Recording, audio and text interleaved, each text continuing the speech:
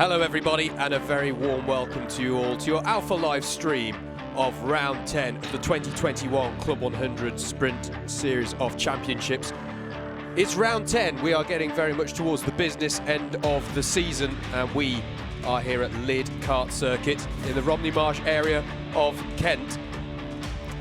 And, well, there is the weather right off here. It's quite a popular circuit with the drivers, this one, for its high-speed action, but I fear that's not the element of it we're going to get to enjoy today, because the weather here is pretty treacherous, as it has been throughout this race meeting, with the Endurances and the SB60 running here yesterday as well. So it's going to be difficult conditions, and as we say, business end of the season. There are some championships up for grabs today, and I think it's time for me to introduce, alongside me in the comms box here, as ever, Mr. Andrew Mather. Alongside myself, Howard Mitchell, with Double Dash Motorsport Media. There we go. Good morning, everybody. What a beautiful morning it is here in Kent. Oh. Yes. Yeah, I feel quite sorry for the drivers today, because we're stood in a warm comms box in the lovely new Lydd clubhouse. It's great to see it in full working action. I think it's the first time we've seen it in full working action. It's been around for a couple of years, but obviously certain things have meant we've not been able to take advantage of it. Yeah. Yeah, these are possibly the worst conditions that I have ever seen a Club 100 meeting be held in for at least a good few years. We were out in it yesterday in the Endurance. Yep. We thought that was pretty bad, and it was. I did some sailing in the sea at one point. I think it's worse today because there's wind. There's a lot of wind, and the level. So you've got the combination of standing water and wind. I also feel quite sorry for our cameramen out there. So straight away, everybody, do make sure that you've shared the stream. Give it a like, subscribe to Alpha Live, because the chaps out there on circuit are going to be working very, very hard today, and they're going to be freezing bits of themselves off that they don't want to be freezing off. It's a good point you make, though, mate, about the rain and the wind combined. Yesterday, we did have treacherous rain. Yep. We did have high winds. We didn't ever get them together. No. And right now, as you can see from the way, you can see from the way the Club 100 banners are fluttering there, and the way the puzzles are rippling, this is pretty bad. I mean, for those who follow the stream regularly, have heard Andrew and myself, the general Double Dash Motorsport Media talking about bad weather conditions, all the common reference points that we go to. We often talk about sessions we've been to at Clay, race meetings there, which have been quite bad. Sort of in the wider Alpha Live coverage and stuff that Double Dash has done, there's been a bit of conversation this weekend about a British 24 Hours that happened a few years ago where it got really bad. This is on par with that quite easily. And it is going to be a difficult one.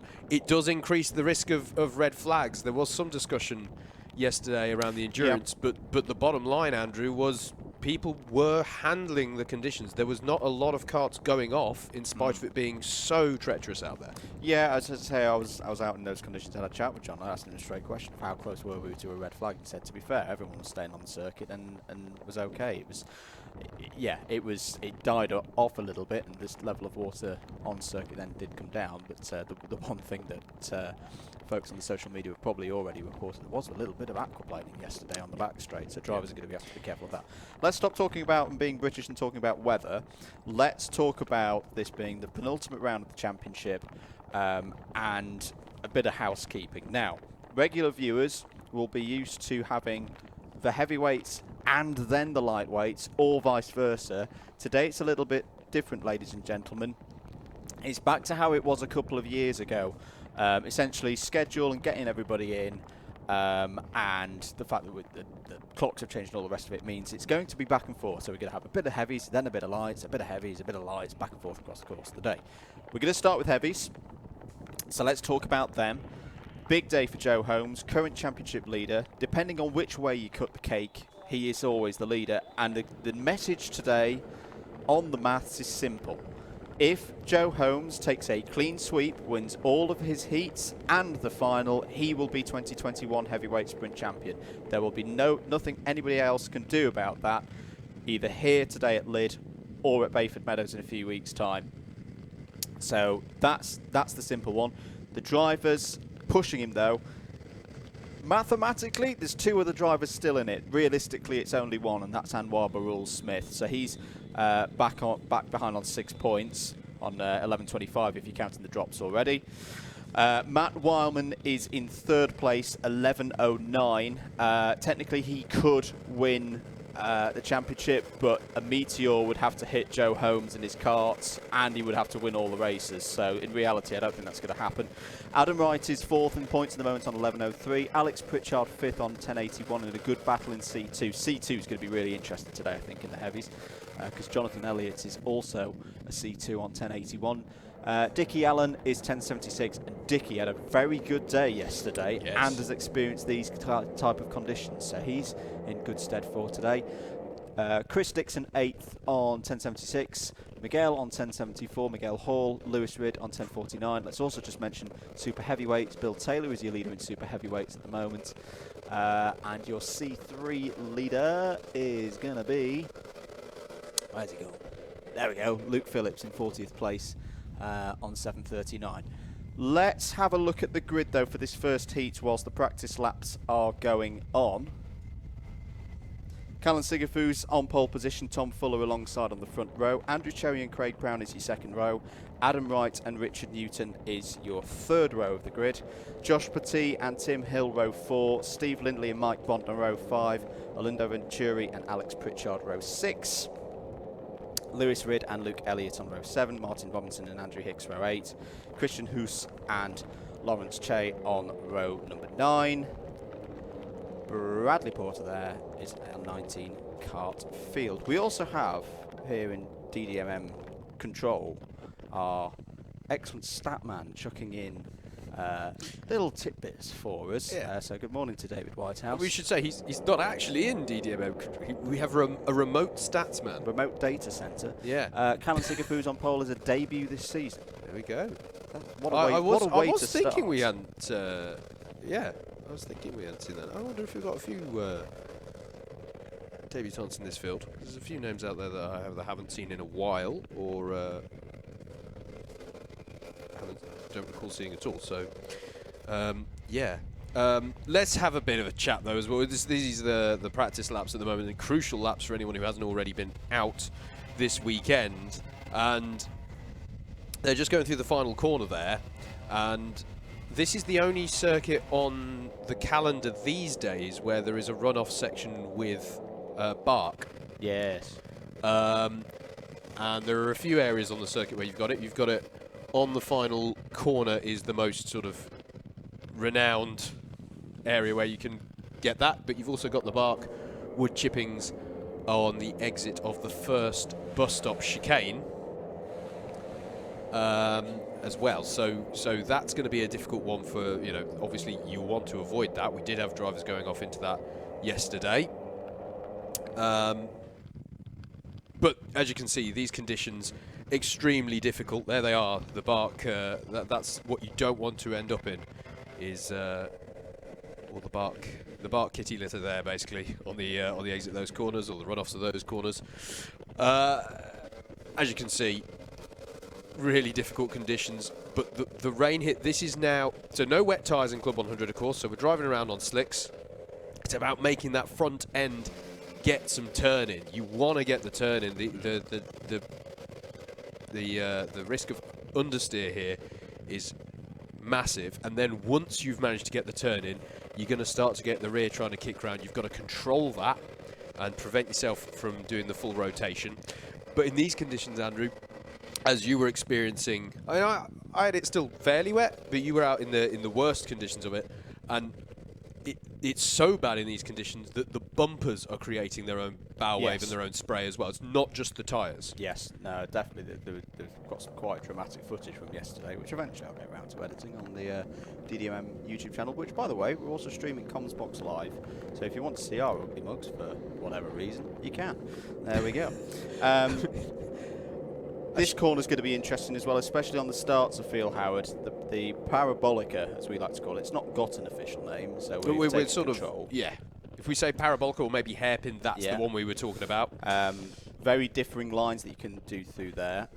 And into here as well, we've got our friend Colin the Cone out there. Trust me, he is somewhere. There he is. There he is. And people will go out there because that's sort of the last ditch. That cone marks the last ditch saloon for are you going to get turning into that entry into the horseshoe? And I have a sin to confess to the parish. I may have killed a Colin yesterday. So I'm not going to be criticising drivers at all today about hitting the cones because I did it myself. We have heard stories of cones being carried quite long distances yesterday in races as well. But yeah, here we are anyway. They're on the back straight now. This is a particularly treacherous part. You think, oh, it's a straight, it's fine. Standing water, particularly off to driver's left, leading to aquaplaning if the rain stays like this. And you're doing that heading towards the final corner, which you've got to have a lot of faith into that final corner, in the dry or the wet. In the dry, you're always pushing the limits of the grip. In the wet, you want that turn in, and it's about, you know, braking late. You may even get the engine dying, but you want to pick it back up again with the throttle and get that turn in before those wood chippings. We're good for a start, though, here in heat number 1 for round 10 in the heavyweights and super heavyweights. Callan Sigafus will lead them away in these crazy conditions here at Lydd, and into the unknown. Into turn 1 they go. Are they all going to make it through facing the same way? There's a few going into the puddles there, but it does look like they've all made it through, at least facing the right way. Still looks like Sigafus to me in the lead as they head into the second bus stop. Very difficult, very difficult. The one thing in the favour here, I would say for the drivers, is it is a fairly abrasive surface here at Lydd. So it's not as slippery as we sometimes find when we go to circuits. Like Wilton Mill is quite a renowned one for being slippery in these conditions. If you find that there is the grip to find out there, if you can believe it, into the horseshoe now, over the crest as well into the braking zone for that, which in the dry you don't think about. In the wet, you suddenly realise that there's a little kink in the straight and a crest of a hill where the kart goes light, excuse me. Cone penalty early doors here for Tim Hill, not what he wanted, so he's going to have position deducted at the end of this one. And here they go into the final corner, and that completes a very moist lap, let's say, of Lydd. But at the end of lap 1, it is Callan Sigafus ahead of Adam Wright and Craig Brown. Adam Wright, the highest position driver in the championship in this one. Just as a reminder to you all, yellow number plates are your Class 1 drivers. Blue number plates denote your Class 2s and 3s, and we haven't got any in this race, but if there were super heavies, they would be running green number plates as they all head through the parabolica at the bottom of the lap. Various different lines can work through there, but it was definitely where you do the tradition. It's probably the most traditional wet-lined corner in these conditions, as that looked to me like Tom Fuller going out wide, trying to find the grip coming into the horseshoe. And is that a change for the lead? Yes, there? Is that Craig Brown, who's got to the head of it? Front. Quite a key race this for Alex Pritchard. The reason being, he's your C2 class leader. He's had a good start. He's up to 7th place already. It's not Craig Brown, it's Adam Wright.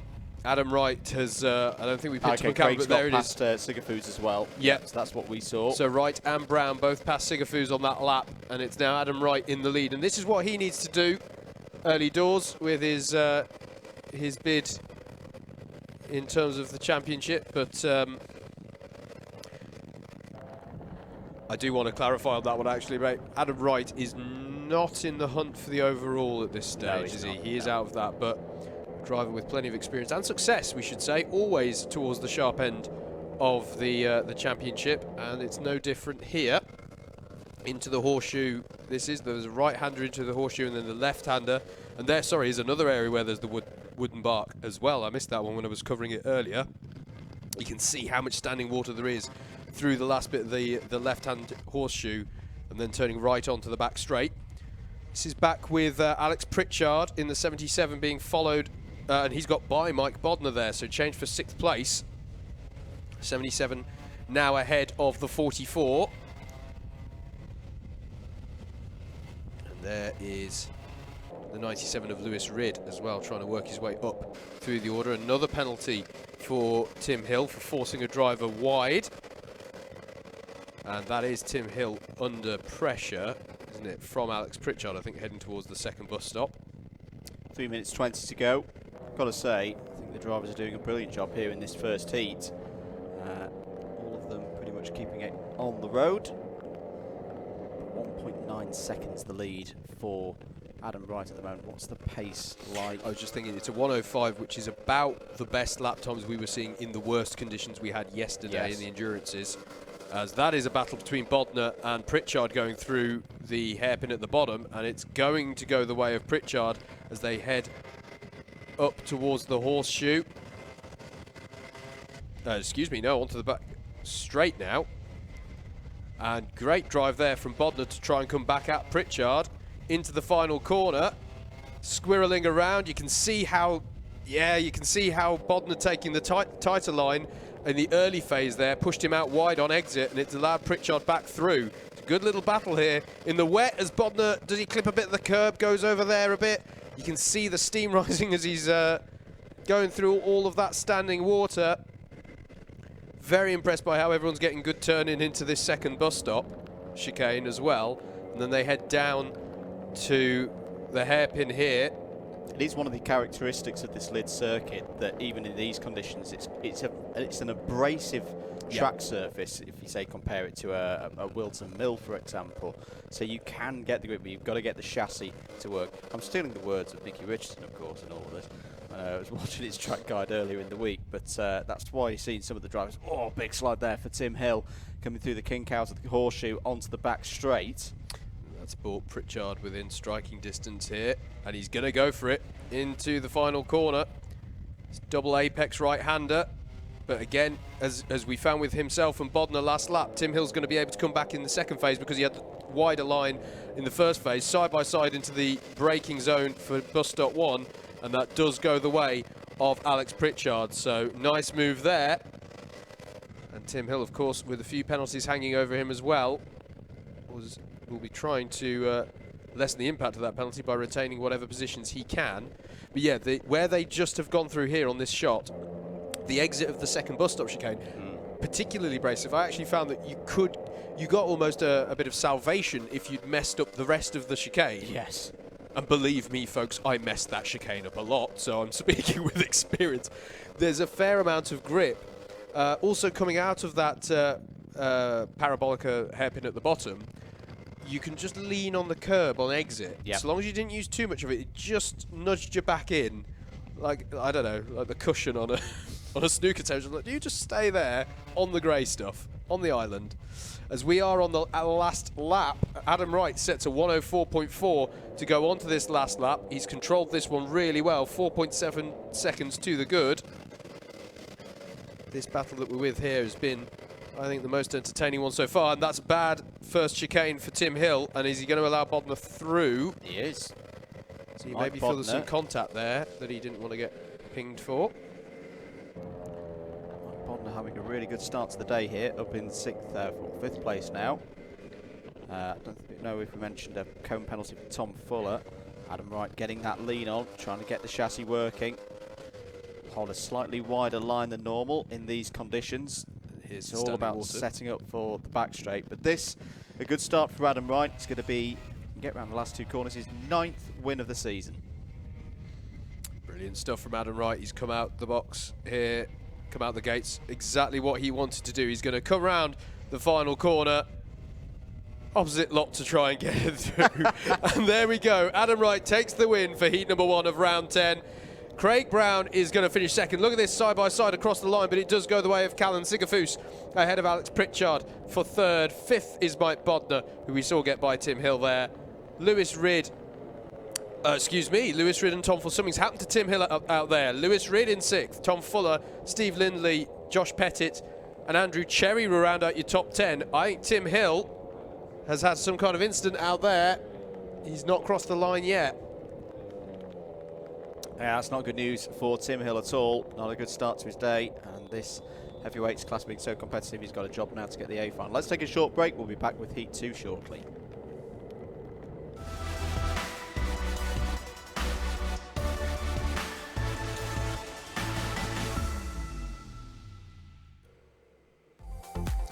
Heavyweights Heat 2 going out for their first race then. So all these drivers haven't competed so far today. David Jarvis is on pole position. Matt Wildman alongside on the front row. Anthony Ridd and Tim Williams, row 2. Anwar Barul-Smith and Mikey Nichols are on the third row of the grid. Simon Kavanagh and Kieran Chigsey are on row 4. Paul Williams and Matthew and Mandipira are on row 5. Jordan Salter and Lee Henderson start on the 6th row of the grid. And then it's Miguel Hall and Matt Griffiths on row 7. Tom Stalker and Frankie Bennett, row 8. Matthew Batter and David Wilson are on the 9th row of the grid. It's an 18-kart field. Big race, this. Yes. Matt Wildman absolutely. and Anwar Barul-Smith both in it. Yep. Yep. Very, very important that they get their days off to a good start. I do want to talk a little bit, mate, about what people are having to do out there with the karts as well. With the water, you've got issues that you just wouldn't usually be worrying about. It's not just about the grip. Flooding of carbs, getting water into your carb can mean that the engine coughs and splutters a little bit and doesn't give you its full grunt. You got to nurse that somewhat on your warm-up laps in particular, and even though it looks pretty uniformly terrible in terms of grip, if you have gone offline, particularly if you've collected any of that bark, you've got to be conscious of that in the next few corners, otherwise you're going to have a very bad time. So there's a few bits and pieces there that the drivers are going to have to take note of. You can see here actually one of the things there with the start-finish line shot that you should be looking out for is as they're going over start-finish line pretty much, you'll see them putting in the steering input. Yes. That's because they've got to think about 3 years ahead for turn 1. That's how early you have to start trying to flick the karting, get those front tyres to do something that resembles turning, and then provide a little bit of power to sort of go almost like a sort of off-board motor and go, yeah, you see that direction you're thinking about? I want you to turn in that direction and then start to hold the slide. Tom Stalker, I think, has just been recovered to pit lane there. I don't know if he's had an issue and off there. It's okay, just practice laps at the moment.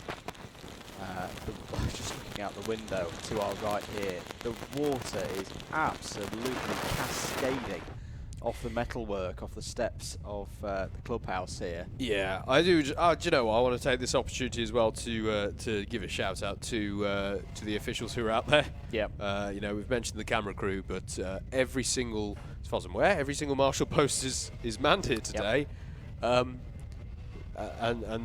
they're there making sure that this racing can happen.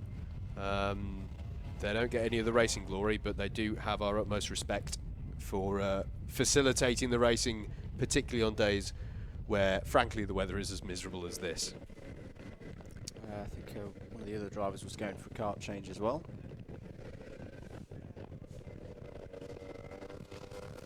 So there's Matt Wildman, driver number 70, and Anwar Barul-Smith. Both of these drivers were out in the bad conditions yesterday, which will serve them well. You can just see out my window Tim Williams doing his kart change, taking a different kart. Cold kart as well, even though it's wet, tyre temperature matters. No, it really does. It really does. We had a moment with that yesterday where I had to do a kart change, and yeah, you really do feel it when you've been out on warm tyres and then you switch to cold ones. It does take quite a while to get that temperature and then allow them to get that bite that you need, particularly through corners like the Parabolica. Hello to Loopy Racing, by the way, on the DDMM comms box stream. Welcome to the broadcast indeed.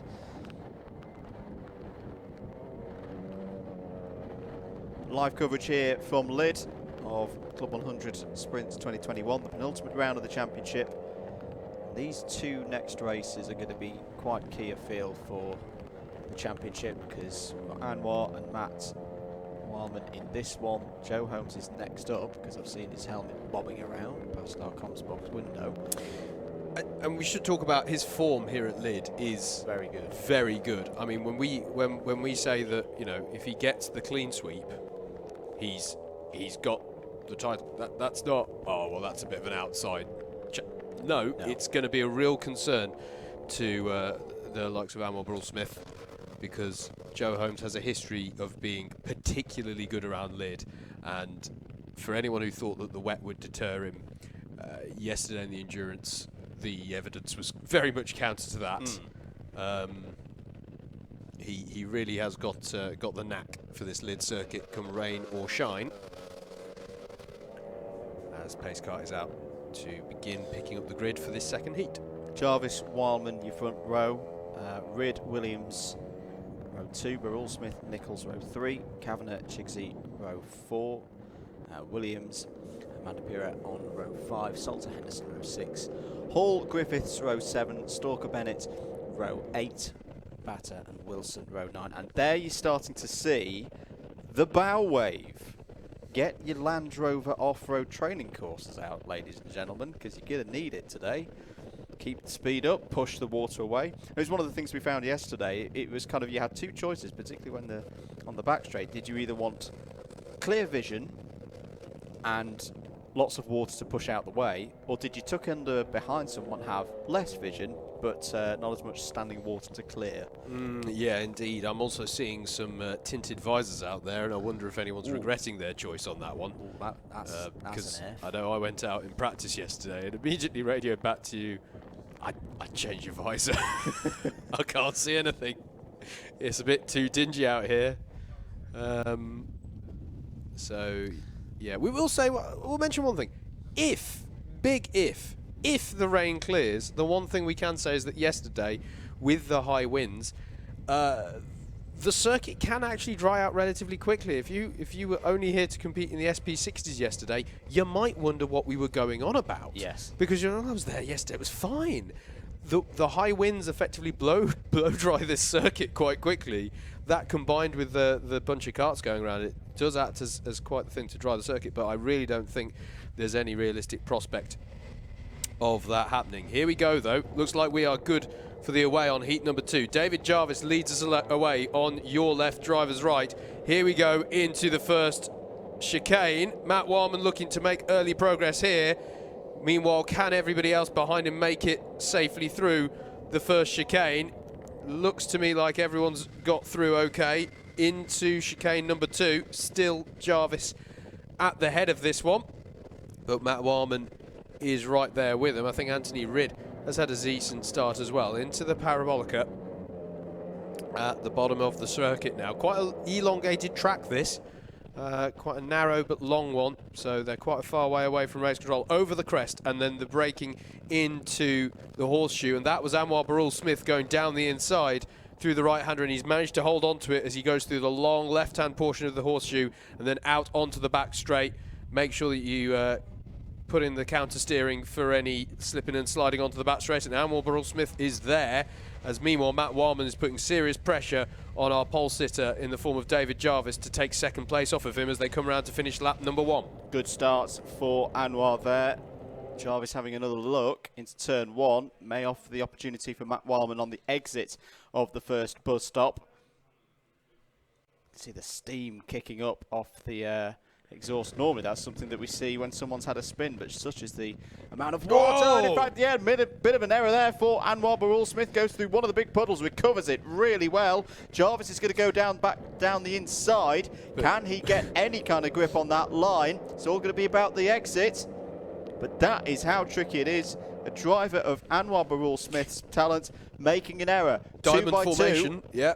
And 2 by 2 indeed, into the horseshoe. Still Anwar Barul Smith, Matt Wildman side by side with David Jarvis over second place. But Jarvis will have good drive on the outside of the horseshoe. How do they come out onto the back straight behind this man? It is Matt Wildman, and Jarvis has lost out heavily there because that looks to me like Mikey Nichols is up into 3rd. Ooh, Matt Wildman had a look there to try and go for the lead on Anwar Barul Smith. Remember, there's slight pod-to-pod contact, and that's all it takes, unfortunately, in these conditions. And Mikey Nichols is round from 3rd place. Yeah, and he's understandably not too happy about that. Let's have another look at that. So it's on the... Oh, yeah, that's quite a significant piece of contact for David Jarvis there on Mikey Nichols, and I wonder if that's... It's awkward, isn't it? Because it's easily done in these conditions, but unfortunately, contact leading to a driver spinning out is still that. Yeah, contact warning for the leader as well. Matt Wildman in his championship push for what it's worth. Needs to win this race to keep his hopes alive mathematically. Down the inside again looking is David Jarvis through the horseshoe. But I think more on Matt Wallman's mind will be that battle for second place in the championship. His adversary in that fight directly ahead of him here on the road with 4 minutes of this race still to run. Yeah, absolutely. Absolutely. Further down the road, some 2 seconds back from this this trio. Anthony Rydd, Paul Williams, Miguel Hall as well, the other Class 1 runner in this race, trying to make some progress up through the field. As into the first chicane there goes David Jarvis. Nothing through yet in the way of a penalty following that contact that occurred. This time not quite so much standing water collected by Burrell Smith as he heads out of the second bus stop and here into the Parabolica, taking that wide wet line. I'm pretty sure the camera tells you that it's wet down there.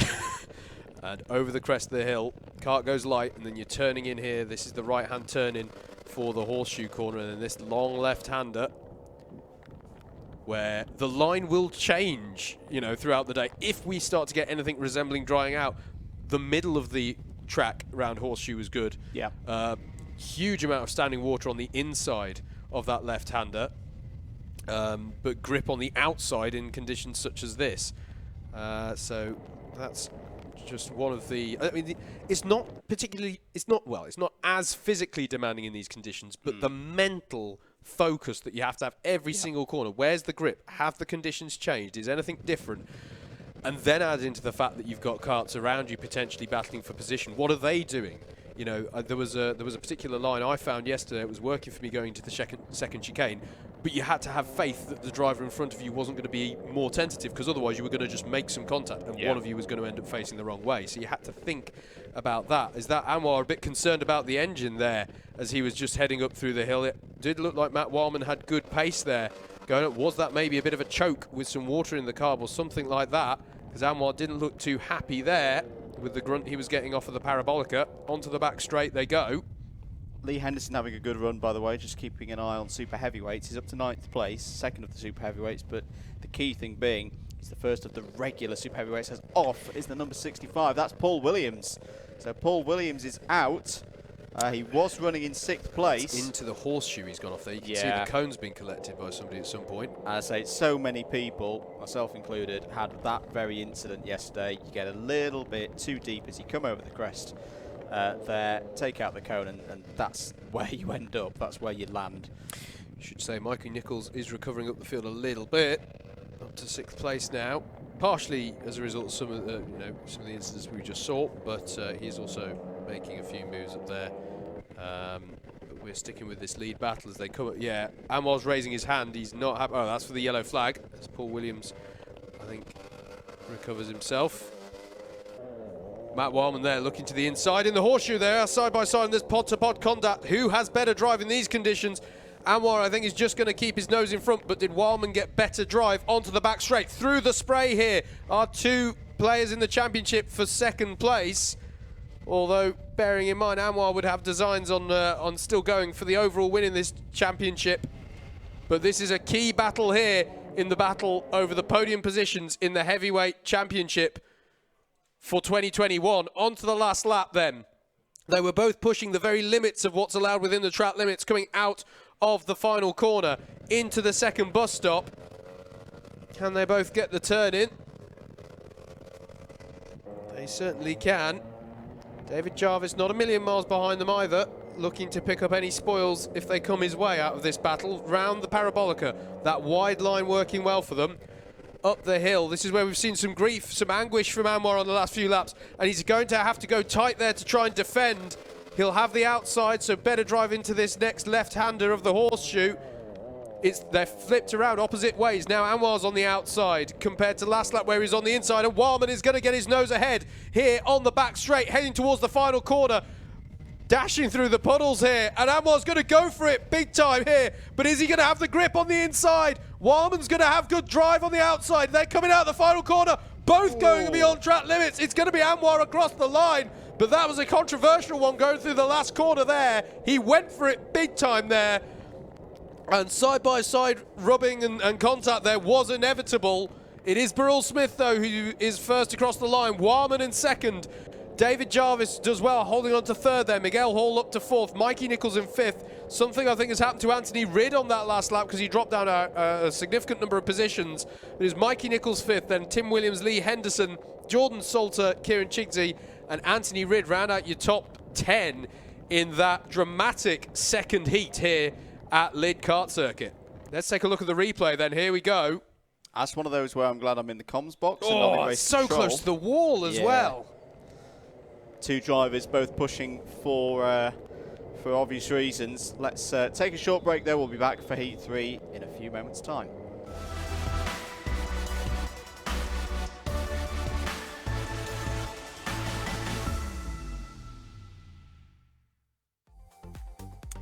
Let's take you through the grid then for the third heat of the heavyweight and super heavyweight round 10 series of heats. Tarek Almu will start this one on pole with George Boothby alongside Joe Holmes, and Joel Arguelles are your second row. Chris Alcock and Steve Bosley are row number 3. Jason Bear and Richard Masterson are row 4 with Paul Jameson and Richard Allen rounding out your top 10. Kevin Coombs and Chris Kirk are row number 6. Next up is Daniel Hollinshead and Benjamin Wotton. Stephen Hullock and Sam Bensley are row 8, and then Jaden Cadigan rounds out the 17 karts in this third heat. This is the last heat for now of the heavyweights. We're going to go across to the lightweights for the next few races. For those of you just joining us and are used to, hang on, I thought you raced those or ran those in isolation. Not to date. We've gone back to the format circa 2 years ago, where you had that mixture of the classes. Several reasons why, really, as things are moving around. We are dealing with less daylight and stuff like that, so they want a nice quick turnaround of things here, and I think if it serves to do a single briefing maybe can help shed a bit of time off the running. We are getting into the nights rolling in, and if you thought these conditions were hard enough, you definitely, well, we can't run it in the dark here. There aren't floodlights here at Lydd, and to be honest with you, I wouldn't want to in these conditions. I just wouldn't want to. So yeah, but do hope you're enjoying this coverage, coming to you courtesy of Alpha Live. Do let us know who you're supporting, where you're watching from. Whether the weather is worse than here, I'll be surprised, but you know, maybe we have got somebody I don't know, up in the Arctic Circle watching or something, where it's a bit a bit worse. Or nice contrasting. If you're watching us from, you know, a sunnier part of the world, we want to know. Those. We've got some watchers from Australia. Ah, okay. I don't think Australia's ever... Actually, no, I tell a lie. In 1991? Which was the Adelaide Australian Grand Prix that got cancelled after about 12 laps? That one. I think you might, yeah, that one. People older than me will remember that one. So yeah, they did get their fair share of it, but yes, do let us know, and yeah, do like, share, subscribe, all that good stuff, because you know, if nothing else, do it for the camera crew. Do it for the camera crew. They're out there right now. There are prayers in the chat. I see Steve Hicks has made it from the south of France. There we go. For this. To be fair, I've been thinking about it, because last night you were telling me, like, oh, Steve Hicks is coming here from the south of France. I've realised, because of where this track's located, that's probably about as good a drive as everybody, many other people have. Yeah. We are right on the south coast here. This is one of the few drives that we do where you have to sort of, it's the distance to the Channel Tunnel and further. Keep going. Because you've got to go a little bit along the coast. And normally I say about when I tell people about this place, it's like, if I drive any further, I'm in the sea. It doesn't matter today. It doesn't matter. We are. It's you know, I am very conscious of the fact that there are two little. There's sort of like a. Is it like a heron sanctuary, sort of at the entrance of this circuit, which means there's two lakes either side of the road into this circuit. Yeah. If it gets really heavy, I'm really worried that, like, we might be doing a bit of a Lydd lockdown here, folks. I don't know. But yeah. There's also a extreme water sports school down the road, which I find ironic on a day like today. We're having our own attempt at it. Yep. Here we go, though. Heat number 3. Tarek Almu takes him away from pole. doesn't look to me. Why is Joe Holmes there on the front row? So I'm not sure if George Boothby is in position. Joel Arguelles was in the mix there, but that looked to me like the formation at the front of the grid wasn't quite as billed there. So we'll look to see anything on that front, but it is Tarek Almu who's leading them through the bus stop. And everyone has got through facing the right way, I'm delighted to say. I am so impressed. I know we've had a lot of drivers who've competed yesterday, but I'm still massively impressed by how few incidents we have seen, as there's a big spray, even by the standards of today, in the background there. And it looks like we've already got a breakaway group of 3 here as Almu is under pressure from Joe Holmes here. And is it Chris Alcock? Yes, it is, I think, who's come along for the party. Can't miss him in these conditions. As we've got a driver around here at the Parabolica. That is Paul Jameson in the 16 there. But here's Chris Alcock trying down the inside here of Tarek Almu, because Joe Holmes has already got by for the lead of this one. So at the end of lap number 1, it's going to be Joe Holmes in the lead ahead of Chris Alcock and Tarek Almu in third. Really good to see Chris back. He the last time we saw him at Wilton Mill, he had quite a significant incident in the final, and has nursed those injuries. He's not quite back up to full strength, but the rain sort of helped him in that regard here today, with it being, as you say, Howard, less physical out there on the circuit. 5.5 minutes to go. Joe Holmes leads here at Lydd. Is that Richard Allen looking down the inside? Yes, it is. On Tarek Almu for third place. Had a fantastic battle yesterday in the sprint, one of the Sprint 60 races, with the likes of Mike Coppin and Anwar Barul Smith. He was in buoyant mood when we spoke to him afterwards. Very happy with his day's racing, confident ahead of today. It's a good weekend to be buoyant, let's not lie. So as they come through here, that is Dickie Allen, isn't it? I'm just, all the helmets. Yes, you have to get used to this again. I did just pause then. He's been going very well this weekend. Joel Arguelles still going well at the moment in 6th place, albeit he has just had track limit warning, and he has just gone down to 7th place, because there's quite a battle going on here that's crossing through your shot now. That's the 29 of Richard Masterson, and he's under pressure here from Ben Wotton, who is our highest placed, excuse me, not our highest placed, our second highest placed Class 3 runner in this one at the moment. Dan Hollinshead is the highest place, up to 6th place, and that is a spin. I think it's the... Is that Joel? I think that's Arguelles. Joel Arguelles. It's number 15, super heavyweight. The British indoor karting champion for the super heavyweight class. And this will be a real tester and learning experience for Joel. I was going to say, to outdoor karting. Yes. If you're having these kind of conditions in an indoor facility, something's gone drastically wrong. Yeah, I know they've got to keep indoor circuits well ventilated, but it would be quite something to... I did an indoor race once where snow had got in through the ventilation. That was quite good. There was a snowy corner on an indoor kart circuit. It was quite good. Anyway, that's Jason Bear. Did race here yesterday in both formats that were run here yesterday, Endurance and the SB60. He's currently running in 10th place.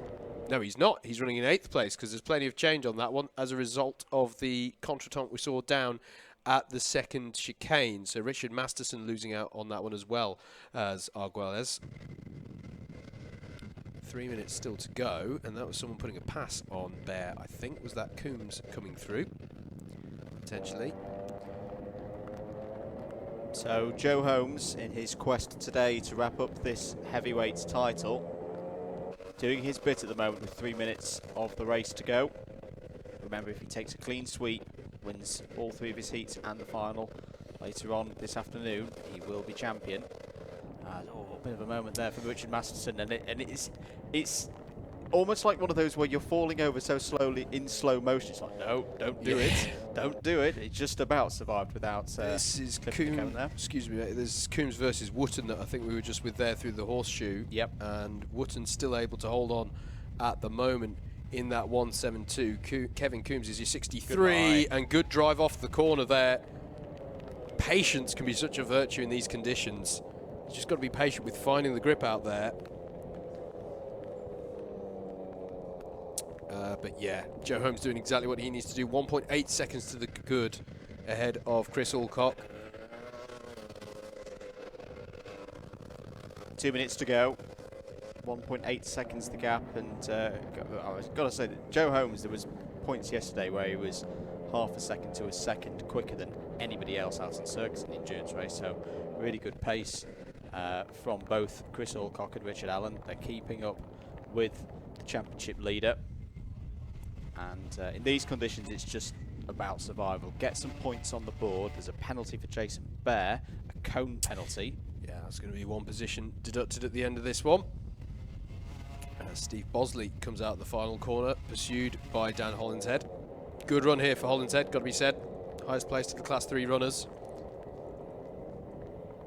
I'm going to take this opportunity to say, although you have got the timing tower there on the left of your stream, if you've got a spare monitor, live.alphatiming.co.uk, click on Club 100 and you can see the full live timing, including circuit map with driver tracker and any of the penalties that are coming in throughout the day. 1 minute to go.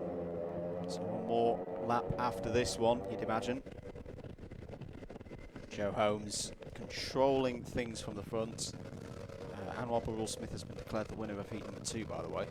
Yep. Just for those wondering about the end of that previous race. There's Bosley, the Bosmeister, working his way down the back straight, looking for another solid run. And Dallin Hollinshead, again, it's really impressed me at times this season. And this is very good from the C3 driver up in 6th place. We're on to the last lap now. Absolutely. Joe Holmes is already most of the way down towards the bottom of the circuit. And as we say, this could be crucial. This could be really crucial. This could be Joe Holmes on the way to claiming the heavyweight title, still with 1 round to go. As he goes over the crest here, turns in, shifts his body weight around as well onto the outside wheels to try and get them to bite on this saturated Lydd circuit, and onto the back straight he'll come. He's 2.8 seconds to the good. We should highlight, you know, ahead of a driver like Chris Alcock, who is absolutely no slouch. So here we go. It's a dominant win. Is it the first of 3 crucial ones that might take him towards the championship? Joe Holmes takes a controlled victory in heat number 3, and there's been a change on the last lap. Richard Allen passed on Chris Alcock. That's one that we missed on the cameras there. That's a good move there for Richard Allen to close out in 2nd place. Chris Alcock in 3rd. Tarek Almu holds on for 4th. Then it's Bosley, and a good drive there from Dan Hollinshead to 6th. Kevin Coombs we expect to come through in 7th, followed by Jason Bear, albeit with the penalty hanging over him. Richard Masterson in 9th, and then Sam Bensley will come home in 10th place to round out your top 10. 15th win in a heat this season for Joe Holmes, and a very, very good one indeed. We'll take a short break. That's heavyweights rotation number 1 done. We're going to start off with the lightweights in a few moments' time.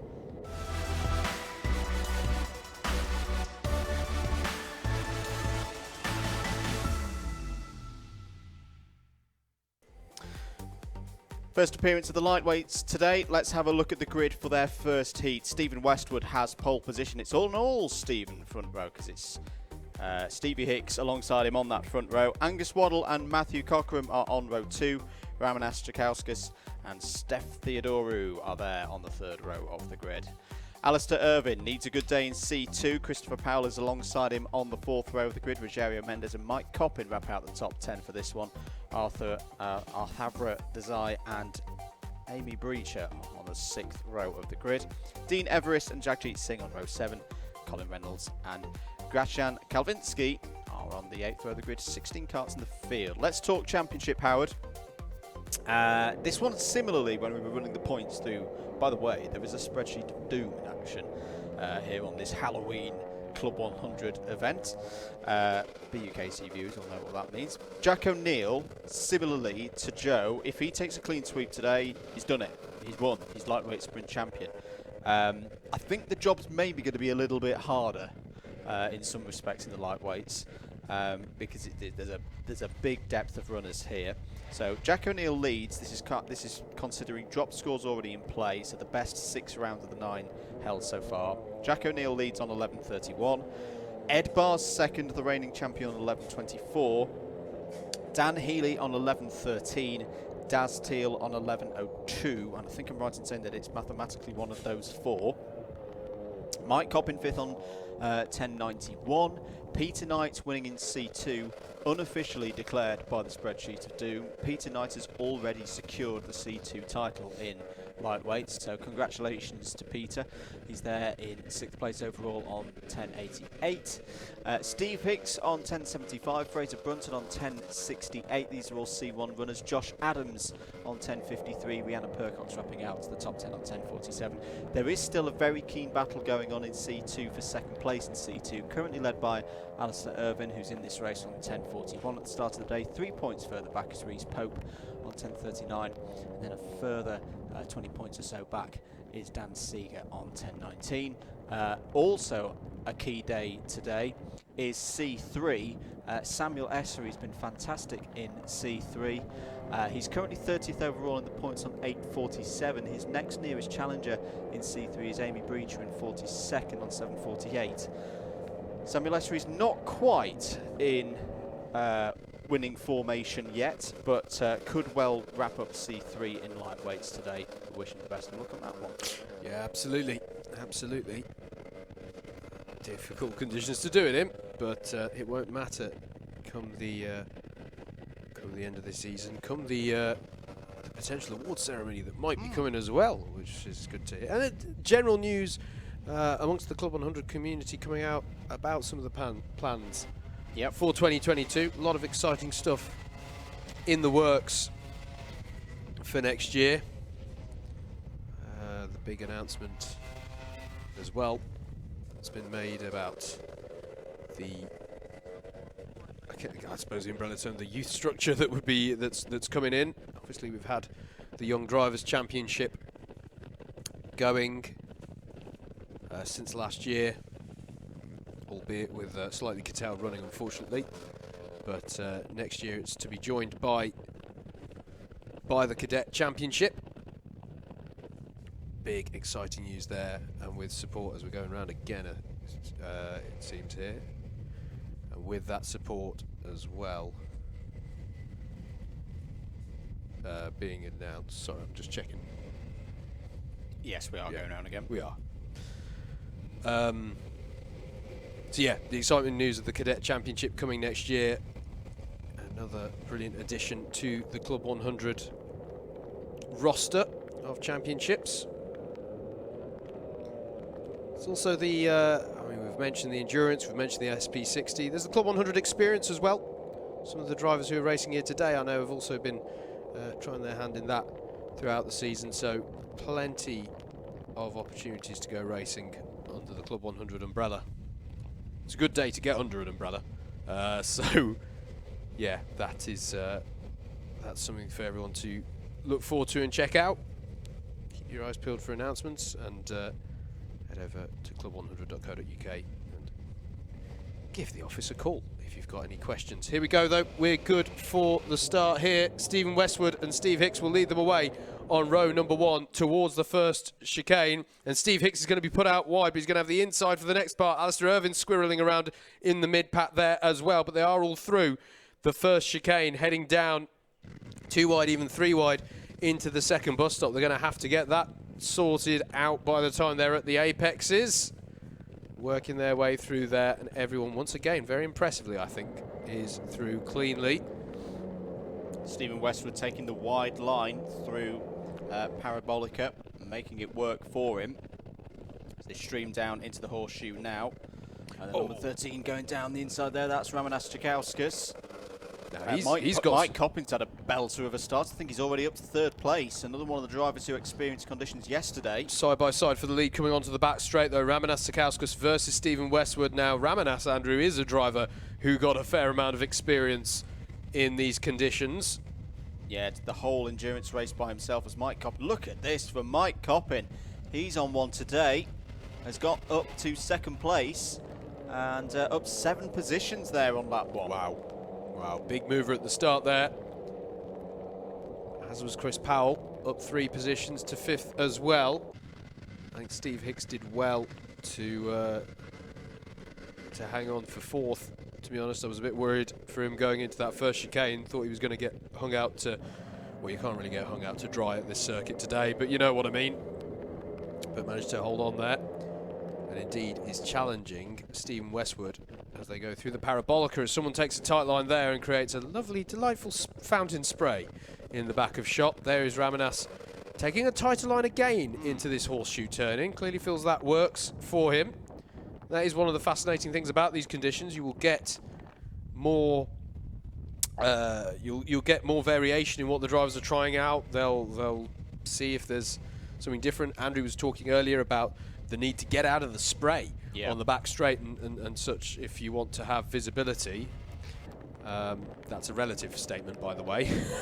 But coming on to lap number 3, Mike Coppin, new fastest lap of the race at 104.3. So he's not mucking about. Ramanas Sakauskas in second and Stephen Westwood still hanging on to third at the moment. Alistair Irvine has just got by Matt Cockram for 7th place. And good battles going on in Class 3 as well, with Eamon Breach getting past Dean Everest for 11th. Atharvan Desai has had a good start in C3 as well, has taken the lead in that category. 4.5 minutes to go.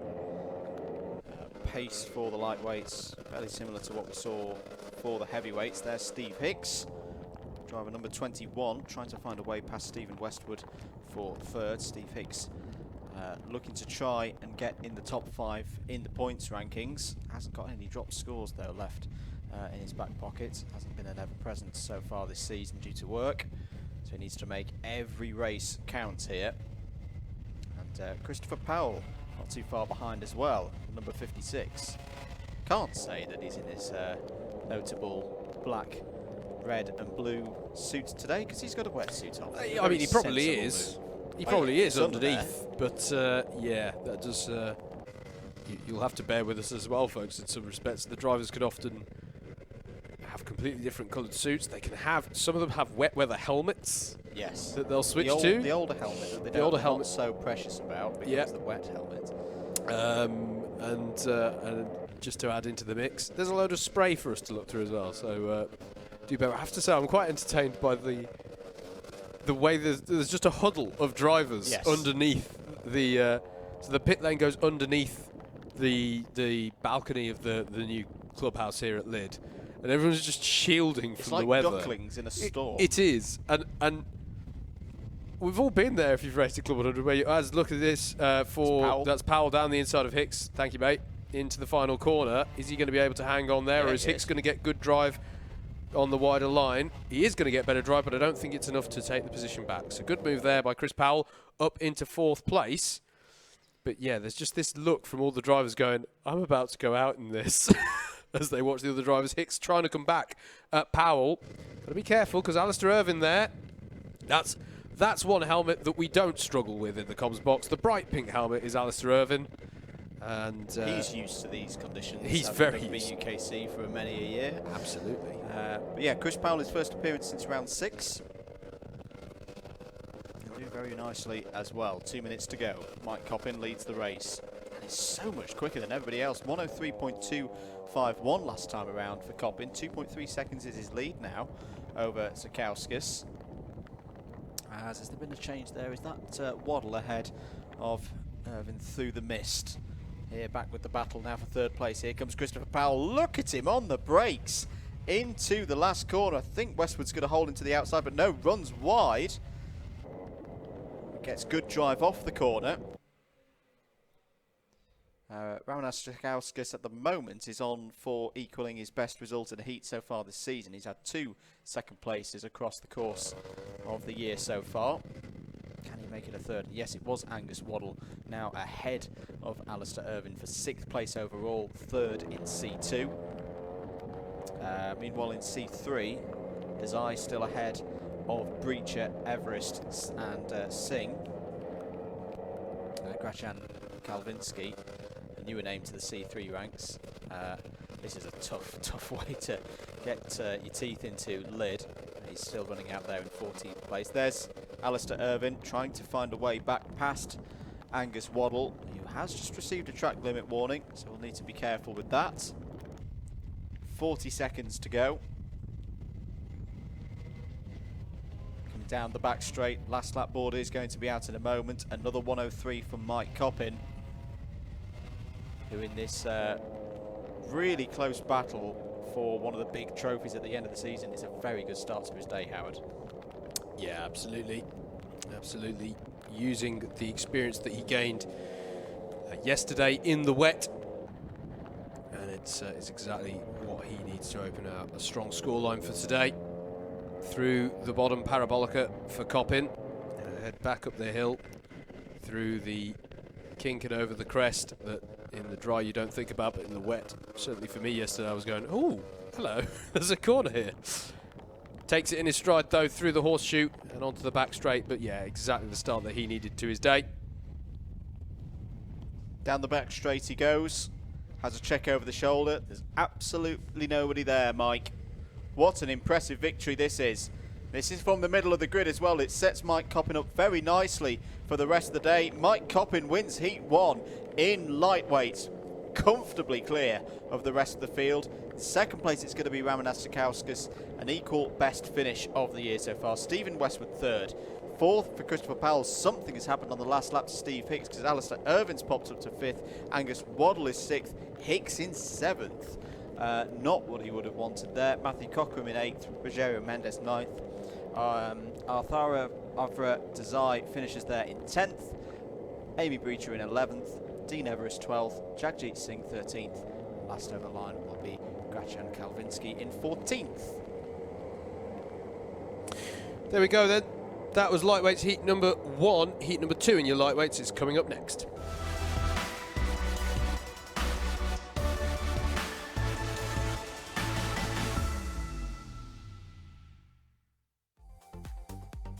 Let's look at your grid then for Heat 2 in your lightweights. Dan Healy will take this one away from pole with James Wattis alongside on the front row. Dan Seeger and Ed Bars make up row number 2 with Callum Brule and Andrew Rabbage on 3.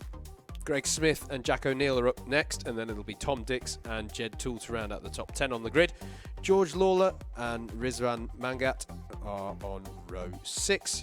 Row 7 is going to be Sam Morris and Justin Draper, and then Tim Crowter rounds out the 15 karts that we've got on the grid here. Once again, drivers going into their warm-up laps. It's the penultimate heat in which we're going to see that, because after Heat 3 in the lightweights, which is the next race, everybody will have done at least one race. So it is assumed from the perspective of the regulations that they will have completely got up to speed with the conditions. That's the principle. It's a sound principle, but it might not necessarily be the case. Do you know what? I'm going to go out on a limb and say I think the rain's got heavier again. It's got worse out there. So, what was it we just saw from Mike Coppin in that last? It was a 103.8, I want to say. I'm going to be keeping an eye on that pace, because it has been slowly but surely getting faster the last few races. But yeah, I think it's picking up again out there. So both of our top 2 in the championship on the grid in this one, Jack O'Neill and Ed Bars. As Andrew was saying, the situation in lightweights is it's quite nice and easy for us all to follow from a championship perspective in heavyweights and lightweights, because the headline is the same. If the points leader coming into today can do a clean sweep, then they've got the championship, and that's what Jack O'Neill will be looking to do in this one, starting from 8th on the grid. Ed Bars is ahead of him on the grid, starting in 4th, so that's a key one to keep an eye on here. There are a few more drivers mathematically in this one though, as Andrew was saying. Dan Healy, Daz Teal,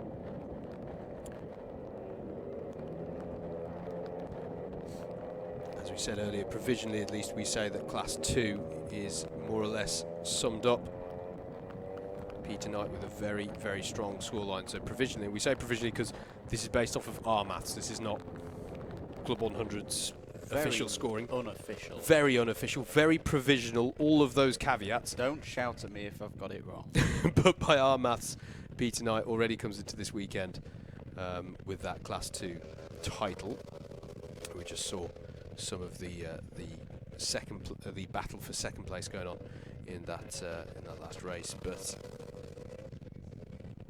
as the pace car picks them up, and as the Club 100 officials, do you know what? I'm going to complete the trio of shout-outs. We've shouted out to the camera crew, shouted out to the marshals out there, the Club 100 officials who are just doing their all the time outside the window here and around the circuit, doing their job of you know, invigilating those track limits, being spotters.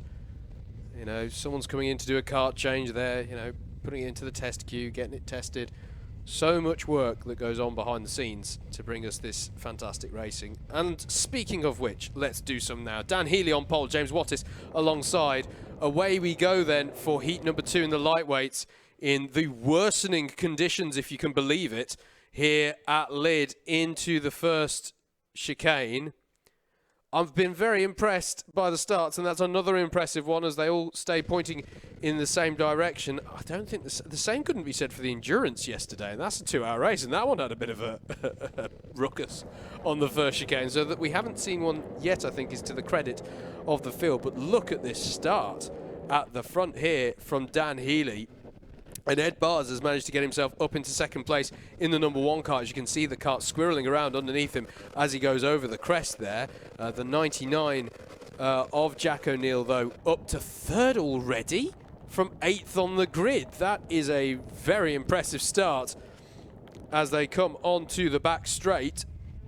You can see Tom Dix trying to make some early progress as well as they come into the final corner. It's a case of getting on the brakes and then guiding it round with the power. You don't want to be collecting any of the bark on the outside. At the end of lap 1, though, Dan Healy leads ahead of Ed Bars. Jack O'Neill is up to 3rd place on that first lap. Dan Seeger in 4th, and 5th is James Wattis. Tom Dix here trying to make up some positions between the 2 bus stops. And that is that's James Wattis under pressure from Callum Brule. As they head down towards the Parabolica, Brule will be on the outside. Is he going to be able to find an advantage there? Coming back up the hill. And no, I think Wattis has been able to hang on to this. But there goes Brule in his yellow helmet down the inside, and I think that time he has got it done into horseshoe. In fact, quite a few positions being contested here side by side.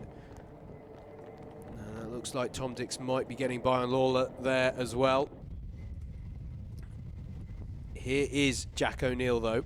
Where is he at relative? And he's by Ed Bars. Jack O'Neill has got by Ed Bars. That's significant there. 1st place in the championship ahead of 2nd place, and that is what Ed Bars definitely did not want. And now O'Neill will set about as he's setting, and I honestly believe that the conditions are getting worse. A 103.069 from Jack O'Neill. His pace out there is ridiculous. 1.3 seconds the gap between himself and Healy. The significance of this being is that if he can win this race, he can keep the dream alive of clinching the championship today. He can indeed, and by beating Ed Bars in this race further strengthens it as well. The fact that these guys are already into the pace that we saw from Mike Coppin in that previous race.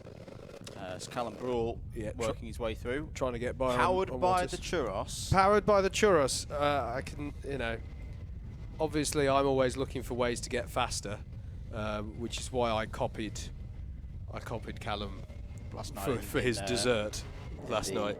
Chain of restaurants which will rename. Rename Name. Mameless. We're not going to maim anybody. The weather might. 3 minutes and 35 to go. Jack O'Neill leads from Dan Healy and Ed Bars. These are your top 3 drivers in this class this season. That's a significant change for the lead then. Yeah. O'Neill is up into the vital position he needs to be. So if you're Ed Bars or Dan Healy, you got to get him. You got to get Jack and try and deny him. This is not, you know, this isn't the championship's on the line because Jack has to win every single one, but you really want to try and not let him get away. This top 3 is crucial at the sharp end of the championship. Tom Dix had a very good 3rd lap there, gained 3 positions past George Lawler, Andrew Abichan, James Wattis. I think that all started when we saw Brule go for Wattis, excuse me, going into the horseshoe on that last lap, and it all worked itself out. Some people were left out wide. Jack O'Neill into the 102s, 102.9, astonishing pace in these conditions. Should mention as well, George Law, you can see him on the timing tower on the left-hand side of your screen, leading in T3 as well. This is a really good performance from George. Yep. Tom Dix is now up to 5th place, has got past Callum Brewell. Yeah, Wattis has got back past Rabbage as well. Good little battle there for 8th place. So they all work their way through the second, well, most of them work their way through the second bus stop. The top 3 are ahead by 6.7 seconds. That's the gap between Ed Bars in 3rd and Dan Seeger running well in 4th. As round there, it looks like Andrew Rabbage has gone round to me at the second bus stop chicane. Hello to Jay Elliott, on the DDMM comms box stream. Keep your comments coming on the main stream as well. Lots of people impressed with Mike Coppins' heat last time out. He must have the wrong stream. He said that things are looking good. We've just looking at comms box cam. Just googled where this place is. It is almost in the sea. No, it is. No, it is. It is in the sea today. 90 seconds or thereabouts to go. Jack O'Neill continues to lead. We're having a look here at George Lawler, continuing this really impressive drive. The C3 driver there in karts number 48, keeping James Wattis behind him. A very experienced driver at this level. Andrew Rabbage's spin confirms that he slips down the order to 12th place. The benefit of Jed Toole, Justin Draper and Greg Smith. Oh, is that a driver off at the second? Yeah, I think it was. Well off to drivers left. Maybe Sam Morris, because Sam Morris hasn't come through to complete lap number 5. Track limit warning for Isran Mangat, the kart driver in kart number 150. Callum Brule once again throwing the kart into the turn in the horseshoe. The 48 there in pursuit of George Lawler, having a great run, as you say, Andrew. Highest place of the novice class 3 runners. As up at the front, Jack O'Neill begins his final tour of the circuit for this heat. He does indeed, and this really is a big statement from Jack O'Neill for what he needs to do today, what he wants to do today to try and wrap up this title. Long way to go, of course. Lots of racing still to be had here at Lydd today. To get a first win and get it in a heat where your two championship rivals, two closest championship rivals, I should say, are in action. Still got to get round this half lap though. Conditions so tricky. You can see the spray being kicked up by Jack O'Neill there as he comes into the horseshoe. My only question, Andrew, is Ed Bar's close enough to have a snipe at Dan Healy here in the final half of the lap? Because of course he wants to get as many points on the board, but as you say, the significance of Jack not just winning his first heat but winning it ahead of some of his key rivals is big news. Yeah, and a bit of a wobble on the back straight there. It is getting tricky on that back straight again, but that's no matter to Jack O'Neill. Jack O'Neill takes heat number 2 here in the lightweights and further cements his position at the top of the table. Dan Healy gets second place, Ed Bars in third. Will they remain in that order for the rest of the day? We'll see in due course. Bit of a wait now to find our C2 winner, but it's going to be Dan Seeger, I think, over the line.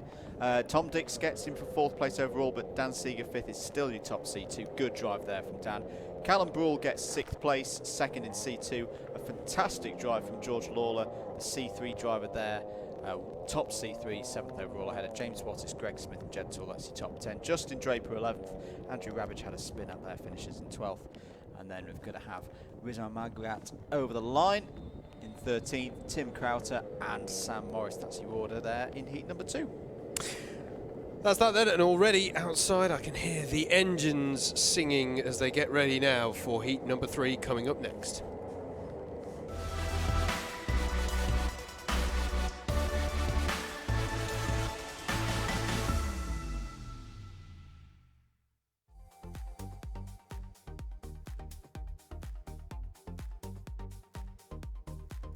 Let's take a look at your grid then. This is the last heat where the drivers are going to get the crucial warm-up laps to get to grips with conditions. Keith Segal will start this one on pole. A lot of experience there sitting on the pole spot for this one. Thomas Barrett alongside David Longman and Ashley White are on row number 2 with Tony Philbin and Bryn Alban on row 3. Then it's Oscar Lancaster and Cameron Williams with Ned Douglas and Rihanna Percox rounding out the top 10.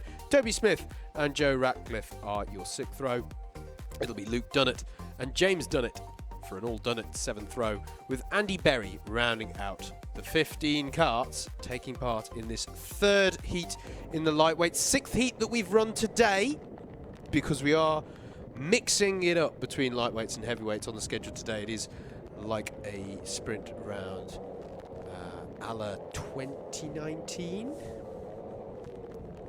There is a 4th heat for the lightweights. Good point. Sorry, that's a very good point. Statman with the save. Statman with the correction there, because we have a larger grid of larger lightweights here. Over the heavies. Yeah, good point, well made. Sorry.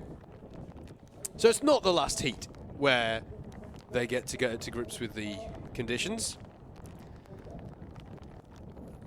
If you are... I was about to say if you're looking for a weather update, it's just rain. It's all rain and quite a bit of wind.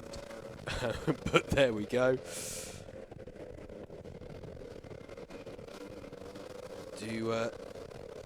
Do hope you're enjoying the coverage. I do hope wherever you're enjoying the coverage from, you're somewhere drier and warmer than the drivers are experiencing. More stats coming in from Mr. Whitehouse. That was the 13th heat win of the season for Jack O'Neill, and it was indeed Lawler's best result of the season so far. I mean, that is... It's always good to get the best result of the season so far. I feel like you're moving forward, but to do it in those conditions, that is very, very good from George Lawler. And hey, that's the aspect of this we haven't spoken about, how difficult it is. The kind of opportunities that these conditions can bring as well. You know, we can get on top of them. We can get an upset. I think what's been apparent to me throughout this race meeting, mate, is that the folks at the front of the championships are so proficient in all conditions. You know, we're not seeing what you sometimes see in forms of motorsport, where, you know, the wins are being taken off by perhaps someone who we don't usually see win. Plenty of racing still to go. Yep. But I'm just saying it's a key thing for the Jack O'Neills, for the Joe Holmes, for the Anwars, for the Ed Bud, that they are so good across the board here at a circuit where we haven't done that much wet weather racing in recent seasons. It's important to note that as well. There was a bit of rain. We're trying to think back. There was a bit of rain in 2017. 2017, there was a tiny bit. I mean, nothing on the level of what we had here. And the other thing as well, Lydd isn't a circuit that we tend to come to with BUKC, which traditionally has some bad weather in terms of where it runs in the year. I'm going to go more specific than that. BUKC, as far as I'm aware, has never. It's been. It has been here for graduates. It has been here for graduates championship, but it's never been here in the main championship. Has the BUKC. So, you know, drivers, and that's a season, the reason we mentioned that in particular is because that's a season that runs to keep in with the academic year. A lot of running in the February, March, April period, where you're going to get some cold temperatures, you're going to get some rain, you're going to get some adverse weathers. You haven't got that experience, that body of experience either. Here we go, though. Keith Segal will lead them away for heat number 3 of our lightweights in the number 58. As they head towards the first chicane again. Is it another clean start? There's a bit of a touch, I think, on the rear bumper of Segal's car, but they all keep it together and work their way through once again. A very impressive clean start heading through the second chicane. It is still Segal in the lead. Barrett and Longman trying to make hay in the early phases here as well, from second and third on the grid. I promise you there's a circuit somewhere in that shot, as they come out of the Parabolica and up the hill towards the horseshoe. And it is still Keith Segal, his experience showing here in the early phases. So much standing water on the inside. Look at the puddle that's on the inside there. You can see the wind rippling through it. But drivers doing well to avoid that. There is the 18 of Ashley White, squirreling around through the horseshoe and onto the back straight, trying to get as much grip so you can carry the speed down the back straight. Only to want to very quickly shave it all off again so that you can get into this final corner. Not a lot of sliding through that final corner, though. The drivers are finding a good amount of grip given the amount of water. And this is what we're talking about here at Lydd. It is a fairly abrasive surface. You can get surprisingly good grip based off of... I mean, it is bad, but it isn't quite as bad as your eyes tell you it is. And there's a good amount of grip to be had with that curb on the outside, which if you get the speed right can kind of give you a bit of comfort on that far edge. Obviously, if you go too far, it's bark time. Yeah, there is a good amount of speed that you can carry through there. But Keith Segal continuing to lead. I quite like saying that. Keith Segal leads at the end of lap number 1. He's still there ahead of David Longman. He's coming under more pressure here, though, from Longman. Longman's found some good pace on this lap. See Ashley White closing in as well there in 3rd place. Top C3 at the moment is Luke Dunnett. 5.5 minutes to go down the back straight. They go. With the headwind on the back straight, we should say, just for reference. Here goes Longman for the lead, indeed. Down the inside, and I think we'll be allowed to cross over to the slightly wider line where there's a grip, and a nice move there from David Longman. Made that look pretty easy, and immediately Segal is thrown into some pressure from Ashley White, running in 3rd place. Very good stuff from David Longman. Very experienced driver in Club 100 throughout the 2010s. Another BUKC graduate as well. Previously raced with Oxford Brookes University. Very much looking forward to the BUKC returning in a few weeks' time. The qualifiers event up at Wilton Mill. 4.5 minutes of this race to go. Contact warning for Luke Dunnett, your current leader in C3. It's the Dunnett's going at it as well.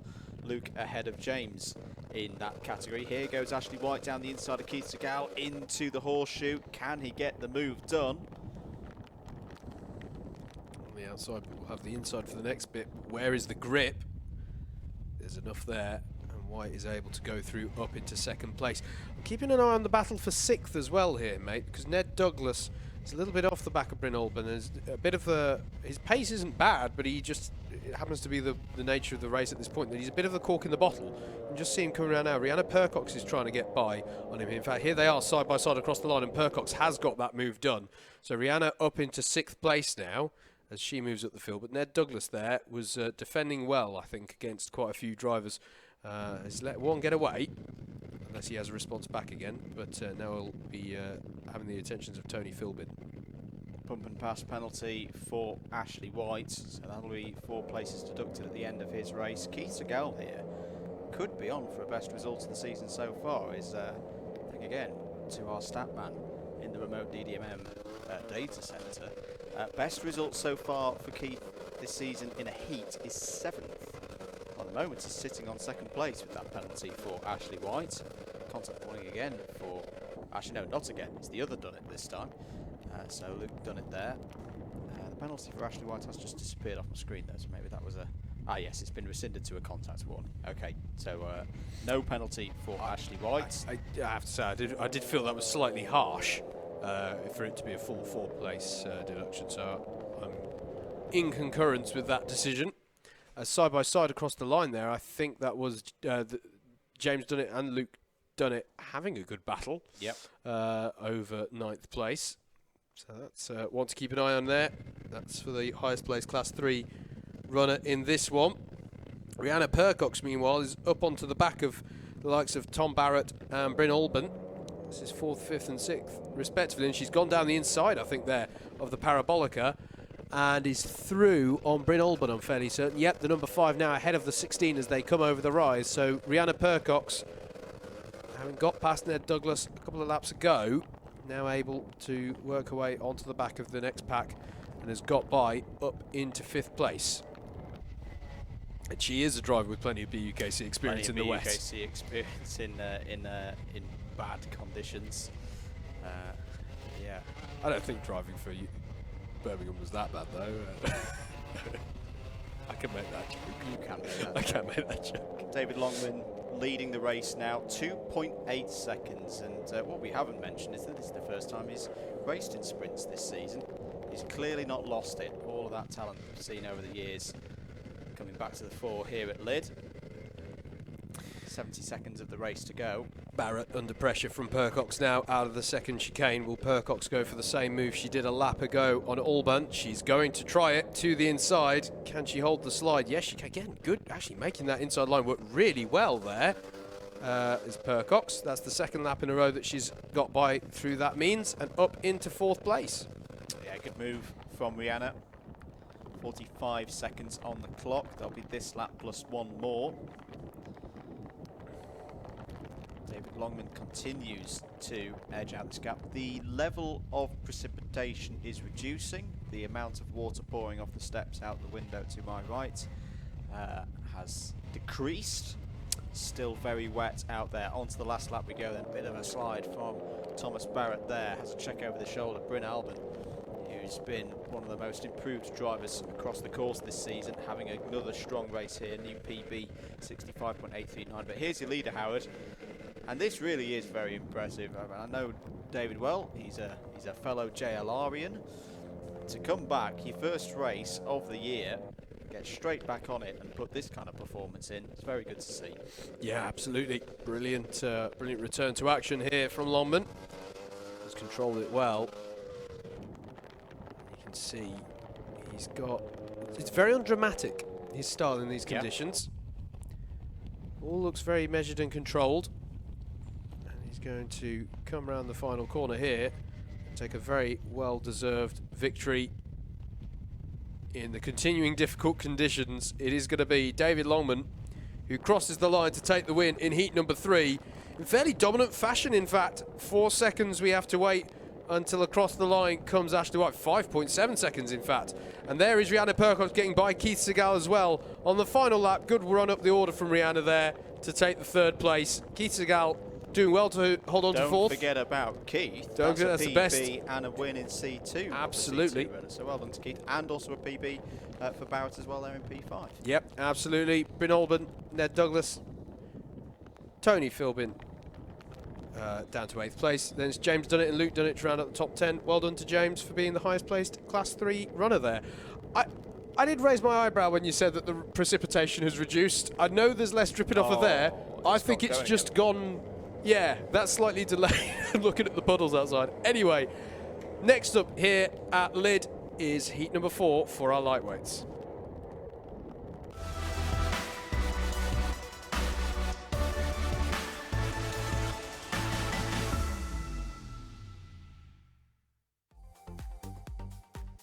Here we go then. Here's your grid for heat number 4, the last of the first rotation. Daz Teal, winner last time out, has pole position ahead of Sam Slater, also on the front row, one of our ABkC drivers. Rob Langthorpe and Reese Pope form up row 2. Garrett Berry and Peter Knight are on the 3rd row of the grid here at Lydd for this race. Josh Adams and Dante Dillon start on row 4. Jason Bradbury and James Browning are on row 5. Aaron Stillwell and Russell Cooper are on the 6th row of the grid. And Samuel Essery and Ross O'Brien have their starts from the back. In the novices, on the 7th row of the grid there's 14 karts in the field. I am dancing on Comms Box Cam You are to music dancing on Comms Box Cam. To music that you Is can't that hear. allowed? So if that doesn't get people watching, I don't know what will. There we go. Thank you to in the way that YouTube acts. It's not told us who you are, but there is a new subscriber on the DDMM channel. So thank you. For that. We've got more stuff coming up in the week. The finale of the Club 100 Gran Turismo Sports Esports League. That's the 5th season. Culminates on Tuesday night, 9 PM, and then the following 2 weeks, more midweek Club 100 sim racing action, with the last 2 rounds of our iRacing series taking place. So plenty to get your teeth into across the course of November. Conditions still abysmal here at Lydd. Yeah. Do you know what? I'm going to agree with you. I think the rain has slightly dipped. Yes. It's been turned down from 11 to 10. Oh yeah, the wind's compensating. Yep. But just marginally better. I do just want to talk as well, not so much as yesterday when they had the endurance here, but there is a logistical challenge, you know, in the paddock as well here. You know, is your kit all right? Is it somewhere that's dry? Because there's not that much cover here, and you know, we're still obviously trying to keep all spaced out, so not huddled with everybody's kit in one place or in the clubhouse, for example. So yes, that is a challenge for the drivers and the teams out there. At least they're not having to do the dither of, is it rain suit conditions? Do I put the rain suit on? Let's talk about Daz Teal though, because his win last time out at Wilton Mill, and I don't think he's stopped smiling since that victory in the final at Wilton Mill. It was a very popular one in the paddock. Had a brief chat to him yesterday, And I think he's in a relaxed manner at the moment. You know, to get that win, it was his first one in about 18 months in a final. And mathematically, he's still in there with a chance of winning the title. But you know, we've seen that top 3 race earlier on the day: O'Neill, Bars, and Healy, and he's just going to go for it today, I feel, and say try and get another finals victory. Yeah, I agree. He's in impressive form at the moment. I should just say, I'm sorry, I'm being very British today. My reference puddle. You have a reference. I have a reference puddle. I think it's picked up again. My reference puddle is looking very Ripley. Yes, and also that's a technical term. and also is physically larger. Has it got more wide? Let's put it in GTE status. It got to BMW M8 width of wide yet? Well, or no, like I'm not sure the circuit's that wide. But, that's when we really are in the sea. Anyway, there's a race about to begin. Daz Teal there, kart number 6 on pole position. No Sam Slater on the front row I can see there. So Rob Langthorpe is in P2, but away we go for 7 minutes at Lydd. Heat number 4 in the lightweights. you can see how strong the wind is there as they head down towards the second chicane. Just having a quick look out the window. No, there hasn't been any tantrums down at the first chicane. Reese Pope up to second place. The dark blue and black helmet there. Track limit warning for Peter Knight. I imagine that was on the exit of the first bus stop. There's quite a significant curb on the outside of there. Yeah, Sam Slater confirmed not in this race. Yeah. Quite a few of our lights haven't been able to get here to fulfil the entries. Oscar Lankers, Toby Smith, Steph Theodori and Colin Reynolds. So if you're tuning in to see any of those drivers, they're not here.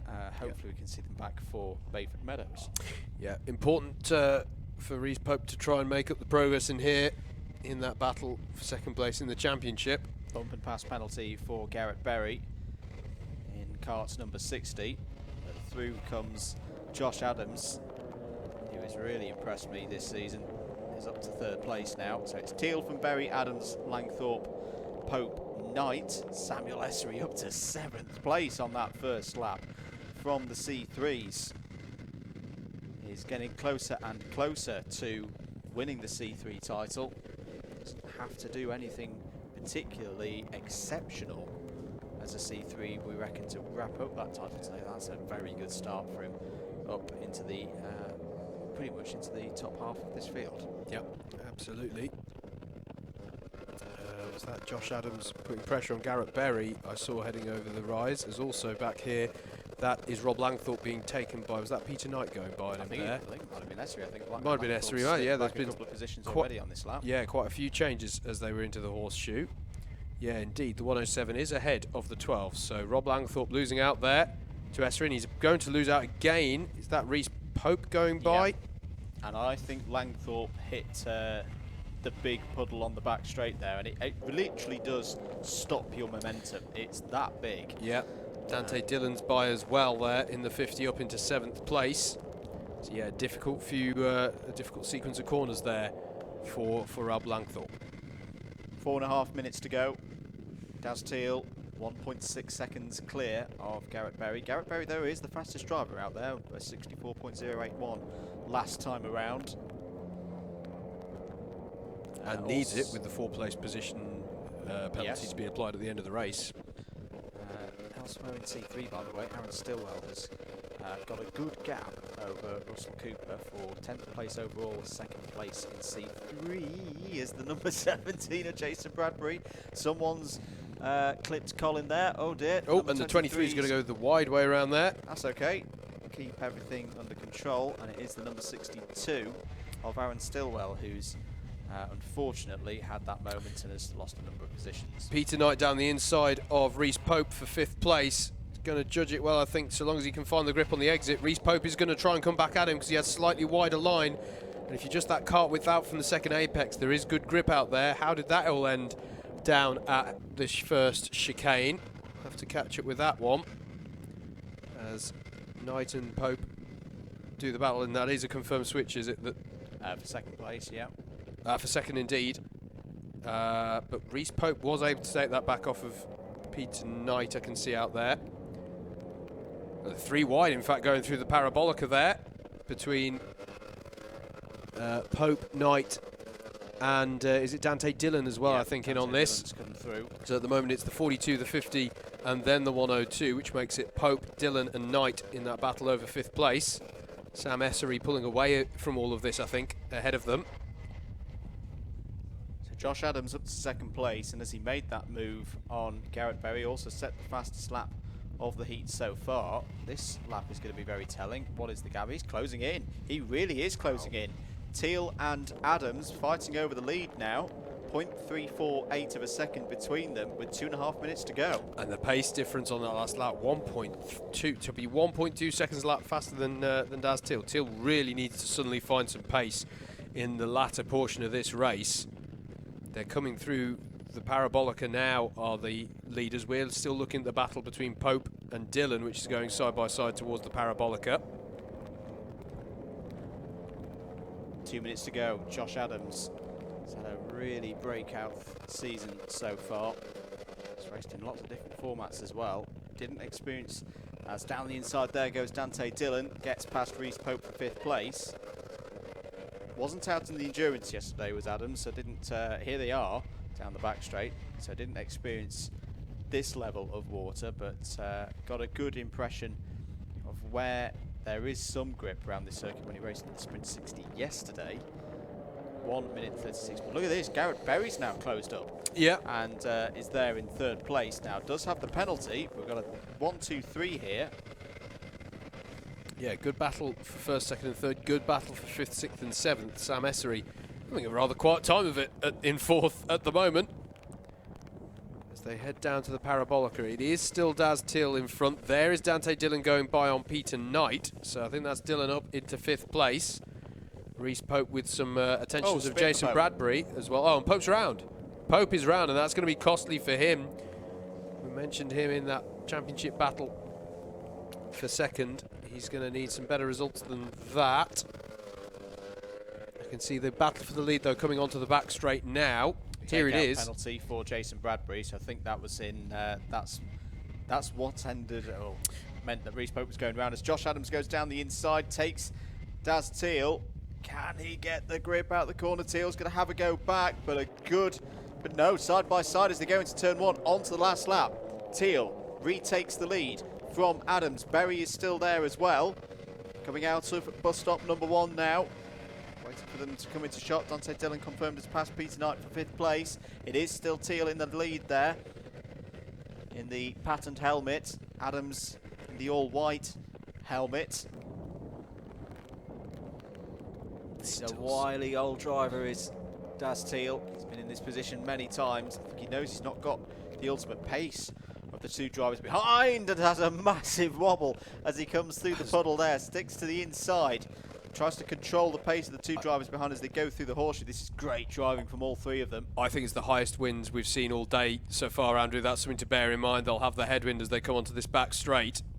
And now it's getting, yeah, that's aquaplaning. That's getting into the position that we were in yesterday. Last lap. Are they going to get round the final corner? Berry's having a little look up the inside of Josh Adams there. Can they get the drive off the corner? Daz Teal is going to hold on for victory here. Josh Adams is going to take 2nd place. 3rd for Garrett Berry, but remember he has a penalty. That will promote Samuel Essery to his best results of the season so far in a heat. 3rd once that penalty's been applied. Peter Knight gets Dante Dillon back for 5th place overall on the last lap there. And will have the win in C2 as a result. Jason Bradbury in 7th, but has a penalty. Rob Langthorpe in 8th, Reese Pope 9th, and then it's Russell Cooper across the line next to the C3s, Ross O'Brien, Aaron Stillwell and James Browning. And I think Teal was slightly unhappy with a bit of contact on that back straight, but in fairness to Adams, I think there was a sudden change in Teal's speed as his kart did the best impression of a catamaran on the back straight. But Teal it is who takes the win there. Next up is heat number 4 for the heavyweights.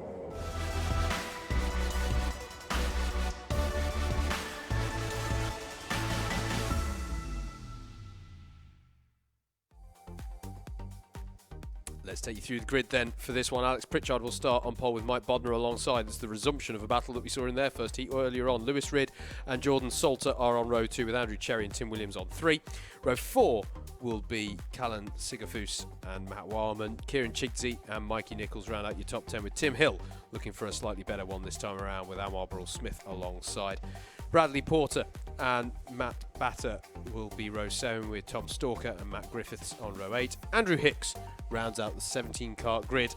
For this first heat of the second rotation, we are back to our heavyweights. So as a reminder, some key things to be looking out in this one. Anwar Burrell-Smith will be looking to get up the order as much as possible. Trying to get good points on the board in his battle over second place. But also in this one is Matt Wileman in that battle for second place, so he'll also be looking. Basically, it's a resumption of that battle as well. So we saw a good battle between Pritchard and Bodner, who are on the front row here, and it's also important to look at Wileman versus Burrell-Smith. Here we go, though, on heat number 4 of the heavyweights for round 10. Into the spray once more, and into the first chicane, and I can see there is somebody round there out the window. It is the 23 of Andrew Cherry. That's from quite high up on the grid for him, so frustration there. He has got going again, but Cherry spun out there towards the back of the field, so he's got a little bit of a recovery to go on now. Still Alex Pritchard, though, and indeed Bodner is under pressure, more from Lewis Ridd behind as they head into the Parabolica. It was clean through the second bus stop, though, so only Andrew Cherry with an incident so far. A good start here from Alex Pritchard, one of the key players in the Class 2 standings of this Heavyweights Championship. There's the 42 of Jordan Salter, who's also held on for 4th place. Not too much change at the front of the field as they kick through the puddles onto the back straight. Still the rain is going pretty heavily here. It's the level of spray that's being blown directly into the faces of the drivers. As here comes Anwar down the inside of Williams. Yeah. And does that mean that Burrell-Smith has already got by Matt Wileman on this first lap? It does. So that's significant as well. Burrell-Smith ahead of Wileman, up into 6th place.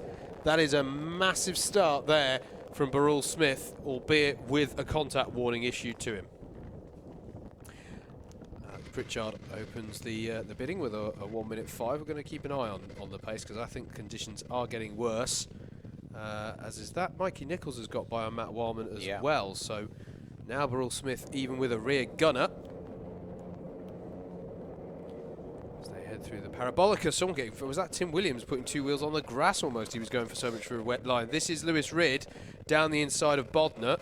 There is a curb out there that can save you. True, yes. So hopefully Tim was able to use that. As down the inside there goes the number 23. That's Andrew Cherry trying to recover from his spin on that one at the first chicane. Lewis Ridd got the job done through the horseshoe, by the way, so change for second place. Ridd ahead of Bodner, and Bodner immediately has the attentions of Anwar Burrell-Smith, who looks to go down the inside, but decides to hold off for now, as Wileman is trying to get by on Kieran Chigsey and has got the job done, at least just as they cross the line. He is up into 5th place. So Pritchard leads, Lewis Ridd in 2nd, Mike Bodner, there's Burrell-Smith and Wileman, your top 5. Nice defensive line there from Mike Bodner. Just held the outside, got enough grip that it meant it put that doubt in Anwar's mind to go for it. And when, you know, Anwar can't afford a penalty in a day like today. So yeah, good work there from Mike. Alex Pritchard continues to lead, and his pace is really, really good here.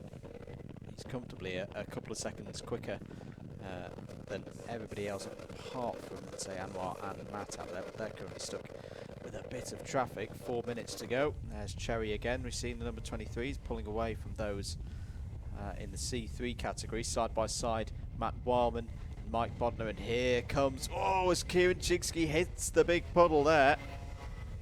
And he's going to try and go around the outside. That's a really brave line from Kieran Chigsey, and he's going to be rewarded with a position out of it. Good stuff. Yeah, and that's what a lot of drivers were finding, was that the grip levels on the outside of that corner pretty good. It's just slightly more a slightly more hairy experience, because you have to get closer to the runoff and close to the final corner. Howard will just try and check who that is in a moment. It's Matt Griffiths in the 128. Who's underway again now. He's gone down to 16th place as a result of that. 3 minutes and 10 to go.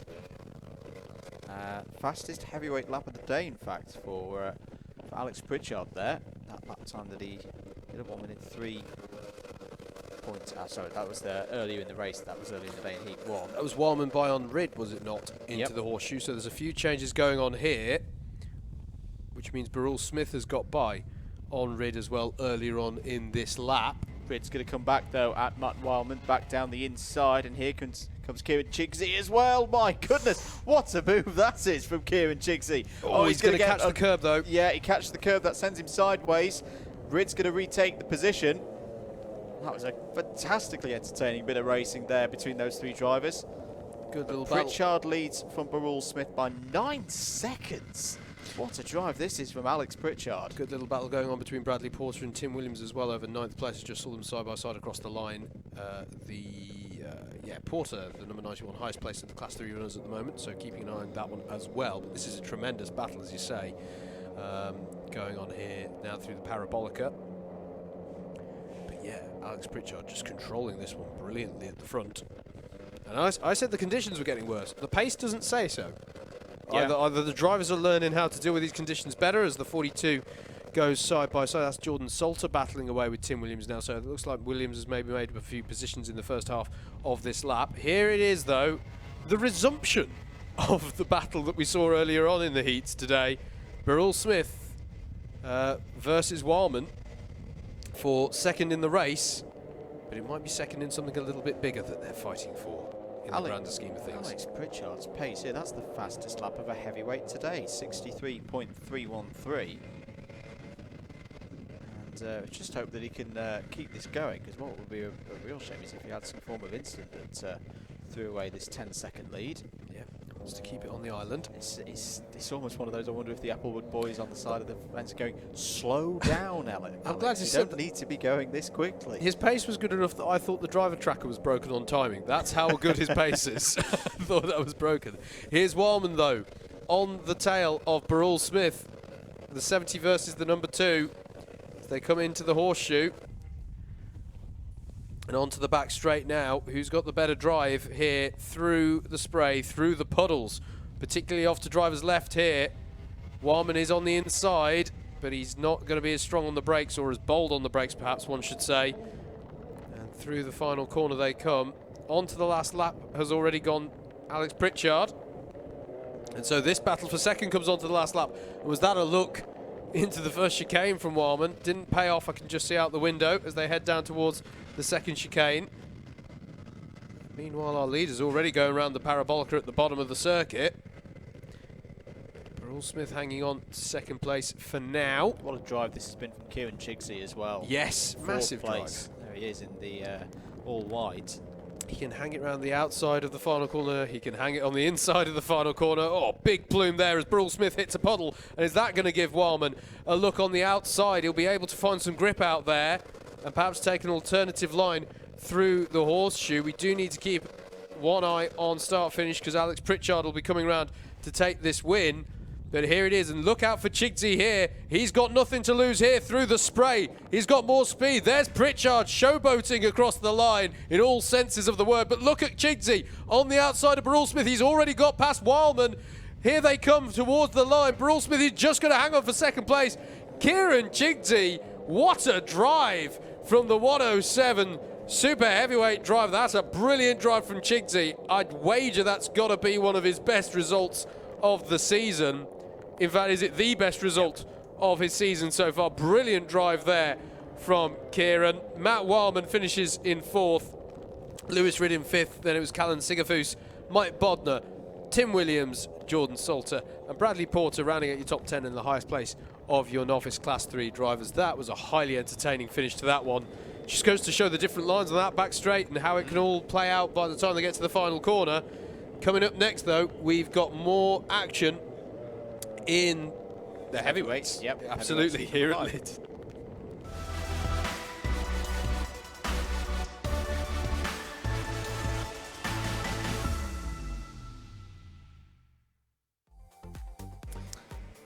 Shall I do this one? Yeah. Yeah, heat number 5 for the heavyweights. Here's your grid. Lee Henderson has pole position. Matthew Mandapira alongside on the front row. Miguel Hall and Richard Allen on row 2. Anthony Ridd and Joel Arguelles are on the third row of the grid. Adam Wright and Tom Fuller, this is their middle of the grid slot. They start on the fourth row. George Boothby and Richard Masterson Jew on row 5. I don't think George is here today. Steve Bosley and Simon Kavanagh that are there on row number 6. Chris Alcock and Jaden Cadigan going from the back of those who are not novices on row 7. Then it's Lawrence Che, Martin Robinson on row 8, Luke Elliott and Stephen Hullock on row 9. 18 karts in the field. Sorry, what just threw me is that Reese Pope was just outside the window. I went, oh, is it lightweight? Just suddenly got thrown at the last minute. So drivers trying to hide from it's the weather. It's just a general collection of drivers trying to hide from the elements. But I just suddenly went, wait, what? You're not meant to be here. Go outside. Dearie me. Big race this for Lee Henderson. It is. Another super heavyweight. You know, we've just seen Kieran Chigsey have a really good result. Lee Henderson, another one of those drivers in that mix for super heavyweights championship. This is a good opportunity for him to get some strong points. Away we go then for 7 laps in the current conditions for the start of this race. 7 minutes underway. Into turn 1 they'll go. Spin at the front. I can just see out the window, mate. We've got some drama. I think maybe our pole sitter has gone round. It was from very high up the field. Just keep your eyes out for who's still... So Lee's okay, sorry, yeah. It may well have been. Someone from very high up the grid there did go into a spin. They've got back underway again now. But yeah, Lee Henderson's fine. You've got the distinctive lid design there with the blue and sort of high-vis yellow going on. As they come through the parabolica at the bottom of the lap, doesn't seem to have been any other dramas out there. Miguel Hall trying to make early progress here, as is Adam Wright, side by side, turning into the horseshoe with the 160 of Chris Alcock. Making a lot of early progress here, I think, if that was genuinely where he was. We'll check this one on time because they will come through, but at the moment it is Lee Henderson who leads on the back straight, as is that Richard Allen being demoted to position by Adam Wright as they come through, and there's contact, and that's round for Lee Henderson, and he's lost out from the lead there, just got the nerve from the front bumper of Richard Allen, and from his perspective, understandably, he is rather upset about that one. Here it is, and it's a difficult one, Andrew, because everyone was trying to use as much space as they could find. And I'm not sure there's much that Richard Allen could have done there because he was being sandwiched. I don't know whether Lee was aware that he had 2 karts on his inside. I don't think he can have been. I don't think he can have been. And it was indeed, I think, Mandapira who had the incident at the first chicane, because he's now down to 13th place. So on a bit of a recovery drive, unfortunately, there for Mandapira. Adam Wright leads though now after that dramatic end to the first lap. Miguel Hall in second place. Here it is, in fact. Well, no, here it isn't, because Richard Allen has got back past Miguel Hall earlier on in this lap and through the puddles and the spray now. Miguel Hall will try and get back at Allen. It's going to run wide though. Allen will have the inside but not have the good line for drive out the corner, and Chris Alcock's going to try and take advantage of that. Gets past Miguel and slips there into third place. Good heads-up driving once again from Chris Alcock. Yep, absolutely. Anthony Ridd running in 5th place, trying to get onto the back of the top 4 here. Adam Wright with a 104.4 out the box, and frankly, I've no idea where that puts him in general form because the conditions just keep changing. They do. But it's impressive pace for what is happening on track right now. 1.1 seconds to the good, as Chris Alcock has pulled out a bit of a gap over Miguel Hall here in the first half of this lap, and I think that's going to allow Alcock to focus on applying pressure to Richard Allen, as that was a battle going. Was that Simon Kavanagh battling away with, was it Fuller? Yeah, it's Tom Fuller. Came into the horseshoe there. The pink and black helmet. Good run being put in here by Lawrence Chair at the moment. Is in 11th place overall, but top C3. Just ahead of Joel Arguelles. 4 minutes to go. Start of a new lap. Adam Wright. And oh my goodness me, Richard Allen, a 103.276. That is a pretty quick lap time in today's money. And we said that Richard Allen was pumped up for this one today and looking for strong results. Are we going to see a challenge on the leader here from the C2 driver in kart number 26. There's a track limit warning out there, and down the inside goes Richard Allen. Can he get it stopped? Look at that kart control from both drivers there. Oh, big puddle for Wright. For Adam Wright, and squirms his way through it. Here comes Chris Alcock down the inside of Richard Allen. Thinks better of it there into the horseshoe. I don't quite know how Wright found any drive at all up that straight, but he did. Fair play to him. And he's still in the lead as they go through the big amount of standing water on the exit of Horseshoe. And look at this down the back straight, still hitting massive puddles there. There's a bit of bumper-to-bumper contact, but frankly, who can blame them in these conditions as the difference in speed that keeps happening as they hit the puddles on their individual lines. It's still Adam Wright in the lead as Richard Allen goes for that early turn-in that we've been talking about as they cross, start, finish. Literally, as soon as you do it, you've got to start getting the steering lock down to try and get your Club 100 ROTAX Evo boat to steer into the first chicane. No disrespect intended to these Club 100 karts. I have to say I'm very impressed by how they're all running as well as they are this weekend. But Allen back down the inside, trying to do that same move that we saw him have a go at a lap ago, and still the this same puddle. time, no, he's not made it, and still that lake is there. Adam Wright crosses it. Chris Alcock doing everything he needs to, just hovering around, waiting for the opportunity. That is the 72 Steve Bosley, who's got past Anthony Rydd for 5th place as well. The 72 now ahead of the 68. Martin Robinson has got past Matthew Mandapira, by the way, for 16th place. One of our C3s there. Good end to the lap for Adam Wright, though. I think he's just been able to pull out a little bit of breathing space over Richard Allen. He has to 2.5 tenths quicker on that lap. And change for 5th place confirmed as Bosley crosses the line in the 72 kart. Lee Henderson's recovered well here after the disappointment earlier in the race. Is there in 7th place, comfortably clear of the other super heavyweight in this race. This would still be decent points for Henderson. This lap plus one more to go then. Adam Wright has that gap now over Richard Allen. Comes down over the rise and into the horseshoe once again. And still the spray being kicked up there. There's Steve Bosley in the white and blue hooped helmet. Kart's number 72. Henderson and Fuller at the back of that quartet, trying to work together, maybe gain some positions late on in this heat. This is the second rotation, second race for all of these drivers out there at the moment, the last of the heavyweight heats, and there's been a change at the front. Yes, there has. So Richard Allen has got through, has got past Adam Wright as they go on to the last lap, and he's got best part of half a second over the rest of the field as well as they go into well, I said it was the best part of half a second. Adam Wright's fought back there, and closed it back up again. Absolutely, they managed to do whatever exchange they had. They managed to do it without opening the door for Chris Alcock, but he is very much a factor there as they get to the bottom of this lap. So they're going to come back up the circuit now. Adam Wright making the wide line work well, but there's contact there, and I thought that was going to go into a full-on spin. Amazing control from Adam Wright to hang back onto that one, and he's taken the lead in the midst of doing that.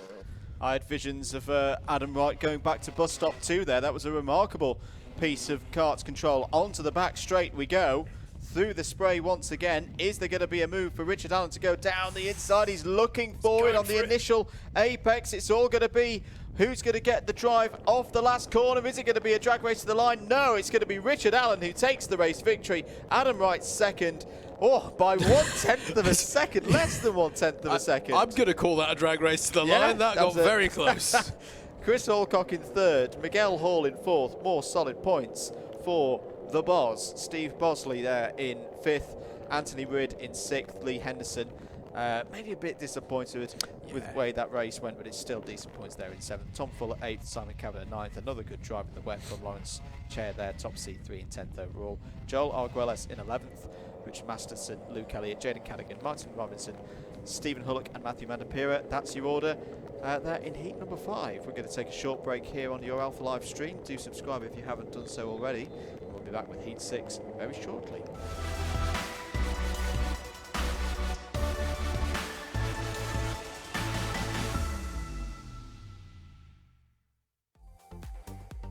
Just to confirm that one of the shots you saw was of a nearby pool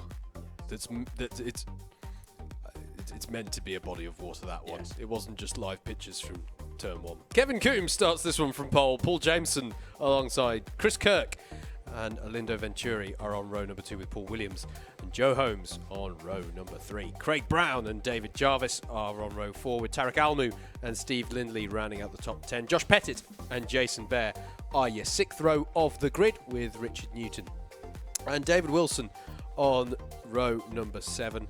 Sam Bensley and Benjamin Wotton are on row 8, and it's row 9 for Dan Hollinshead and Frankie Bennett. And then rounding out there we go, a 19 kart field will be Christian Hoos in the 177. That's how they line up for this one. Nath asks, can we get a replay of that aquaplaning? Don't worry, Nath, there's going to be plenty more of it. You're not going to miss it. So this is the last group of heavyweights going for their second race. You see that driver there, third back on the inside, Joe Holmes. Big opportunity for him this. Remember, needs a clean sweep to take the title today. He's already seen likes of Anwar Burrell-Smith and Matt Wildman drop points in their second races. Here we go then for 7 minutes here at Lydd. Kevin Coombs takes us from pole position ahead of Paul Jameson. Into turn 1 they go. You can see Craig Brown already making moves in kart number 41. And it's looking like a good start, Howard. Yeah, didn't see any issues either. Just doing my little sanity checking it all out the window. The puddles that I have to say, by the way, for anyone starting on that pole side of the grid, there is some standing water on driver's right. The amount of water that I saw David Jarvis hitting as he was trying to get underway there, really quite something. As they all head through the parabolica.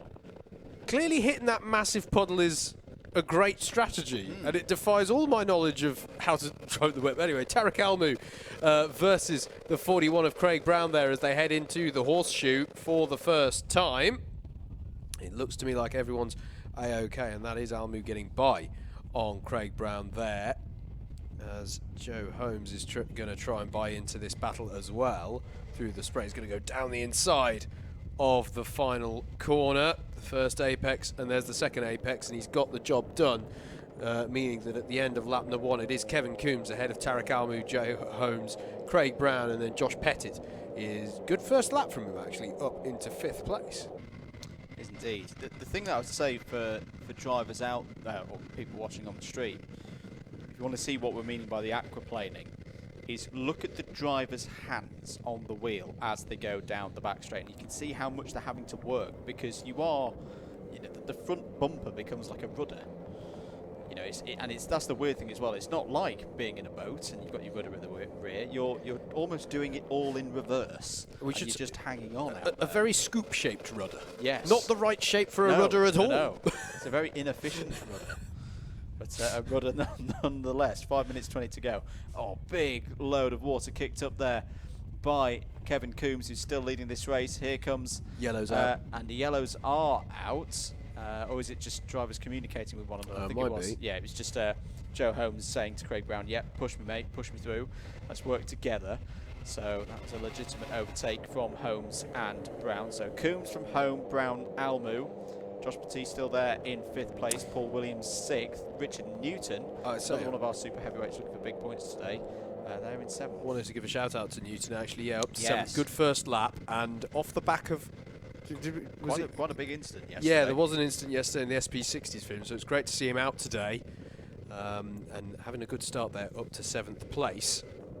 Shout out as well to John Patterson, who's out there getting, I'm sure, brilliant pictures as always for the Club 100 community. In spite of everything, yes. We're sure he'll be getting some amazing shots in these conditions. He'll probably be the only person out there wearing shorts today. At least he was yesterday.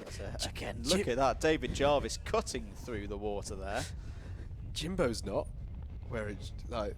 That's how bad it is. That's how bad it is. Craig Brown looking for a way past Kevin Coombs. Joe Holmes has got through in all of this and is doing what he needs to do. 3 minutes and 39 to go. 1:04.292 for Holmes there over start finish. As what's happened here. This is on the last corner. It's the number 65. Oh, it's Paul another Williams. moment for Paul, and I'm feeling bad for him there because he had a drama in his first heat as well earlier today. So it's a frustrating run of things at the moment for Paul Williams. The one solace is that there's no C final for the heavyweights today. There is that. Guaranteed that already you're going to be in the B final, and with the way these conditions are, I don't think we can say, oh yes, this is the top 8. These are where we expect the top 4 promotees to come from in this race. No, you could be absolutely anywhere on the grid for a B final and get up into those promotion repechage spots. Ooh, someone's broken down there on the back straight. Has got going again now. It's an ABC takeout penalty for David Jarvis, and Jason Bear there is getting going again. So I wonder if the takeout is for something against Bear or possibly something involving Paul Williams. I think it will be, Jarvis on Bear, because they were in a similar region of the order not that long ago. 2.5 minutes to go. Here comes the pace of G3 Joe. Joe Holmes does a 62.728. Data center, I'm sure, will confirm, but I think that's the fastest lap for a heavyweight so far today. Yeah, really impressive pace, and I'm just having a look down. Has anyone got within a second of that pace on their PB? Not in this race. Not in this race. That is how fast Holmes is going here. There's a battle there going through the Parabolica. Richard Newton's had a bit of trouble out there as well, as fallen down to 12th place. Kevin Coombs battling here with Josh Pettit as they head into the horseshoe. In fact, no, it's not. Is it? Yeah, it is. 2 minutes to go. Contact warnings you see on the digiflag there for Richard Newton and David Jarvis. Down the back straight they go. Coombs continuing to have this great race, taking advantage of starting from the front of the field. Yes, confirmed that is the fastest lap for any heavyweight so far today, and he's the only driver in heavyweights to get into the 102s. Change for second place. Tarek Almu passed Craig Brown. I have felt that Almu's been very confident in these wet conditions this weekend. Seemed to have really good pace yesterday. It's great to have him back as well.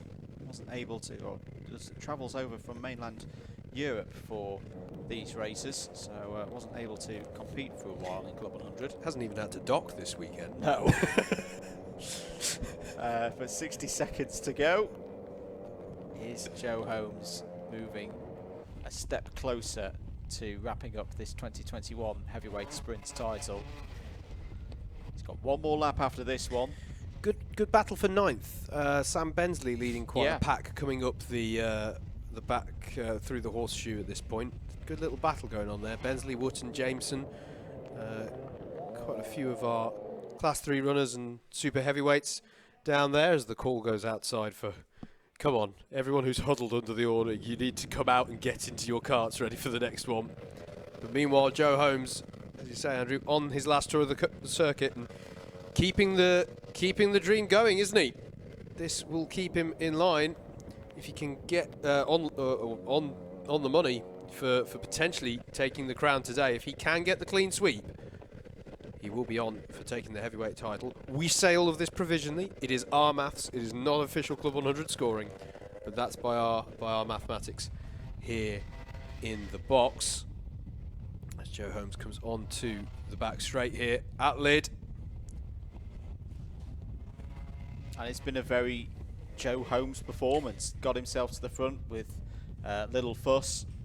Battle for second still going on. Sorry, mate. Indeed. Got to keep an eye on that. Brown did get back past Almu, so who's it going to be? But meanwhile, Joe Holmes takes the second win of the day and is one step closer to the dream of wrapping up the championship today. And it's going to be Almu in second. He's got past Brown there on the last lap. And who's he going to be in fourth as well? Kevin Coombs under big pressure here as a round there has gone. Was that that's Josh Pettit, I think, who's gone round in all of that. Indeed, it has. So Steve Lindley finishes sixth. Dan Hollinshead in seventh. But Josh Pettit with a bit of a spin on the last corner there. I can relate to that, Josh, if it's any consolation. Sam Bensley finishes in ninth with Ben Wootton rounding out the top 10. Well done to Dan Hollinshead as well, who, once again, highest placed Class 3 there, having, I want to say, been towards the back of the grid, even within the Class 3 ranks there. So good drive from him. Good stuff from the heavyweights. We'll see them back out later for their third rotation of heats. We're going to move back to heavyweights though. Lightweight Heat 5 is next.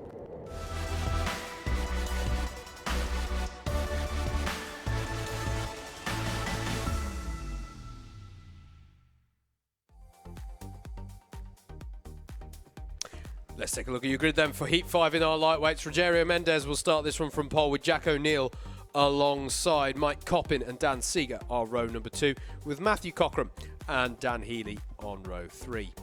Steph Theodoro is lining up next with Bryn Olben alongside Ashley White and Raminas Sakauskas rounding out your top 10. Tim Crowther and Colin Reynolds are on row 6. Row 7 is going to be Joe Ratcliffe and George Lawler. Luke Dunnett and Jagjit Singh round out your 16-car grid. We will just confirm there's been a few names that haven't taken to the circuit in earlier heats, so that might not be all of that. It might not be a full house there. Oscar Lancaster, Toby Smith, Steph Theodore, Colin Reynolds, Sam Salter, Slater, and Fraser Brunton are those not here today. No more practice for these drivers. Straight into racing or grid formation for the start of the race. We are ready. Rogerio Mendez on the inside, Jack O'Neill on the outside. Another big race in the story of this Lightweights Championship. Across the start line they go, perfectly done by the front row. What's going to happen here in the first couple of corners? All good through the first chicane, Andrew. Yeah, I think Mendez has held the lead. Been challenged by O'Neill, and in fact, yes, as that O'Neill has now got through. Yep. And another belting start from Mike Coppin. We saw a very impressive race victory for him earlier in the morning, and once again here, Howard, nailing lap 1, is already up to 2nd place. Yeah, I think Seeger might have gone up as well into 3rd, but we'll look to confirm that when I'm next not looking into a wall of spray. But O'Neill is, as you say, greyhound out of the traps once again. Good start for Dan Healy though as well, Andrew, there. I think Seeger has got up to 3rd, but I think Healy's up to 4th as well. So big moves here in the early phases. And indeed this is Healy challenging Seeger through the puddles and the spray of the back straight. And down the inside goes Healy. And provided he can find enough grip on the inside and perhaps not throw himself out wide with the curb, he's going to hang on to that for 3rd place. Yeah, really nice move there from Healy, under control. Knew what he needed to do, where he needed to place the karts, so who's had good starts on that first lap. Raminas Sakauskas up 4, George Lawler again up 4. Not so good for Rogerio Mendez and Matthew Cockram, and Bryn Elben as well, all down at least 4 positions on that first lap. Yeah, absolutely. Absolutely. Sakauskas with a good start, as I say, experience from yesterday, having done that. Oh, and who's out that on the grass coming out of the second? It's Sakauskas. Well, that's your jinx there. There's your commentator's curse. Sorry, Raminas. Turning into horseshoe there, the top 3. Ashley White on the tail of Dan Seeger now.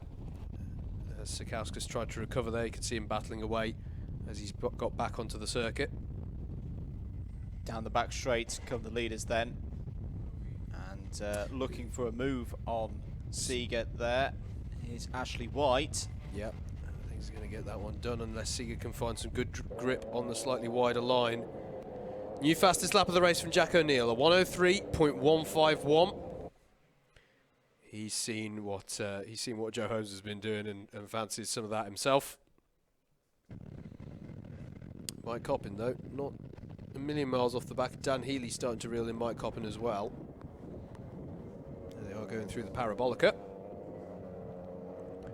And already a breakaway group of 3 here, some 3.5 seconds further back to Ashley White. And there is the battle between White, Seeger and Lawler as well, having another good drive here, Andrew. Yeah, he George is. Lawler right in the action. And Tim Crowther as well, quite literally keeping it on the island, has got ahead of a couple of the C2s. There's Raminas Sakauskas and Bryn Elben fighting over 10th place, karts number 13 and 16. Down the back straight again we go. This is your fight over 4th place, Ashley White and Dan Seeger. Seeger back down the inside. Can he hold the inside through this double apex last corner? Yes, he can. That's in fact, no, that's Lawler. Sorry, apologies. That's George Lawler going through into 4th place. This is a remarkable performance from the C3 novice. And with this kind of scoring, you never know, could see George Lawler into the A final, which would be a tremendous result. 3 minutes and 20 seconds to go. Jack O'Neill is into the 102s. 102.918. That time around, Mike Coppin 2 seconds back and trying to pull away from Dan Healy, but Dan Healy is also into the 102s. It's a good pace here from the lightweights. Here is 4th, 5th and 6th places. Lawler ahead of White, ahead of Seeger. Roman Strakowski's fighting back as well, trying to get past Rogerio Mendes and Matthew Cockram. Get himself back to 7th place. George Lawler, has a bit of a moment through the puddles there. That's going to open the door for Ashley White to go back down the inside. Try to retake 4th place. Get the run. Runs wide though. That's going to be a track limit warning, I'd imagine, for Ashley White. But he has got 4th place now. 2.5 minutes to go. Tchaikovsky's passed Cockram, confirmed. Bryn Albin got past Cockram on that last lap as also. Jagjit Singh, as there's a spinner there. Who is that off? I think it's one of the C3s. Maybe Joe Ratcliffe. And indeed, the track limit warning does come in for Ashley White. Same one for Matthew Cockram. Drivers have been told about the curb on driver's left on the exit of the last corner. They're allowed to straddle it, but they're not allowed to go over the top of it. This is quite rough there on the corner exit to protect the carts. Even in these conditions, still have sprocket failures, chain damage if put the cart in the wrong place, which we don't want. Jack O'Neill leads then. 3 seconds now, the gap. Mike Coppin has got into the 102s as well, so has increased his pace. He's holding a gap of half a second over Dan Healy. Ashley White's back on top of things there in 4th. Lawler and Seeger just behind. Ramanas Strakowskis has got back up to 7th place. And Bryn Albin's used the pace of Strakowskis quite nicely. He's forming a bit of a train. Has got past Rogerio Mendes. So Albin up to 8th place. Just over 60 seconds to go. Penultimate lap of the race. Thank you for tuning in. Live coverage of the 10th round for the Club 100 Sprints Championship for 2021. If you're enjoying the coverage and you want to see more, as we get to the end of the season, do make sure you've subscribed to the Alpha Live YouTube channel and also like the Club 100 Facebook page if you're watching on that platform. Here is your battle for 2nd place then. Jack O'Neill has already started the last lap. Dan Healy putting the pressure on Mike Coppin here. He's already taken a race victory so far today. Just seeing if there's any further changes in the field. Yeah, Dan Seeger's got back past George Lawler for 5th place. Can Coppin hold here ahead of Dan Healy? Through the hairpin they go. Even in these conditions, a very rewarding corner. Skating through the water into the horseshoe now. Got to get the line right here because this is what sets up the run onto the back straight. Coppin is dealing with it well. Holding Healy in that position. Off the kink, down the back straight. Jack O'Neill should take the race win here. And likewise to Joe Holmes, is doing what he needs to do today. Healy's looking down the inside of Coppin for 2nd place into the final corner. They're going to be side by side as they come off, and there's a bit of pod to pod. Jack O'Neill takes the race victory, but it's going to be Dan Healy on the line, or is it? Across the line they go. Healy gets it by 0.011 on the line ahead of Coppin. Great race there between those two. Ashley White is going to come round and take 4th place in a few moments' time. There he is. Dan Seeger in 5th. Another great drive from George Lawler. And Bryn Albin gets through past Rowan Strakowskis there right at the end. Takes 7th place. Very, very good racecraft from Bryn Albin to work his way up the order. Rogerio Mendes 9th. Matthew Cockram 10th. Jagjit Singh 11th. Luke Dunnett, Tim Krauser and Joe Ratcliffe. That's your 14 runners in heat number 5 for the lightweights. We'll be back shortly for another one. It'll be sprint heat number 6 for the lightweights.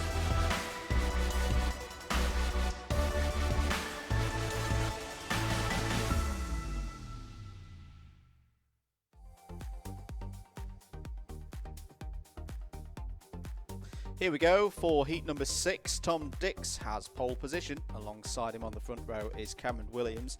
Jed Toole and David Longman are due to start on row number 2 before Thomas Barrett and Stephen Westwood on row number 3. Darren Teal and Tony Philbin are on row 4. Andrew Rabbage and Reece Pope inside the top 10.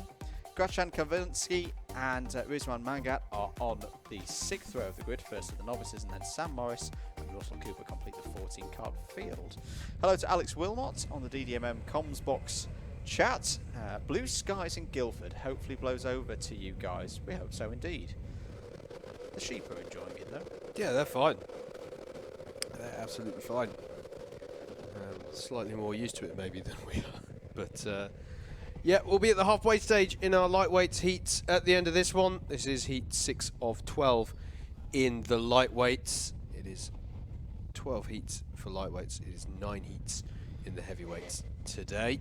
Hello to Mike Philippou, Jack O'Neill for the win. The Titan Motorsport team watching on eagerly at the progress of their driver. Here we go then for heat number 6. Tom Dix will take us from pole position, start at 7 minutes. Cameron Williams challenging to the outside there as they go into turns 1 and 2. And out of it again, Tom Dix has held the lead. Spin for Sam Morris at the back of that one. Just getting underway again now, but he'll be a little way off the back of the field, and round 2 has gone Cameron Williams from 2nd place. Well avoided there by the rest of the field. Yeah. That's a tricky place to have a spin, with everyone going full pelt into bus stop number 2, but a good start this for Tom Dix. Yep, really good start for Dix. I thought he found a good line. I saw out the window through the first chicane. That's the 75 of Jed Toole, with the number of 6 of Daz Till having a really good start here up through the order. We're looking on live time for how far he's managed to get up the field, as there's a contact warning for Stephen Westwood. Onto the back straight comes Daz Till chasing Jed Toole. He's going to surely try down the inside. He's going to be basically ahead before he has to turn in, and that is a nice move there by Daz Till, and it means at the end of the lap 1 that it's Tom Dix in the lead by 2.5 seconds from Daz Till. Jed Toole in 3rd place. Thomas Barrett up well there into 4th place, ahead of David Longman in 5th. Good starts too for Andrew Rabbage and Reese Pope up to 7th place on that first lap, and good job by Russell Cooper as well, straight to the front of the Class 3 runners on that first lap, up into 10th place. Yep, very good stuff. Driver number 26. Tom Dix was basically able to do a standard racing lap whilst everyone else was negotiating with each other. Yeah. A 104.752 is not a bad lap to open things up. Do you know what? I'm just checking my reference puddle. It's barely raining. I don't believe you. I'm serious. Look at that. That's a lot less. That's. It's spitting. Yeah. That's the mildest term we've been able to use for the weather all day. Stephen Westwood down the inside, going for an overtake there. On Reese Pope. Yeah. No, sorry, Reese Pope is trying to follow through, isn't he? In the 42. This is on the 61 of Andrew Rabbage. Ooh, and Rabbage is putting a bit of drift on there, and that's going to allow Reese Pope through as well. So Westwood up into 6th, and Pope did follow through into 7th.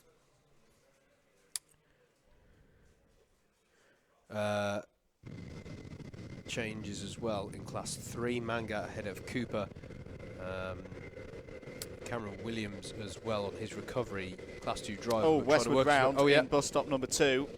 We'll just have to see if he received a bit of encouragement there for that one, but that's not good news for Stephen Westwood, who's having a good day up to that point, but is now going to have to fight back to regain those positions. If you thought that Tom Dix's pace, that is Colin the Cone getting a heavy hit there from Thomas Barrett there on the turning into Horseshoe. Easily done. And I think we're going to see it, yeah. And that's the thing, you get too much speed, you get on that curb, you go into Tony Hawk Pro Skater mode, and sadly that is who you meet at the outer reaches of that corner, and poor Colin takes one to the face. Yeah, cones were harmed in the making of today's stream. I'm very sorry. Tom Dix, if you thought his initial pace was a flash in the pan, a 103, in fact 103 to the last 2 laps, he just keeps on besting the best lap of the race, means that he's 4 seconds to the good now, ahead of Daz Till. So has really taken this one by the scruff of the neck, has Tom Dix. Still good battles going on in Class 3. Morris has, Sam Morris had that spin at the first chicane, just got past Kalvinski at the back of the field. Alex Wilmot asks a good question that I'm going to throw over to you, sir. Oh gosh. What changes to driving style are needed here in the wet? Slow application of go pedal? No, I'd say the opposite. It's so weird because you want to initiate, you basically want to initiate a drift in order to encourage the turn in, as Reese Pope here is going by David Longman. This is for 4th place. Big move for Pope here. And he manages to make that one stick, getting past Longman, who has already had a heat win today. But you want to apply the power to initiate the slide, initiate the turn in, and then you balance it with the brake. Yes. It's basically doing a controlled drift to get the turn in to the corners, particularly at the 2 chicanes here. Yeah. If you just turn in and keep like a bit of throttle going, you just understeer. You just understeer. There is an element to that in the wet. There is always this thing of always try and keep some power going. I always used to use the analogy of like, I've used so many analogies in the past. Outboard motors on boats, like a rocket always needs some power to steer in a direction, all those sorts of things. Yep. You do often talk about that, and on the long corners, such as the parabolica at the bottom of the circuit, that is going to be the rule. Keep some power going, carefully apply it as you come out, feel the grip. But to get turning, you actually want to initiate a spin with a short, sharp stab of power and a short, sharp steering input to get that going. So that's why you see, as to say, Reese Pope, that's a great example of it there. You can see him hacking at the front with the steering wheel to get those front tyres and the chassis working. And it's kind of counterintuitive as well, because when you're watching film and TV, and even, never mind that, actually, drift championships, how do they initiate it? It's with applying brakes and handbrake and locking up axles and all that sort of. Not so here. You want to apply the power to initiate the slide. If you apply the brake, you'll actually deter the slide that you need to get that turn in. Make the front of the kart work for you and then start to control it. Stephen Westwood's fighting back, gained 2 positions on that last lap, past Thomas Barrett and Tony Philbin. We are on lap number 6, penultimate lap of the race, and here comes Reese Pope again, trying to get back down the inside of Jed Toole. Takes 3rd place. Can he get it? Stops into the horseshoe. That's really nicely done by Reese Pope. And you can see them just as a demonstration. You can see them hacking away at the steering there. They're trying to get some turn in, and they're doing it by putting full lockdown, or as much as they dare, and putting the power on. And it's on corner exit where you need to be careful with applying the throttle. But to corner entry, you gotta go bold. On to the last lap then is Tom Dix. He's being merciful. He's gone into the 104s. And actually, that does mean he's lost a second to Daz Teal on that last lap. So hopefully Dix has still got the pace underneath him. And this is good response from Daz Teal in terms of pace. We saw him under a bit of pressure in his first heat, held on for the win, but was definitely needed to think about where he was losing time relative to the other drivers. To see him here in the low 103s, that's good pace here today. We are on the last lap. There is Reese Pope now pulling away from Jed Toole in the battle for 3rd place. David Longman looking at good points again there in 5th. And Tom Dix, just looking back, it's going to be a 5th win of the season in only his 6th round. So Tom Dix, another driver, very much on form, using all of the experience over those years. And there he is, takes the race victory in heat number 6. A very good result for Tom Dix. Daz Teal continues the great form that he's on, finishes in 2nd. Reese Pope, some great overtakes, finishes 3rd on top of the C2s. Jed Toole in 4th, David Longman 5th. Andrew Rabbage, good response after his difficult first heat, finishes in 6th. Stephen Westwood fights back to 7th. Thomas Barrett, Tony Philbin, and then Rizwan Mangat will be next up, although let's just confirm that as it comes over the line. There it is, Mangat wins in C3. Russell Cooper, Cameron Williams, Sam Morris and Gachan Kalvinsky. That was your 14 runners there for heat 6. We're going to take another short break. Next up, lightweight sprint heat number 7.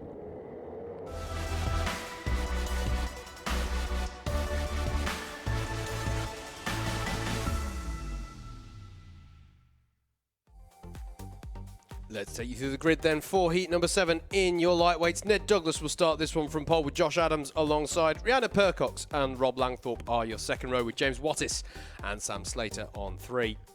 Row 4 is going to be Garrett Berry and Alistair Irvin with Ed Bars and Ross O'Brien Ryan out the top 10. James Dunnett and Amy Breacher are row 6. Row 7 of this 14 kart grid will be James Browning and Dean Everest. So into the second half of the heats here within the lightweights. We've got 7 and 8 of the lightweights. Then we'll be going back over to our heavyweights. And don't let those shots deceive you. Those are the grid graphics. Afternoon. I did a double take then, but that's the shots from yesterday. This is today. This is live. Here are the conditions that these drivers are having to deal with. Quite an open heat to feel, this one. Even with Ed Bars starting back in 9th place. Difficult to call who's going to win this one. No, good point. Ned Douglas was doing some good defensive driving in his earlier heat as well, so this could be an interesting one, as you say. Josh Adams, I think, is going to be one to watch as well, starting there on second. Here we go then for heat number 7. Ned Douglas will lead them away into the first chicane as they get the brakes on for the first time. I'd say the rain has just picked up a little bit again, for what it's worth.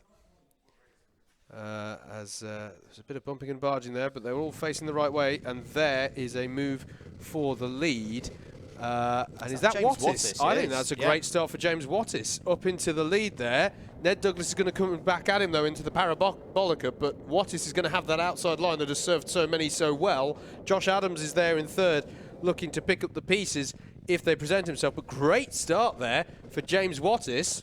Yeah, and he needs this because the result in the first heat for James Wattis wasn't the best. Garrett Berry as well, trying to make early moves here. Had good pace earlier, Andrew, but had a penalty as well, which lost him some crucial points. As Rhiannon Percox is trying to get past Ned Douglas. This is a repeat of a battle that we did see in their earlier heat. You've got Garrett Berry in the mix there as well, and is it Sam Slater who's involved as well? Look, Sam Slater's not in this. Good point. DNS. Sorry, good point. It was actually the 60 of Garrett Berry who I was looking at. So it is Wattis in the lead. Josh Adams in second. Rhiannon Percox, Ed Bars, Rob Langthorpe, and then Ned Douglas. Oh my goodness, John is not in shorts. There he is. That's how bad it is, folks. That is how bad it is. The Scotsman has put some trousers on. James Wattis leads the race then. Josh Adams, second place. Rhiannon Percox, though, is up the inside going for that second place. I think she's got it. And Ed Bars is on the scene as well. This is a big race for Ed Bars. Needs to respond back to the results that Jack O'Neill's put in so far today. Track limit warning for the number 9. There in third place. Yeah, we've seen some good moves already today from Rhiannon in that Parabolica. She's under pressure, though, from Adams and Bars as they come onto the back straight. Or is she? Good drive onto the back straight there. If she can avoid the puddles, she'll be laughing. Albeit that is impossible in these conditions, but she cannot but try. It's the puddles anyway. Yeah, true. The madness of the situation. Ed Bars on Josh Adams. Is he able to find drive out the corner? No, I think Adams is going to hang on to it round the outside. Good defensive driving from Adams. Not what we usually say when someone goes around the outside of a corner. Dropping down the order, though, Garrett Berry. Some dramas befallen him out there. He has crossed the line, so he's circulating, but clearly an issue there for Garrett Berry. Again, not the optimal that he's able. His pace is undermined slightly by his results so far, with the penalty in the earlier heat, and now some dramas hit him there. So he might be one to watch, Andrew, when we get onto our finals later, and we start talking about repêchages, as they're called in the regs. That will be perhaps a name that we'll be looking out for. Rhiannon Percox, fastest lap of the race so far, a 104.3. Going to need it if she's going to get on to terms with James Wattis. Really impressive drive so far from the Class 2 driver in the 103. There is Alistair Irvine. The next place, Class 2, down in 6th place. So, brilliant stuff here from Wattis. Oh no, something's happened to him. He's had Percox has got by. Problem on the last corner for Wattis. He's got going again now. He's come over in fourth, but lost the lead. Percox has got ahead. I think, we mentioned Garrett Berry's problem. He has now set the fastest lap of the heat so far. So change at the front, contacts warning for Ed Bars, the number 1. And here comes Josh Adams again, back at Rhiannon Percox. I just wonder, was Rhiannon held up slightly by whatever was happening with James on the last corner? Ed Bars looking down the inside for second place now on Josh Adams. Through the spray they go. Who can find the grip? This is brilliant stuff amongst the top 3. And there goes Adams down the inside on the turn into the horseshoe. Can he hold it on there? Or is Rhiannon going to find better grip out on the slightly wider line? Coming onto the back straight now. It's Josh Adams in the lead for now. Is he going to make it to the start-finish line in the lead, though? So it could be confirmed as a change in the lead. No, Percox is down the inside of the final corner, and provided she can find the grip and shut the door on Adams, which she duly does, And Ed Bars is still looking to suck under Adams there, and he's got the job done. He's ahead by a whisker as they come on to lap number 5. And Rob Langthorpe's coming to play as well. Alistair Irvine, meanwhile, has got past James Wattis. So change for the highest position Class 2 runner as well. More valuable points for Irvine there as our lead battle, of which Irvine has caught up to the back of here. It's basically a breakaway group of 5 now, as they all go through the Parabolica. And, well, Wattis as well, running there in 6th. He's dusted himself off. He might come back into this as well when all is said and done. No. Very wide line from Adams, and he's just got out onto the dirt and the muck there. A little tag of the cone, and he's down in 5th. Yeah, at least there. That'll be a cone penalty as well for Josh Adams, unfortunately. 2 minutes to go. Percox and Bars clear now of the rest of the field. Here comes Bars, has a go. He's good on the brakes. Been from a long way back, that would have been. And even in these conditions, there's some merit to working with another driver to isolate them for later in the race. Track limit warning for James Dunnett. Now, we haven't seen a penalty issue for Adams. Is it just a little kiss of Colin the Cone rather than... I mean, I'm just saying, might he get away with it? We'll have to see. We'll have to see. He may have, actually. He's just got a curb warning. But just over a minute to go. Alistair Irvine trying to get past Rob Langthorpe here. Needs big results. Side by side for the lead into the Parabolica, Andrew, but Percox found better drive on the corner entry and is able to hold on to it. Top 5 heading over the crest now. Adams down the inside of Irvine, gets the line right that time into Horseshoe. They've dropped James Wattis. Having said that, Wattis has got a good gap over James Dunnett behind, so he's quite safe there in 6th place. But here comes Ed Bars. Good drive out of the Horseshoe. He's got the inside line. Was better on the brakes last time around. Can he get it shut down? Bit of a tag there from Rihanna Percox on the rear bumper, but Ed Bars will have the speed off the corner. Takes the lead as they go on to the last lap. Yeah, brilliant stuff there. It's firm but fair. When you get alongside a driver like that, there's that standing water on the left-hand side of that back straight, and if you're on the outside, you kind of get forced into it. It's harsh, but all is fair in Love and Racing on that particular occasion. It just allows Ed Bars to have the better entry into the final corner. Crucial for him. Alistair Irvine, is he by? No, he's not, but he's hounding the back of Rob Langthorpe now.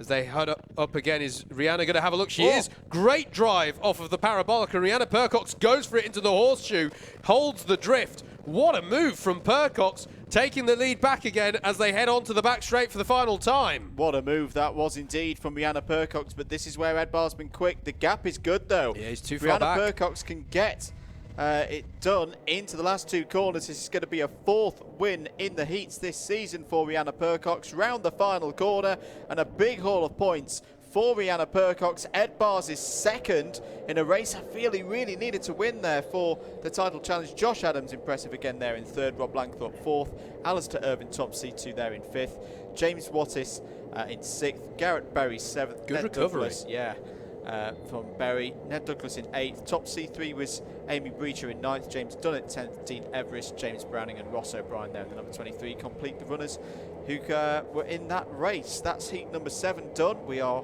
swiftly moving on in a few moments' time to the last heat of rotation number 2 for the lightweights. It will be heat 8.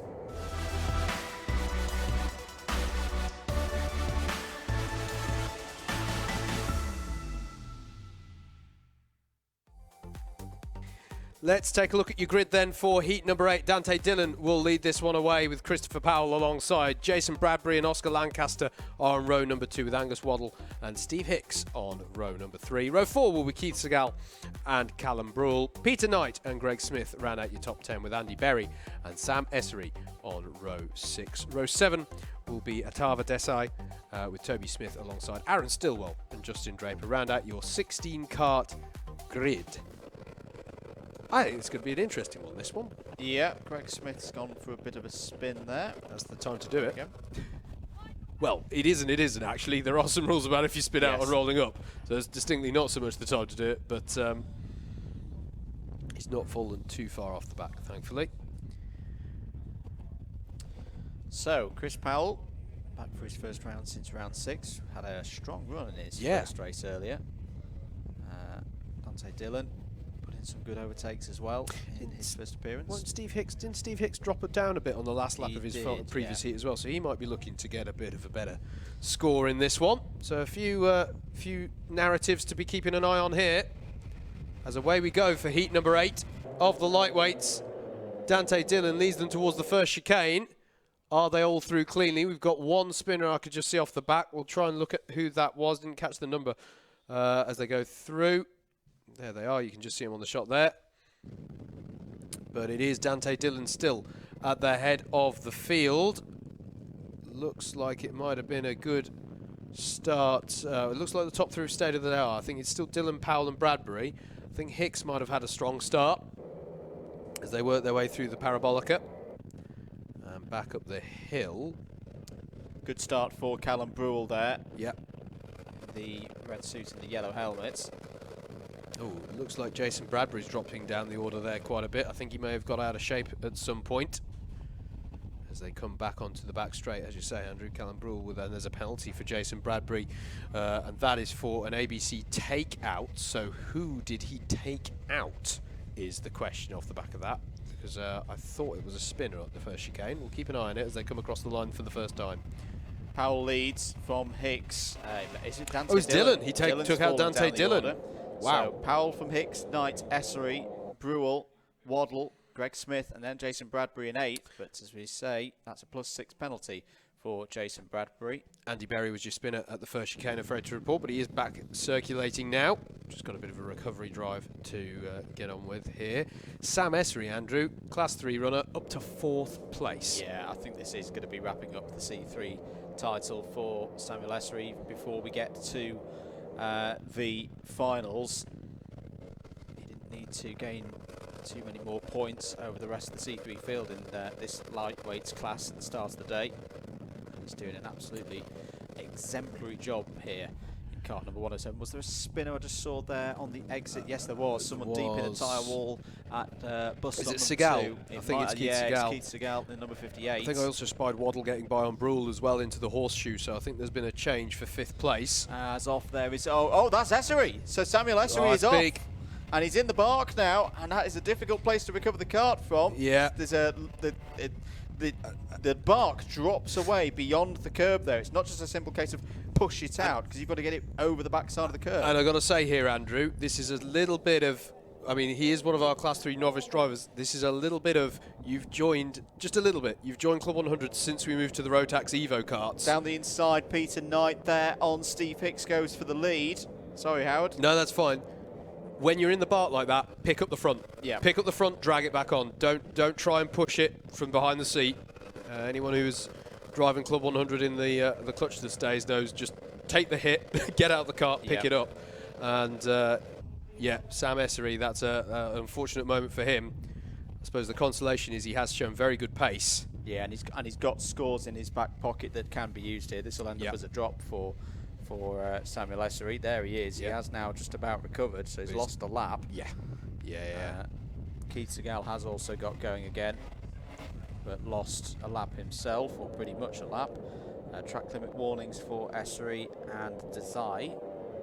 So Aaron Stillwell comes back to the front in C3, denoted there by the blue number boards. And Peter Knight, well, we saw him burst onto the Club 100 scene in this mains championship in the sprints just over 12 months ago, coming from the Young Drivers Championship. Details of that for 2022 coming later in the stream. And can't remember seeing Peter Knight in the wet before, but clearly skills transferable. He's doing a great job at the front of the field. Yeah, absolutely. Brilliant driving here. As over the crest here comes a battle between Aaron Stillwell and Justin Draper. This is for the highest place, Class 3, and Draper's going to go down the inside. Is Stillwell going to find better grip around the left-hander of the horseshoe? As you can see, the wind's picked up again here at Lydd. In fact, I'm just going to note the fact, by the way, I think the Club 100 crew have seen fit to remove all the banners. Down. That's probably a good call. There's Callum Brewell having another strong run here. Is up to 4th place. He's got past Christopher Powell. And is in the 104. As Angus Waddle is currently the fastest driver out there. 64.345 last time around. Draper, though, did get a track limit warning there at the last corner. Sorry, mate. Draper is past Stillwell, so good little battle going on there with Class 3. I think that one will carry on. It's down at the Parabolica. Honest. We are definitely down there. All still taking a very wide line there to get themselves the best drive, apparently through a puddle and up the hill. I don't know how it works, but they're making it work. 2 minutes of the race to go. Here on lap 5, it'll be 7 laps once more. I will say this, the rain has almost completely stopped now. We are just on to windy conditions. Yeah. My reference puddle looks the calmest of it has all day. And one of the advantages of being down there, in fact, that's a change for the lead, isn't it? Steve Hicks has got back ahead of Peter Knight as Waddle joins the fun. It's always fairly windy here anyway because we are so close to the sea. This track does, I feel daft using the word dry, but that's what I'm going with, does dry fairly quickly. We even saw that yesterday after the treacherous conditions in the morning. So we'll keep an eye on the lap times because they could change very quickly. What's happening there? Is that Simon Lessery just pulling? Yeah, it's Keith Segal pulling over to one side as he goes a lap down. Yeah, you can see how wet offline it is already. Steve Hicks back into the lead though, ahead of Peter Knight. This plus one more to go. Everybody's in there. I think Powell and Brule have caught back up to this. Well, Powell's got good pace. Very good pace at the moment, hasn't he? As has Waddle, catching right onto the back of this. Justin Draper still leading in C3. Dante Dillon has recovered his way past all of the C3s. Another one of our British indoor karting champion winners, racing in Club 100 this season as part of the prize for winning that championship with Team Sports. First step on the karting pathway from Motorsport UK. Last lap board is out then. Hicks, the lead is 0.4 of a second over Peter Knight. Angus Waddle showing good pace again there in third. Absolutely. Been a good battle at the front this between Hicks and Knight through the bottom of the circuit.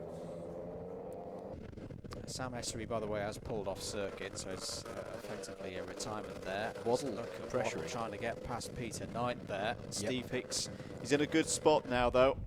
Needed this after the first race didn't go his way. He's down the back straight now. 2 more apexes to navigate. Steve Hicks is going to take a good victory here in heat number 8. Get this one just as the lightweights close out their second rotation. Big points for Steve Hicks there in Heat 8. Takes the victory. Peter Knight, P2. Angus Waddle, 3rd. Great lap at the end there from Christopher Powell. Finishes in 4th. Callum Brule solid there in 5th ahead of Greg Smith, Jason Bradbury, Dante Dillon. Justin Draper is the top of the C3s in 9th. And it'll be Stillwell, Desai, Berry, Segal, Essery, your order for Heat number 8. That's the second rotation of heats completed. We're going to go back to the heavyweights. And heat number 7 is next up for them.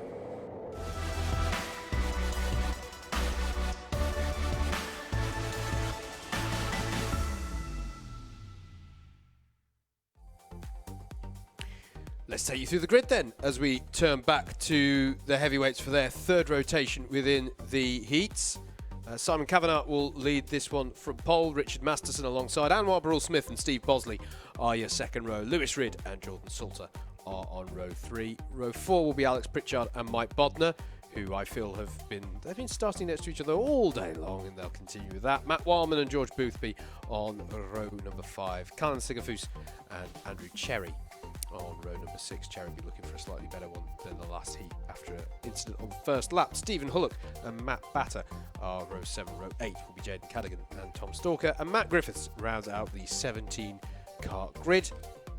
For heat number 7 of round 10 of the Heavyweights and Super Heavyweight Sprint Championship in Club 100 for 2021, your coverage here provided by Alpha Live with commentating courtesy of Double Dash Motorsport Media. That is myself, Howard Mitchell, and Andrew Mather. Do hope you're enjoying it. Please like, share and subscribe.